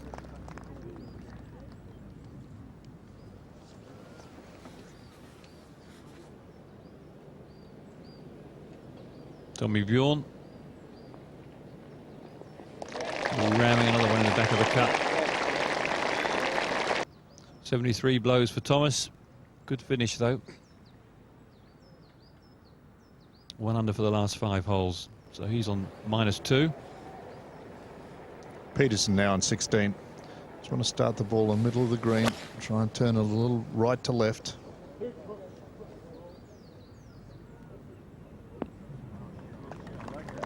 Probably could have used a little bit better bounce forward than that, but good shot.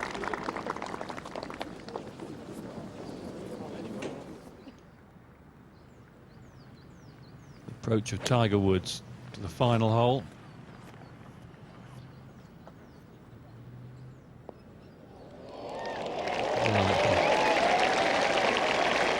The wind's dropped and Tiger suddenly finds his swing again.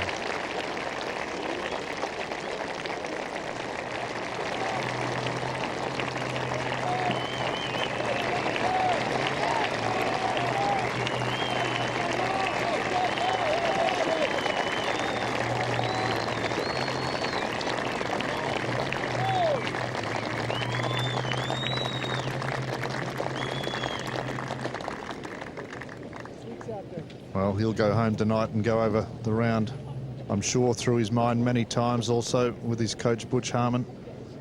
Work out what happened and how better to be, or how to be better equipped in the future should he come up against those type of conditions again. Pops that one in, he'll be round in 80.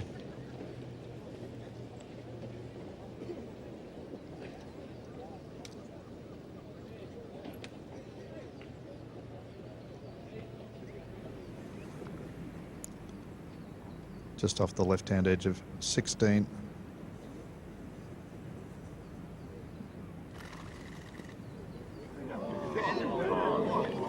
Good shot. Saves par. Remains 4 under.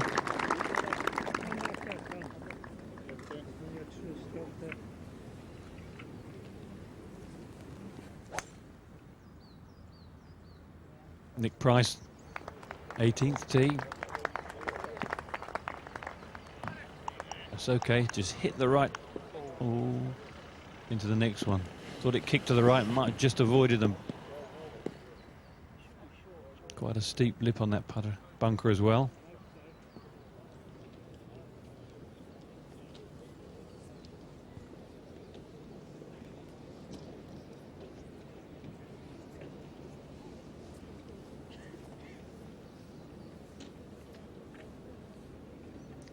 Tiger Woods' highest previous round in the Open Championship was 78. Biggest variation between 2 rounds, 18 shots.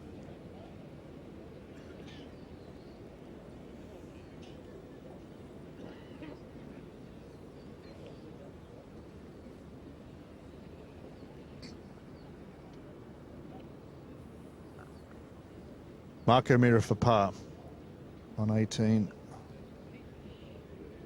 A round of 77.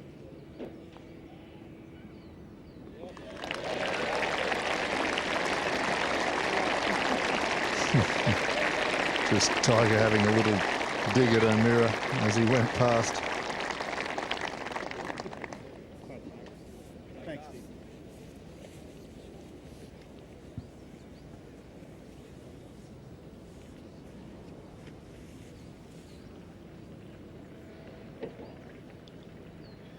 This now for Tiger for 2 birdies to finish his round.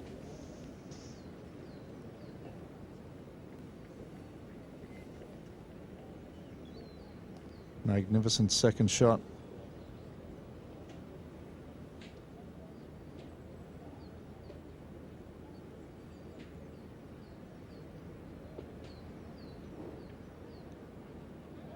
Oh, well, that just sums up the day. Rims it out. Tiger will make that.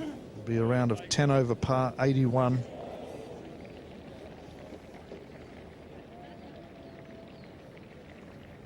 And who would have thumped it?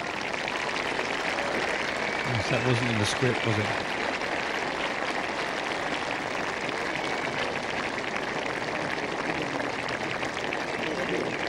Greg Reeder, Mark O'Meara's caddy. And Stevie Williams.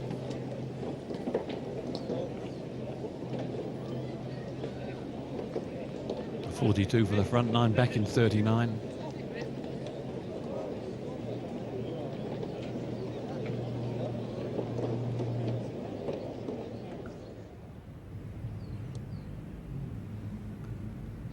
Still out in the course, 16th green. Carl Peterson to move to 4 under.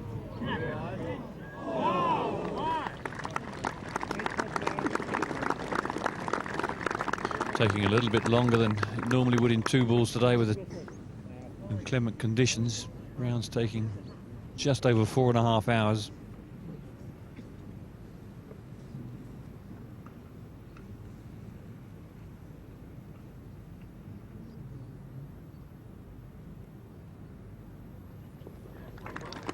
Changed this putter, Wayne, in Dubai, and suddenly he's found a little touch on the greens. He finished 3rd there and won in Portugal a few weeks later. Do you, and Des Smith with the same type of putter, do you think they could have handled that old thing that you used to use, that old blade?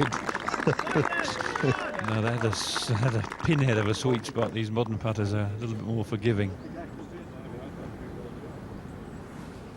Do you think they've ever even seen one of the putters that you used to have?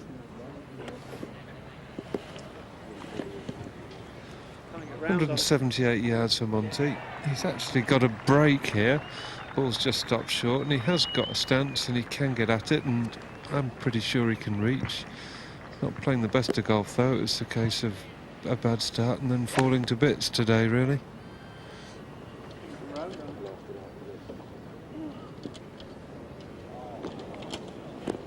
That leaves an extremely interesting shot. Like there's a bit of grass under the ball. And just like so many others' dreams today, I'd say Monty's dreams of his first Open Championship win have gone. 12 over for the day.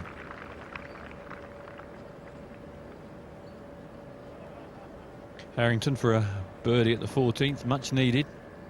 And he birdied the first, that's the second birdie of the round for Padraig Harrington. He really has got something to smile about. Level par, he's only 4 behind despite the bogeys and double bogeys.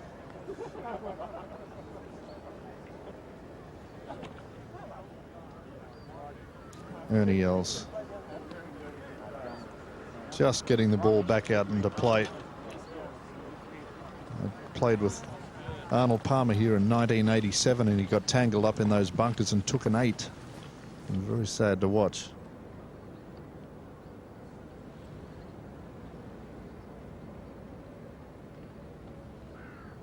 Very tricky putt left for Hansen. This for a par. Straight across the face of the hole.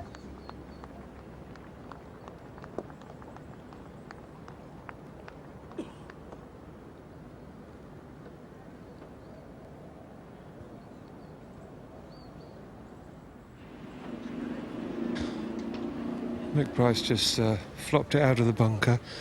He almost had a shot, but way too risky for this situation. He's now got 129 yards to the pin. Probably a big wage. The wind has just died away. It's difficult to believe what the weather was like about an hour ago. It was just frightening out here. Just a full wedge.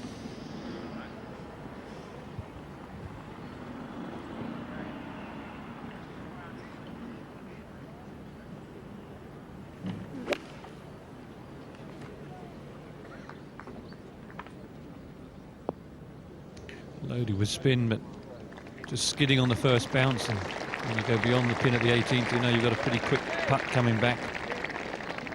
And Price will have that one for a 4.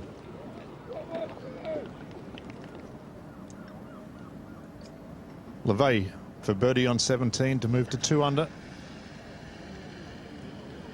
Oh, geez, that looked good. It's only 3 over for the day. One of the better scores in the afternoon. 1 under with 1 to play.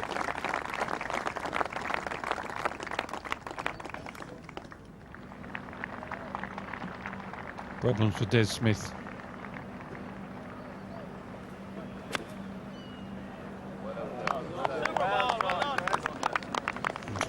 Decent enough line, probably got the ball just far enough up the fairway to be able to reach for 3 shots. What a difference a day makes.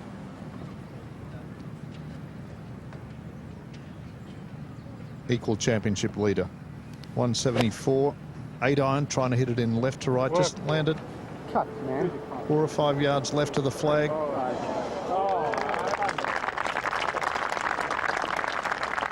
Not bad. We saw Smith hole it from there, and that was Montgomery on 18. Without bumping into the pin, that was about the best he could do. Previous worst score in the Open was 76. Well, he's going to beat that.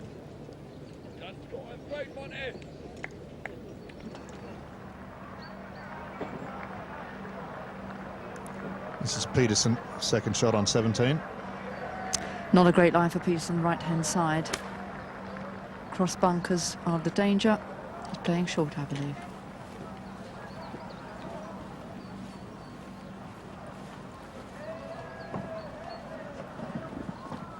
The fairways generally at Muirfield are pretty flat, which is one of the features why the Americans always enjoy coming here, but the little area where it runs in front of those cross bunkers a bit more undulating.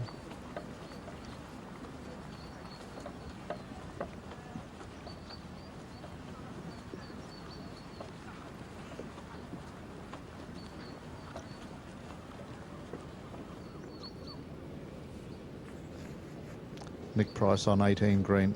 This is for par. Started the day 4 under.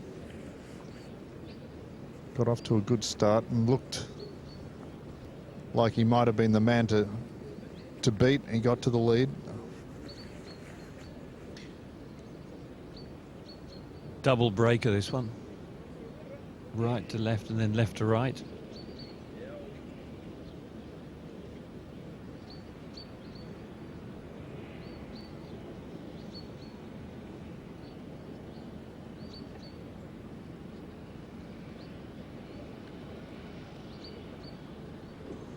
Should come back the other way. Oh, he's just beating it.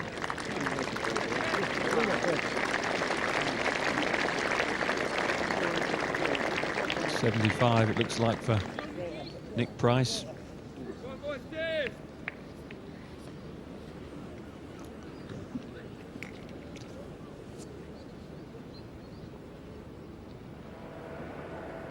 Ernie Els for par. Very quick down the hill, quite straight. And that'll be a bogey for Big Easy. He'll drop back, and Des Smith alone again at the top of the championship leaderboard. Oh.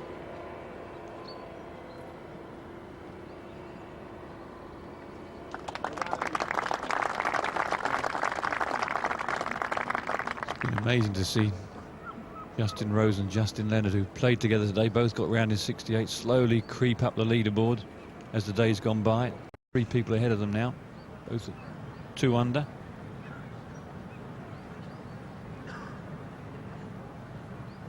Des is third to the 17th. Quite a long way back. We're happy to put it on the green.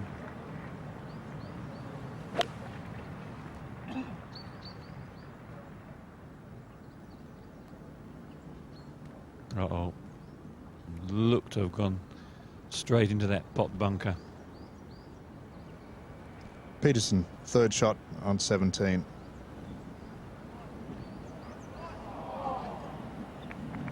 Went straight back into their face. Just aiming it a little bit right. Oh, he's hung it up on the top. They're 2 big up and downs now from Smith and Peterson. Both will be as challenging as each other. Montgomery for a round of 83. Oh, I can't believe it, can you? 74 on the first day, 64 yesterday, 84 today.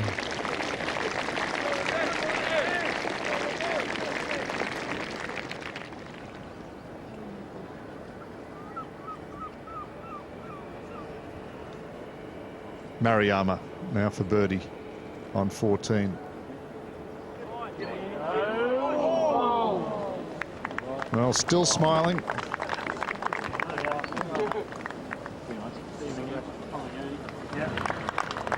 Been out there for almost 3.5 hours. Still got 4 holes to play. 4 over for today.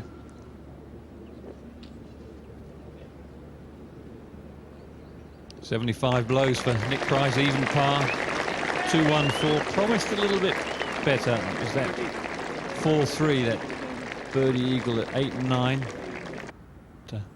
Back in 39.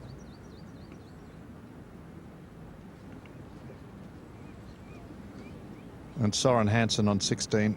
This is for par. Just on the right edge, just outside right.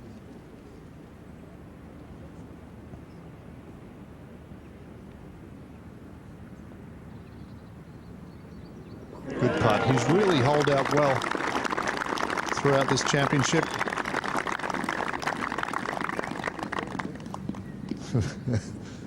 And woo, I dodged a bullet there. So he goes to the par 5 17th. Soren Hansen within 2 of the lead, but the big story of the day, of course, is the man who's dropped out of contention, or so it would seem. Tiger Woods, 81 today and 6 over par, currently 10 shots off the lead. Whether or not he can make a recovery tomorrow of some kind remains to be seen, but right now he's with our American colleagues from ABC. Let's hear from him. You know, Tiger, obviously a difficult day to play, but a disappointing day for you. Yeah, it was. You know, it was tough starting out. It was raining pretty hard, and wind was howling, and you know, I didn't get off to the greatest of starts, and it just kind of continued from there. Was there some point in time in the round where I mean, you're trying obviously your hardest, but it just wasn't, nothing was happening for you? No, I tried all the way around, and you know me, I don't bag it. No. I tried on each and every shot, and that's the best I could have shot. I tried, and unfortunately, it just wasn't meant to be today. Feel okay? No problems in regards to your health or anything, your back or anything? Oh no, I'm over the hill. You know, my back is toast. No, I feel great. It's just, you know, this is a tough day, and you know, I hit poor shots on a tough day, and it just added up to a pretty high number. Okay, Tiger, thanks a lot. You got it. Okay. No excuses from Tiger Woods. He just had a bad day, as anyone who's played golf knows you can have a bad day.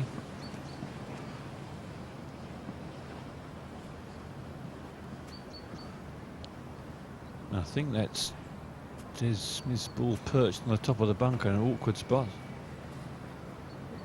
Championship leader.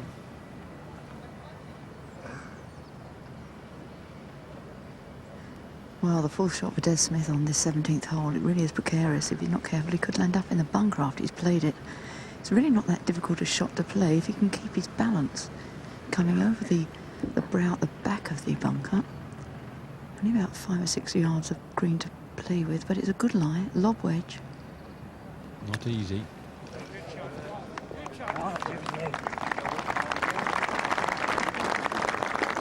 He's flicked it onto the green.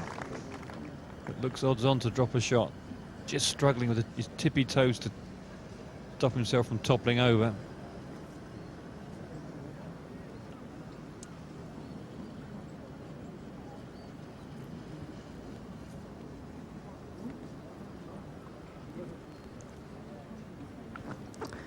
Peterson, meanwhile, would have liked to have been in the bunker. Des Smith just fell in because he's missed the green to the right. It's in really deep rough. Can hardly see the ball at all. And just working out the best way to hit it. And he could just leave it in there if he doesn't really get this contact correct. He's up above the green. And he actually called the referee over just to make certain that that was his ball. I would suggest hard, Bev. Very hard, I think. But he's down the grip. You can see the ball's well above his feet. Don't like the look of this one at all. Great effort there from Peterson, just to get the ball under the surface, which is only about 3 yards away.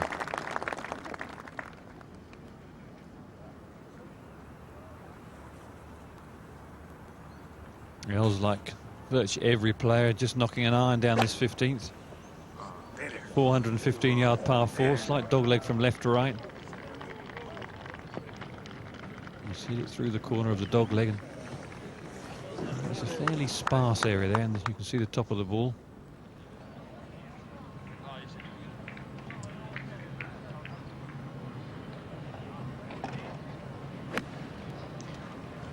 Leve's gone along very steadily.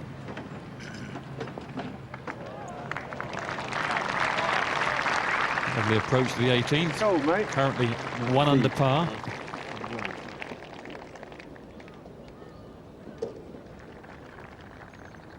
Harrington at the 15th for a birdie.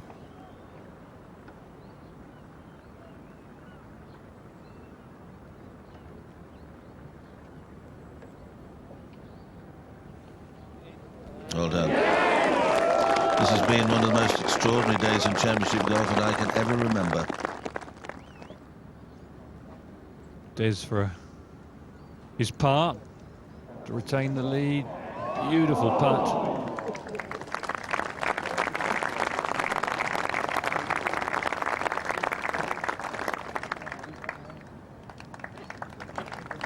a 6 at the 17th, drops him back to 3 under. So it's Smith, Peterson, Els, and a big group at 2 under. Els at the 15-second shot. Didn't look to have a bad lie there. Hopped about on the fringe. And there it is, just coming onto the green, level with the flag. Not bad. Murayama at the 15th, 2 under.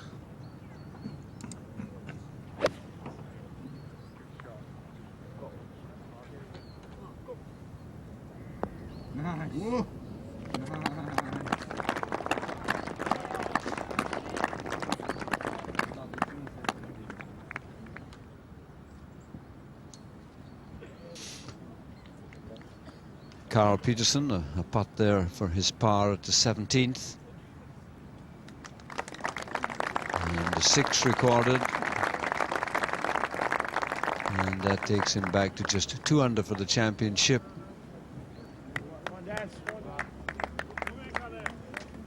Two players at 3 under par.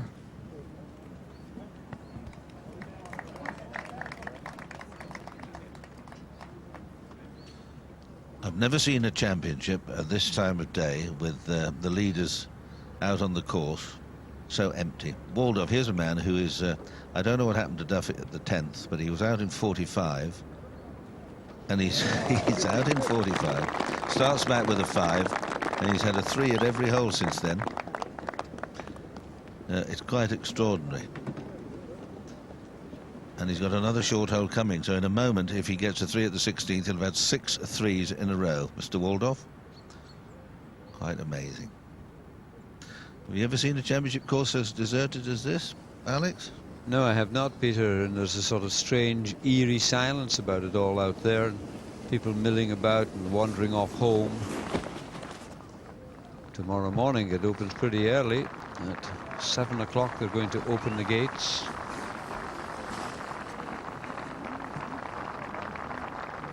Well, today the first match went off at 8:15. They're opening up a little bit earlier than that. I would suggest won't be before 8:15. I wouldn't have thought, but you never know.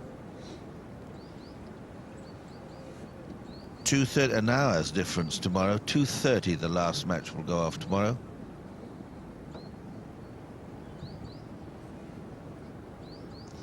So play could start sometime round about 7:15, 7:30. Gates open at 7.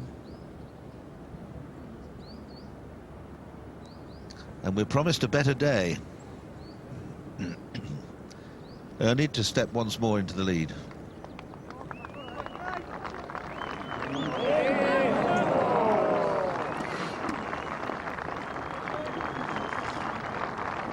Apart, Peter, from a sort of deserted championship course, I've never seen so many rounds or 9 holes at 40 odds recorded in the championship. Ernie Els sharing the lead and out in 40 strokes, but he's played much better on the way back.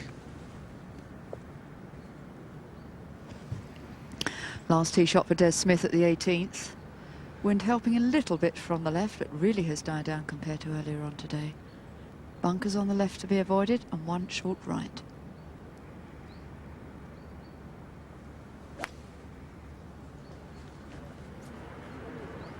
A little anxious, maybe drifting a little bit. Well, he only just reached the fairway. He took some lofted club. He's quite a long way back.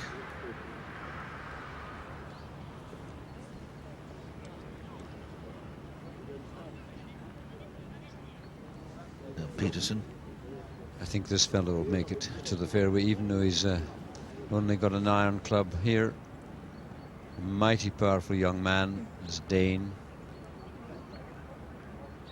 Sort of stays back, as it were, leans back away from the shot as he strikes it, but my goodness, the club head flashes through. Well, everyone applauding. He did. I know geography was never quite your strong suit. Sweden is from. What did I say, Denmark? Yes, you said Dane. But we knew generally which direction you were in. I meant well. You meant well. It's been one of those days. It's been very trying for everyone, especially as you look up across the further north and the brightness in the sky. As Duffy now a 3 here, and he will have had 6 threes in a row after going out in 45.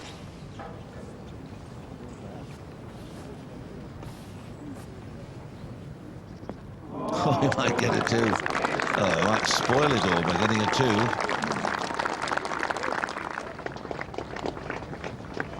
Now Porrig at the par 3, 16th, 186. He's playing with Duffy. He certainly struck it well. Indeed he did, and those are 2 magnificent tee shots. Penultimate match, and there, look at that. Would you believe that? They were recorded, and once more the scene beginning to look tranquil as 7:05 in the evening. Now this is Harrington for a birdie.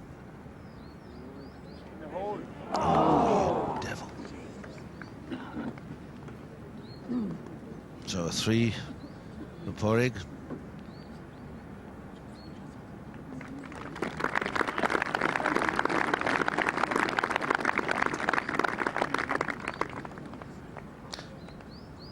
Five over today, 1 under for the championship, 2 behind the leaders. And Duffy Waltoff, this remarkable man, has a putt for a 2. He's just had 5 threes in a row. Now he's on a 2.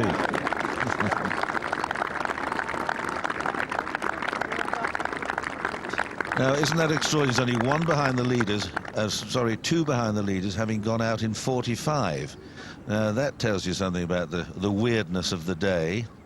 That's level 5s for 9 holes.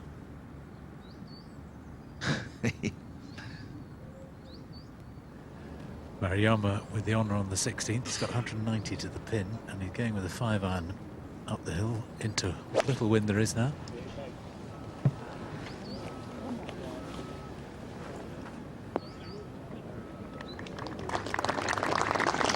Very good solid shot into the middle of the green. Then, as you can see, back left. Maruyama at 2 under, still very much in it. Now Ernie Els on the 16th, who has been playing really well in these difficult conditions today. He's got a 5-iron as well. He's just had 1 or 2 chances slip by. It could have been 2 or 3 shots better, but he's managed to keep his rhythm. Been working very hard on just trying to feel the shots, try and get rid of all the technical thoughts. See the target, imagine the ball going to it.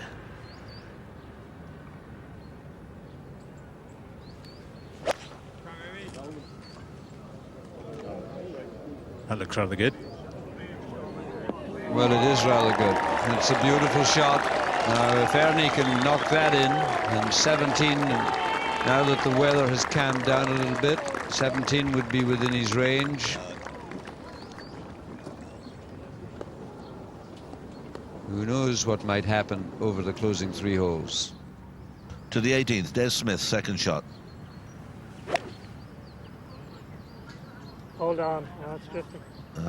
Drifting towards trouble, and to the sand, onto the island, and stays. Now that's an interesting little shot. It'll be on the downslope, below his feet. Oh, he can tweak that one up close. I believe he feels certain that that would run down and into the bunker. He certainly, in the last half hour or so, he stopped in some weird and wonderful places as we look at Carl Peterson, the Swede.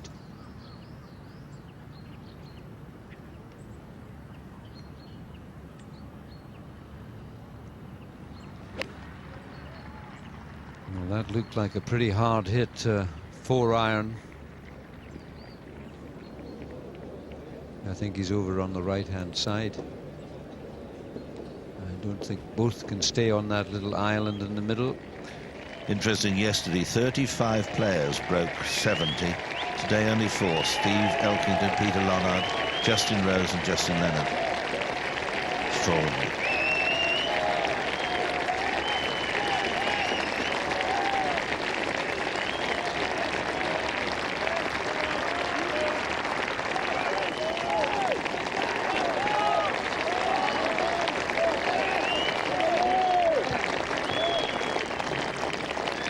Well, that one in the sand is going to be, I suspect, the more difficult. Neither of them are easy, but there may not be enough room to stand. Peter, that was a fairly noisy welcome to the 18th. Can you imagine what it would have been like if the stands had been full? Hansen's third at the 17th. Oh, that's come forward beautifully. Beautifully from Mr. Hansen. He's 2 under. Very good chance to go to 3 under. Well, they certainly won't be like that tomorrow night. And there you see the situation. The one on the left is Des Smith's ball. He's got to get it across the sand, over that bank where he's standing now, and land it, just let it trundle up to the hole. And we don't know yet whether Peterson can stand. Bev, these are a bit tricky. Yes, they are, Peter. Probably if you were playing with some of your balance, you wouldn't find it too difficult, but...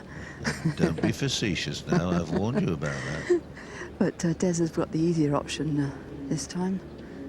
We saw him balance over on the last one, but this is pretty simple. Decent lie, plenty of green to aim at. About 15 yards of green from the edge up to the pin. Just a simple chip and run, really.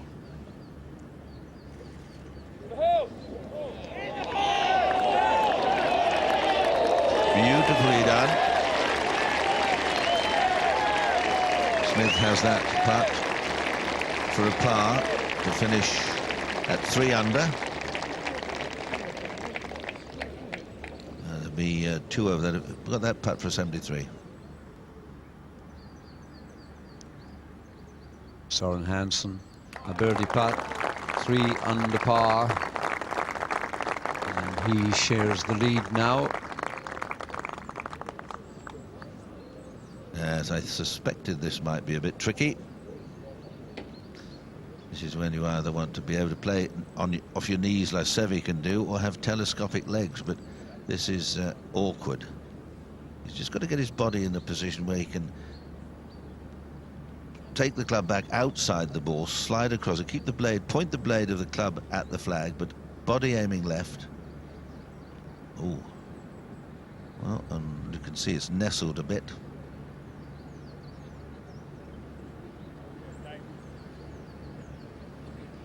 Not easy.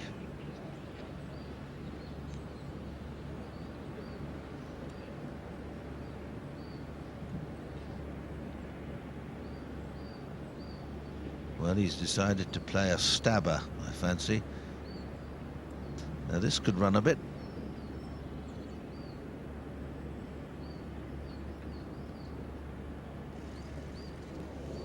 I think he played the wrong one there. All that hard work now. Come on, let's get down in 2 from here.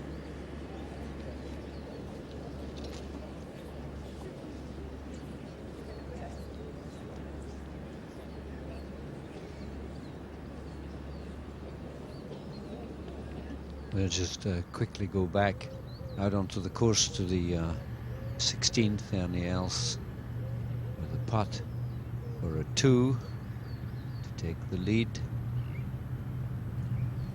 Beautifully struck. Ernie Els now leads the championship. A par 5 to come that he can get up.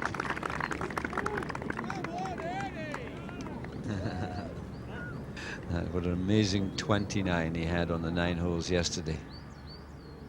Peterson's 4th shot at the 18th. Bit firm. That for a 5. Rather sad if he finishes with a 6. Hardly deserved off a good tee shot.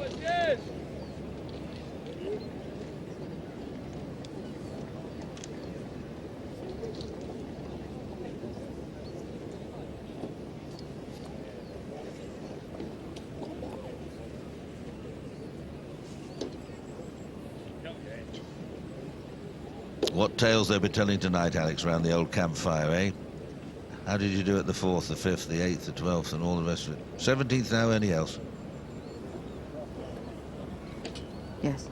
Ernie Els out with the big stick down the par 5 17th. Great fan club he's got following him here. Everyone, lots of come on and is cheering him on.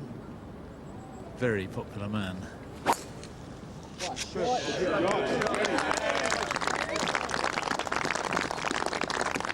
Well, in practice he hit some monster tee shots here, right up towards the crosswalk. Over there is the crosswalk, and that is over 300 yards. Peterson for his 6 at the last. Well, that's a very sad end, because he'd done much good work today. He just pushed his second, found an awkward spot in the bunker, and ends up with a 76.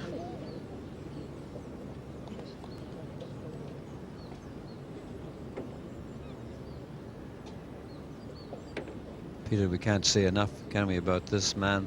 Took a 6 at the opening hole, which was 2 over par. And he's, if he holds this, he's virtually parred the rest of the 17 in the worst of the conditions. No, it's amazing. Oh, spoke too soon. You spoke too soon. That's one of the very few he's missed.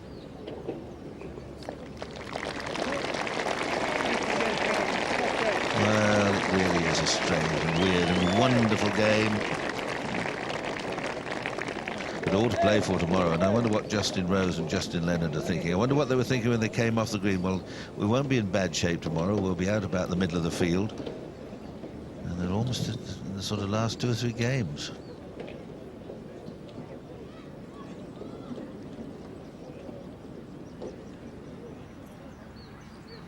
Hansen here, 223 yards, and he's got actually quite a nice angle to draw this one into the pin.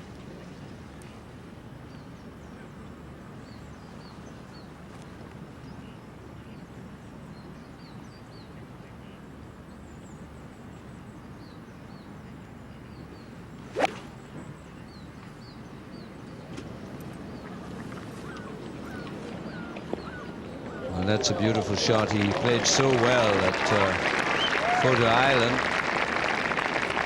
when he won the Irish Open Championship, but the conditions were quite benign when you compare it with this, and the rough wasn't half as deep.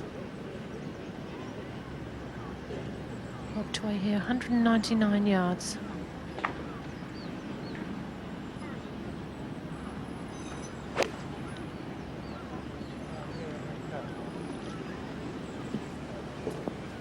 Will that go to the sand? It looks as though it finished up a bit near where Carl Peterson's second bunker shot was played from. They really have suffered in these conditions today. Bob Tway 7 over for this round. Yeah, but still sort of in with a shout for tomorrow. Ernie's 4 under with a couple of holes left. He's not absolutely guaranteed a birdie at the 17th. Harrington and Waldorf are on the 17th. Waldorf on this extraordinary run of 5. He's had 5 threes and a 2, having gone out in 45 shots. Now Harrington has a putt here for a birdie. Well, he's made 3 threes in a row as well, Peter, of the last 3 holes.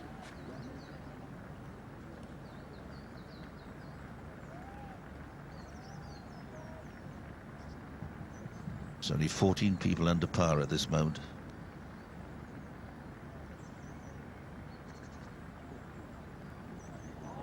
No. 22 players within 4 shots. I'm reminded by Peter Dawson, the R&A secretary, that of the championship here in '87, the 3rd round, when the weather was awful in the morning, got a bit better in the afternoon. Harrington taps in. Sandy, I remember that well. Sandy Lyle had a 71, a most remarkable 71 in the worst of the conditions. No one broke 70 that day.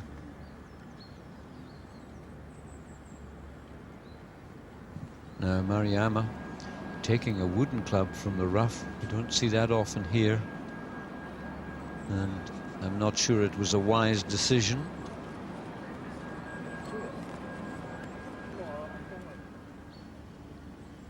Here's the big fellow, Duffy Waldorf, at the 17th. He's got this for a birdie. Oh, come on, Duffy, pop him in.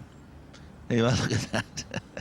45 and the 10. Oh, my God. I wonder what he was thinking on the 11th. Those are hard holes, you know. 3, 3, 3, 3, 3, 2. Come on.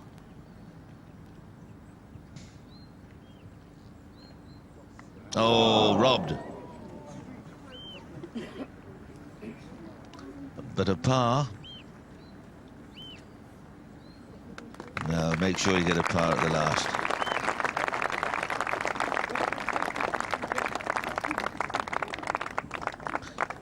Quite extraordinary. I thought he got it 9 over on the front nine, and he finds himself only 3 strokes behind the championship leader. And here he is.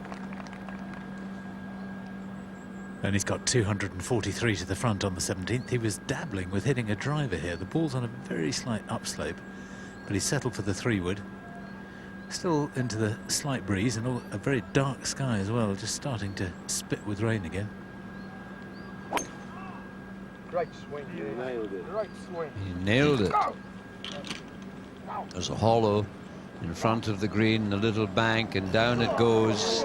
And that is a superb shot. If he was thinking of a driver, he hit that 3-wood absolutely flush to cover that distance. A chance, not just of a birdie, maybe an eagle.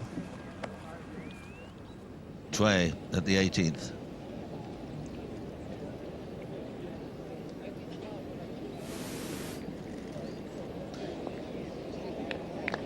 The bunker shot he holed when he beat Greg Norman all those years ago in the PGA Championship of the United States. Holed out of a bunker to pip my man. 7 over today, 1 over for the championship. Well, there's the big easy.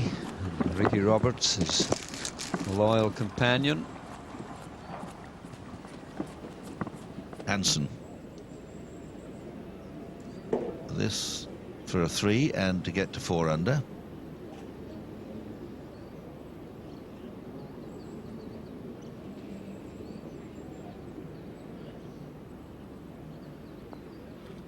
Two putts for a 73. Oh. And a 73 it is, and a very good, well constructed, well held together round.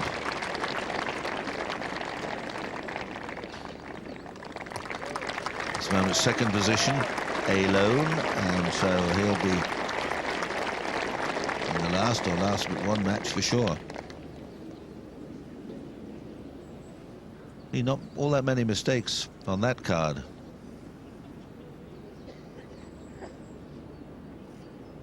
Now Tway.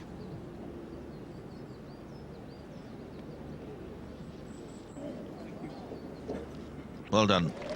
Well done, Bob. 78.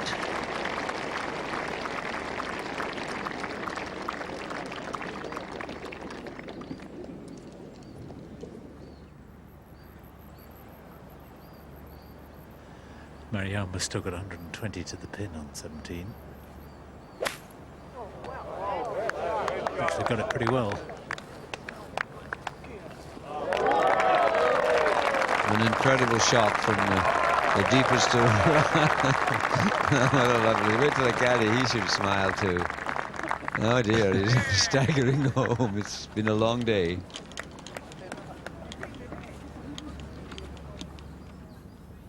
Has been a very long day and a very cold day and a very hard day for the players, and it's hardly surprising that they're running just a little bit behind schedule.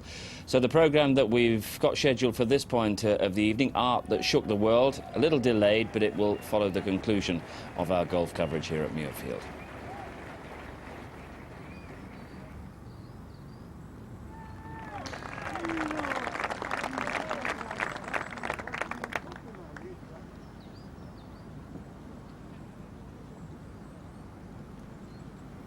Duffy Waldorf at the 18th, spanking an iron away.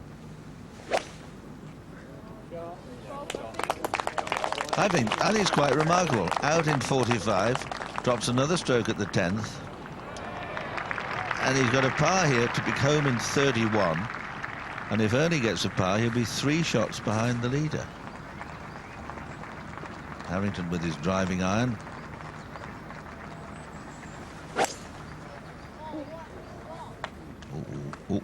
Was it? Yes, okay.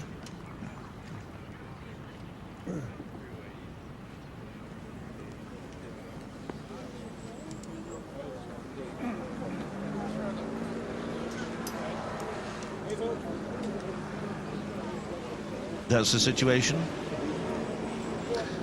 Ernie Els with 2 putts for a birdie at the 17th. And he's right on the front of this green. But the flag only sort of a third, maybe a quarter up the green.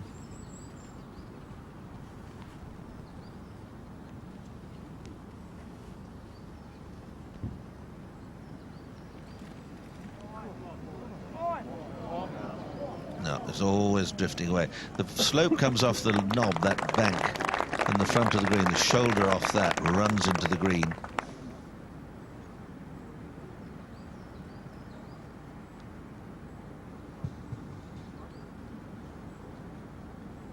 Got a message from the Wilson family. It's Grandpa's birthday, John Wilson, actually a member here at Muirfield. The whole family here wishing him well, and they're here to celebrate your 80th birthday, Grandpa. Don't spoil them, you know. They're all expecting to leave them a few quid.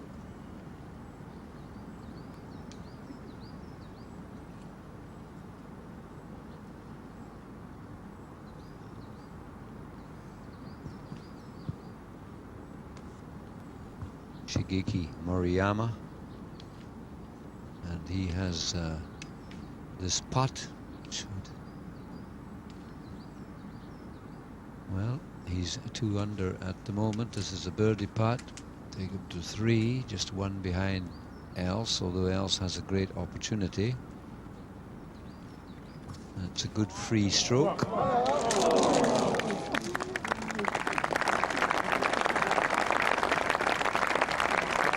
He spends so much of his life in the United States, and he's a great favourite, and he's always up there and about in the American tournaments, and very popular. 4 over, and at the start of the day it really looked horrific. He started with a birdie 3, then he had a 6, and he had a 7, and everything seemed to be going wrong. Out in 40, but he's hung on at level par coming home. Now Ernie Els for a birdie to increase his lead to 2 shots.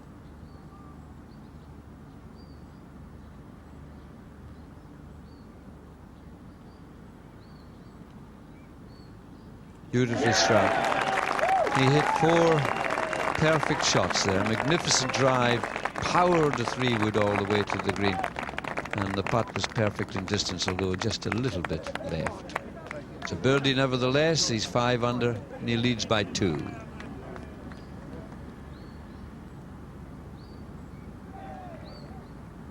To the 18th, Harrington second.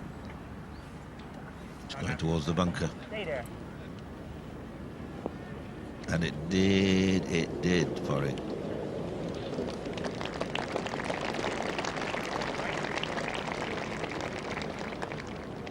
Many undulations on this 18th green at Muirfield. Not too many straight putts, but this one waves about. Duffy, who's had probably the most remarkable day of everyone.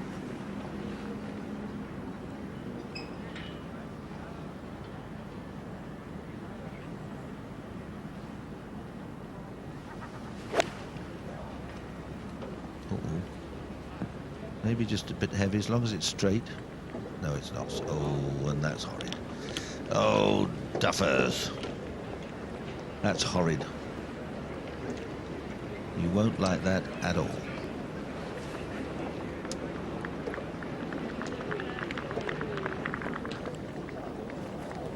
So our leader, going back to the 18th tee, 2 ahead.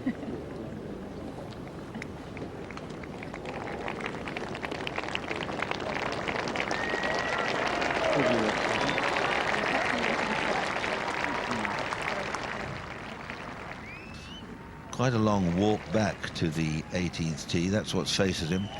Got to beware that first bunker on the right.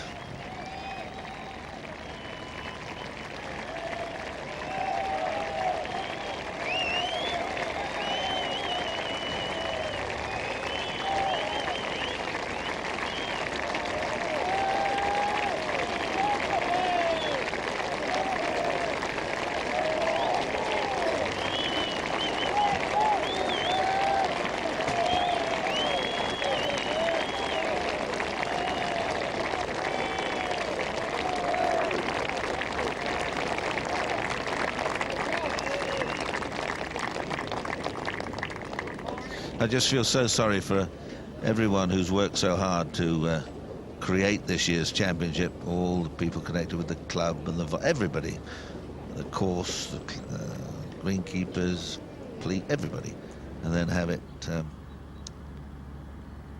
not quite decimated, but wounded by today's weather.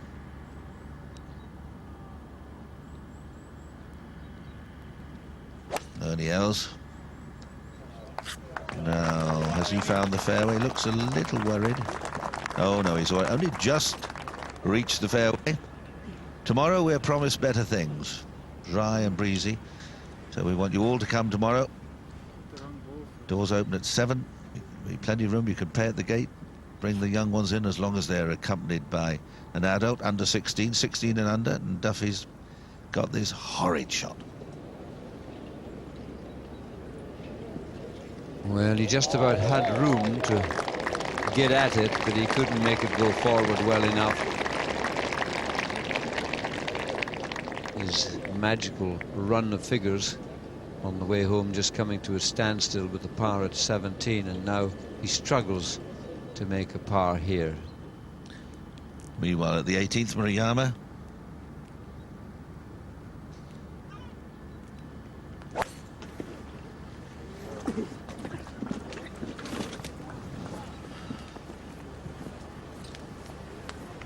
And, well,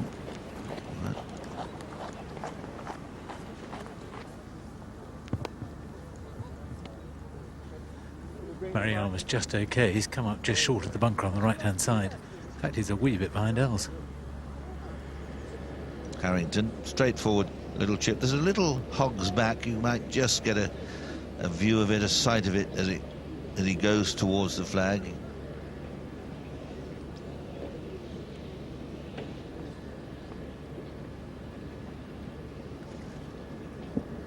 Running straight and true. But it speeds up at the end when it gets over the bank and down.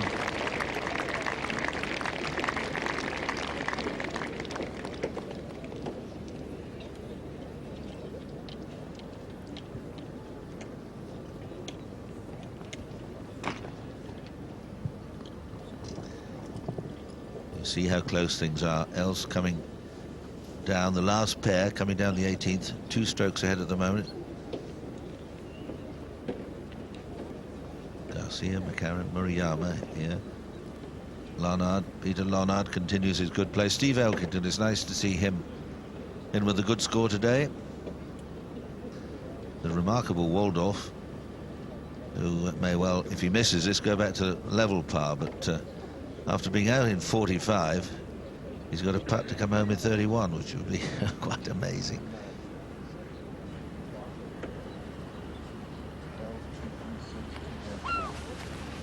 Peter, you mentioned all the workers that are involved. The Army, of course, have a marshalling team here. And we've been asked, I'll tell you in a minute about that one, is Duffy putts.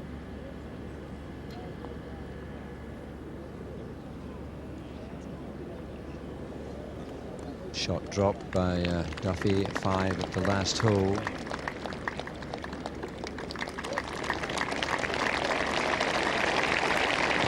Still a remarkable 32 shots home, a round of 77 and at level par. He's still in it.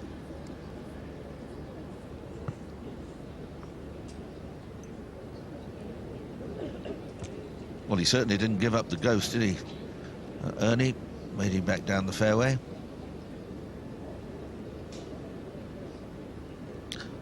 Ricky's on into his third packet of cigarettes for the day, I think.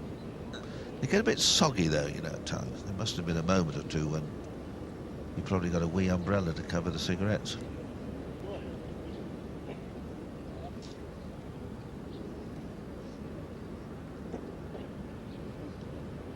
This for a par 4.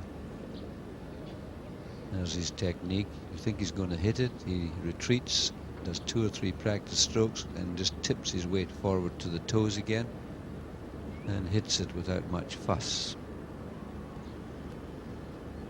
And he gets it.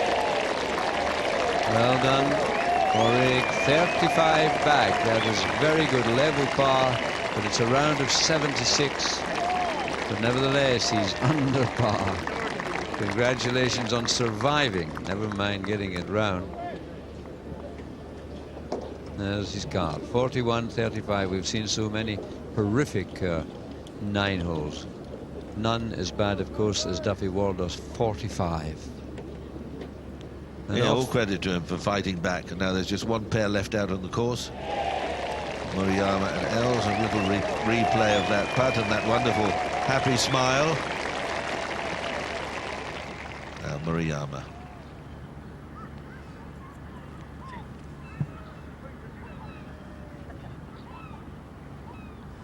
Murayama with 2 on 6 left to the pin, which is on 19. I think he can probably get there with a 5-iron, downwind off the left. Drifting right. That bunker's been busy, it's been busy. Oh, he's wide of it, Julian. Well wide, 40 yards wide.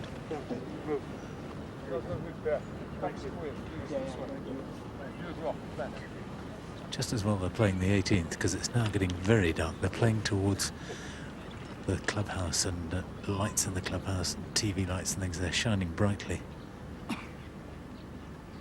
More dirty weather coming in. If anything, I think the wind has just got up a little bit again, helping him a bit, and off the left. He's got 212 to the pin.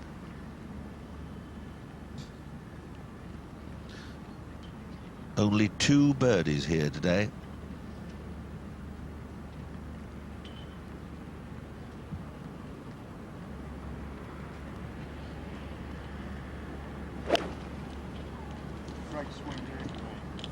Get up, ball. Yes, nicely done. Would have liked it another 8 or 9 steps up the green, but a good shot from Els. Fine drive, good clean straight second.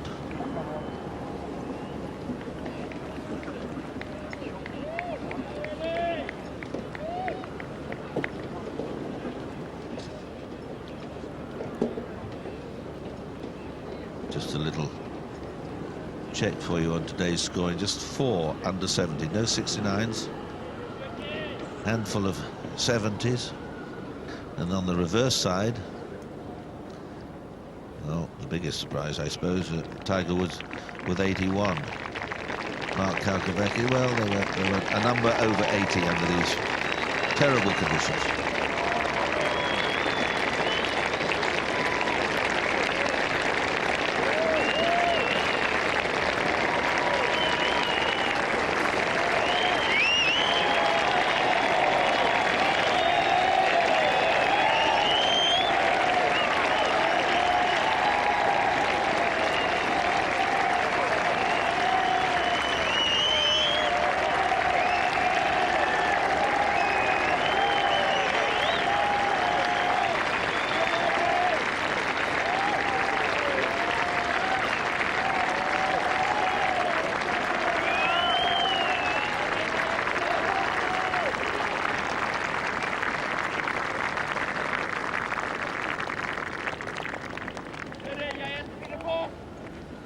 Seven players at 2 under par, 1 at 3, that's Soren Hansen. And Ernie at 5 under, 2 ahead of the pack. Scott McCarron from the United States has crept quietly along around a 72 today. Sergio having a good round also, 71. And those 2 rounds from the Justins Rose and Leonard, 268s. Well, just remarkable how they've climbed the leaderboard. And Justin must have been full of doom and gloom yesterday, thinking he'd no chance, and here he is 24 hours later thinking, hey, right up there, as indeed is a former champion, Justin Leonard. Murayama, heavy grass, you can see what he's got, hitting hope in a bit. No, it's not too bad, Peter. He's lucky. I mean, it's not ideal, but it's not lying too badly. The problem is the bank on the green that he's probably going to have to land it pretty close to if he wants to get close to the pin.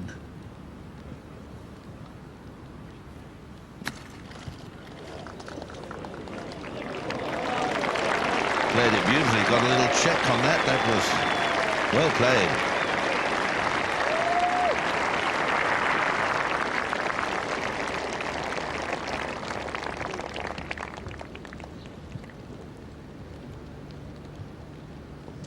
There's a huge contingent of Japanese personnel here covering the television, press, looking after the players. It's an amazing entourage that travels round.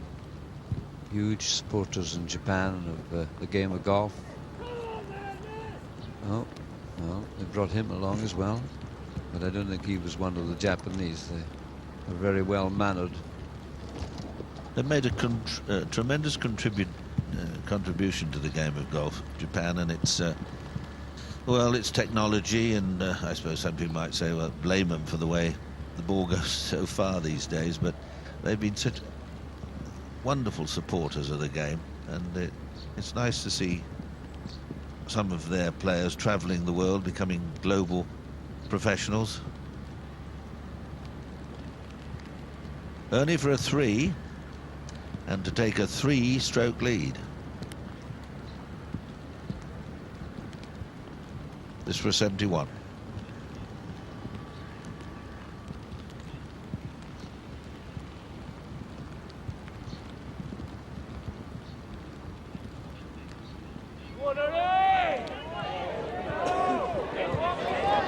Oh, wonderful effort.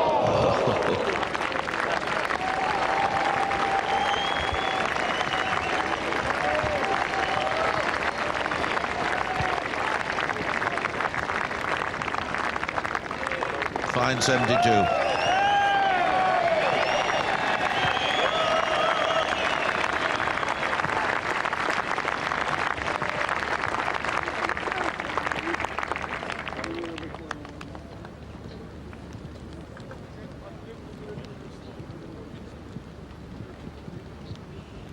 Yeah, it's a good day's work.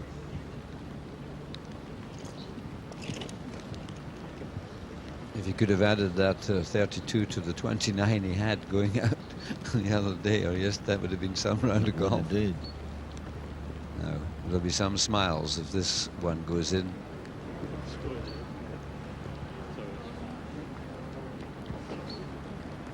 He's 4 over today, which is 75 on this course, should he hold his putt. I hope he does. There's the little silver medal that you get when you qualify for an Open Championship. Beautifully done. A good pitch and a putt. There we are. Smiles everywhere. Well done. Congratulations. Great courtesy, great manners. It's what the golf has been a very tough day. Ernie, of course, has come out there with an excellent round of 72 and is in the lead by 2 shots at 5 under par. What an astonishing day. And at the end of it all, daylight at the top of the leaderboard. Els at 5 under par and leading by 2 from Soren Hansen, the Irish Open champion. And then that group of 7 players on 2 under par. Des Smith, unfortunately, bogeying the last 2 holes. But Justin Rose and Justin Leonard playing in the comparatively benign conditions that we had this morning. Sergio Garcia, half and half round for him. Finished in some of the worst of the squall, came in with a round of 71. He's up there at 2 under par as well. And Padraig Harrington a round of 76 in that group at 1 under par, and even the likes of the defending champion David Duval, who wrote off his chances after coming in with his round of 70, well, he's not far off things come tomorrow. Astonishing day, and the programme scheduled at this point, Art That Shook the World, will follow in a few minutes' time, but this has been a day that's shaken the golfing world. I've been joined by 2 of our commentary team, one of whom has spent the afternoon in the comfort of the commentary box, the other has been out on the course. Guess which one? And how tough was it out there, Beverly Lewis? Yeah, it was pretty tough. I don't think I've ever been so cold and wet, certainly since I started doing the Opens. That's 8 years ago. Yeah. So it was hard going. My yardage book disintegrated at the 8th. Well, I disintegrated at the 9th. When the players reflect on today, will some of them, I mean Tiger Woods and Colin Montgomery in particular, think that maybe they capitulated a little bit too easily? It's easy for us to say up here, I know. Yeah, I mean, they just got to a point in their round where they couldn't get it back, and it was probably a little bit too late when the change came in the weather. And as we saw there in the last hour and a half, Ernie and Hansen and a few of those guys, Maruyama, they all made some birdies near the end there. It was a strange day's golf. I've certainly never seen anything like it, and I was speaking to Mark James before I came over here, and he said he was out there on the golf course as Beverly was doing the on-course commentary. He said he's never played in anything like that or seen anything like it. But the players would have known that maybe it's all going to pass through fairly quickly, and that's where Ernie Els benefited. He went out in 40 and then came back so strongly, and there he is with a 2-shot lead at the top of the leaderboard. So out in 40 and then a birdie at the 11th to get to 3 under par. And once again, it's that old Els composure that's got him up there. Well, it certainly was, and it's the old Els putter too. Ernie's leading the putting stats this week, so it's no surprise to see him at the top of the leaderboard. He only had 23 putts yesterday. It worked well for him today, but as you say, great composure from 2-time US Open champion. And the problems, you saw it out there, Beverly, that the players were having was not even so much in the approach shots or off the tee, but holding those short putts when the wind was blowing, and that's where Ernie was strong as well. Yes, that does make a difference. The wind was really blowing and the ball probably vibrating on the greens at times. But I think the rough as well really took its toll. It's just hard work getting the ball out of the rough. That was his tee shot on 16. He'd make birdie there, and he'd finish with a birdie on 17. Quick word about Des Smith. You followed him for a little bit at the back end of the round, but it's all that links experience that we were seeing today from Des, wasn't it? Yes, it is. He can manoeuvre the ball as he wants to, and all those years of playing golf, he's got some good memories of playing well on links courses. I think that stood him very well. OK, a bit of Des in action today, and his eagle putt at the 9th. He actually made birdie here, but this was what launched him into a share of the lead. And he's the kind of player, Wayne, that you would expect to hang on. Well, he's certainly been around for a long time and a fantastic player. I think he's definitely the story of the tournament, you know, taking Tiger out of it. For Des at 49 years old to be doing what he's doing, this is here on 14, and that was to take the outright lead.